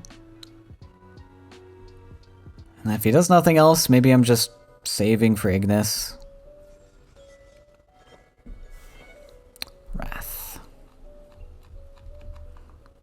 Surely I don't build a land, right? He hasn't played his cards. It must be a 6-land card then. He's had good Firestorm opportunities. Yeah, this was a good Firestorm.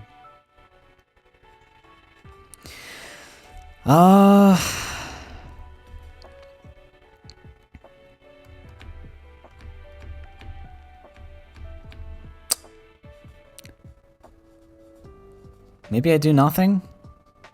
+1 pass?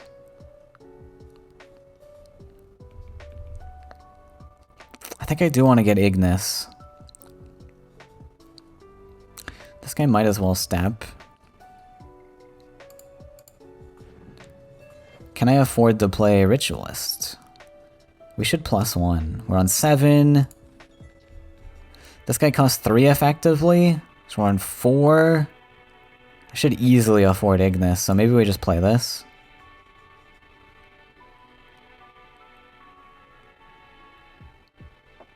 Yeah, I think so. We'll just play this. And then that means we will take the hit to prevent any trades from happening there. And he's got 18 Faeria here, so who cares about clearing collectors? Collections are more important to me.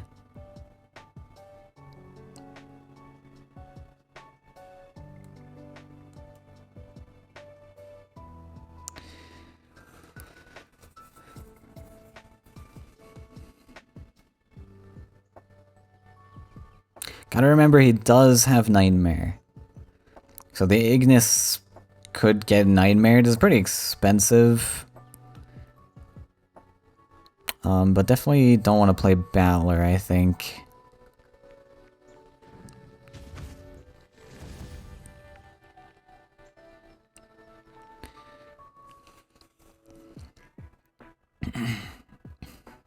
And he's got to focus on building lands. Like 2 cards in hand, still wants to build lands. Gives me a decent opportunity to come a little bit ahead. Doesn't have anything. So we'll have something next turn. I think we can dump Ignis this turn.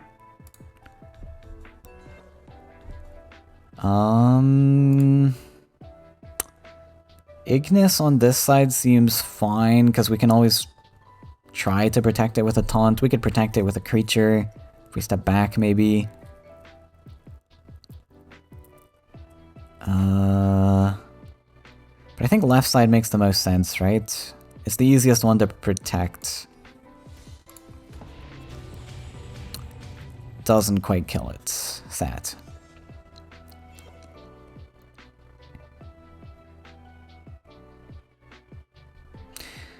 Ground Shaker follow-up if Ignis gets answered.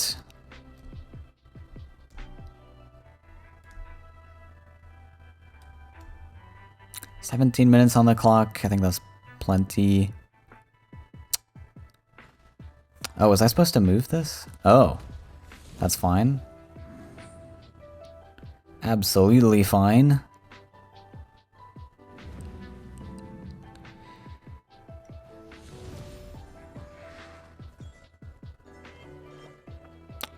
Do we shaker this?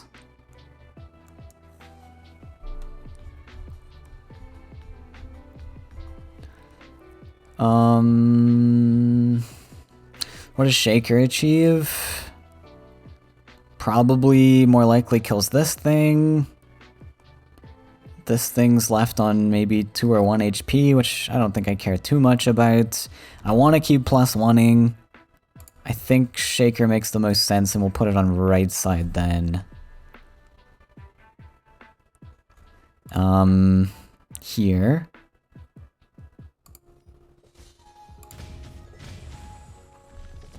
Okay. That's fine. We'll step back because that might get answered, and he could kill the Ignis. Could potentially still kill the Ignis. With champion, does not find an answer. Okay.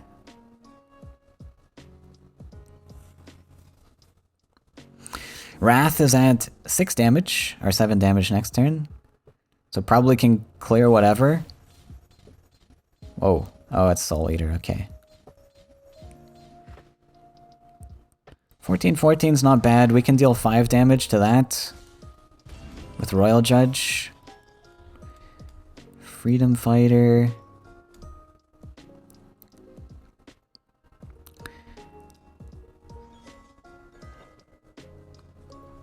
I can Ogre Battler.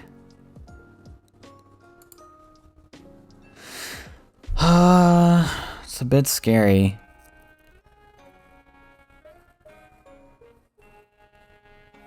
It's scary because he has Nightmare. But I think we just go for Battler. And Pray. Battler and Pray.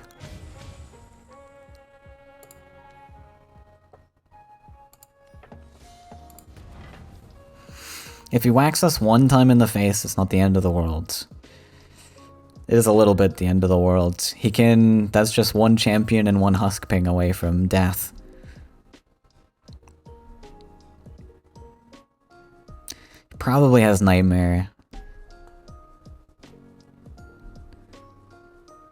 But at least then I'd have an answer. I would hope. We got 8 damage. Yeah, 8 plus 5.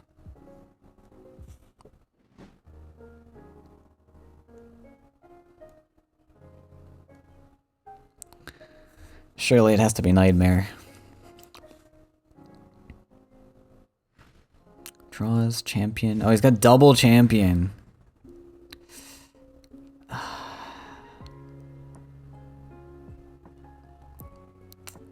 Double champion really sucks.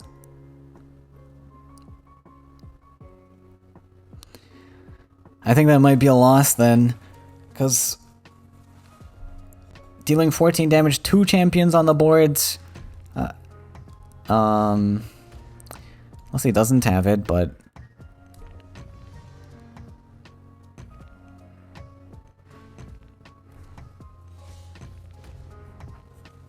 big firestorm. No firestorm. Okay, yeah, there's a second champion. Which he got off of Merchant. Very cool.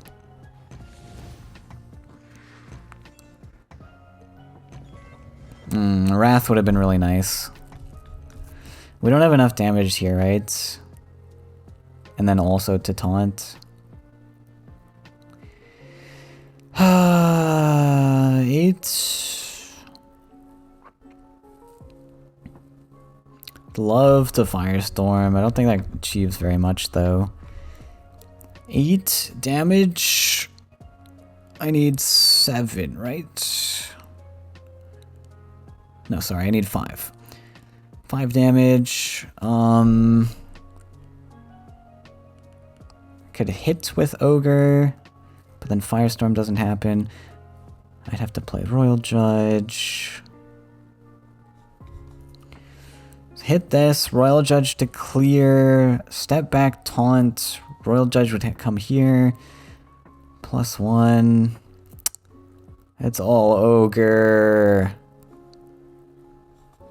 Firestorm, clear, clear, clear. Then we have only Ignis left alive, which doesn't help me, so I think I have to do this line.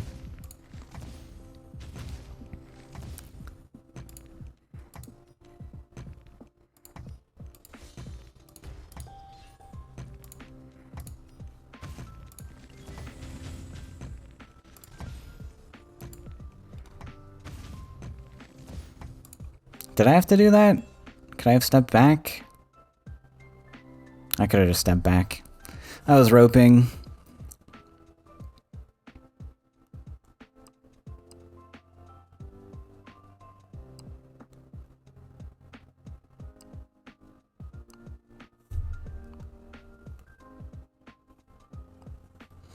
It's close.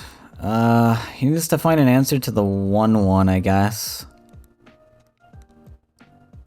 I mean, if he finds Nightmare, then it's over anyways.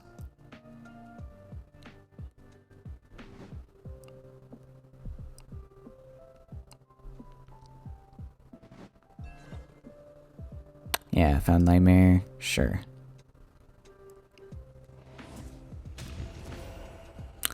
Then he just needs Husk. So it's already game over then. I can't possibly win. Let's see. If I top deck a second one of these, it's 18 damage. Just not enough.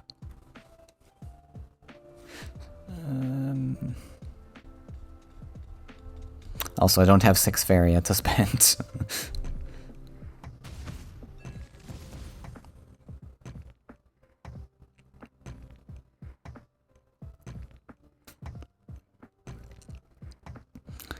I guess it's technically not over. He does have to find that Husk, but it's pretty likely he finds that Husk. Wrath. Desperate attempt at a Wrath. Doesn't even kill them. Amazing. Okay. Well, GG then. And Bamster's gonna take it then. The finals of the Open. So congratulations to Bamster. And hope you guys enjoyed. I don't know when the next tournament is. I don't think the next tournament has been announced yet, but stay tuned in the Faeria Discord. That will be announced at some point, I'm sure. We're already on number 3, so there's probably one more open before the Seasonal Cup. Get those precious, precious FWC points. Okay, thanks for watching. Take care, I'll see you guys in the next one. Bye-bye.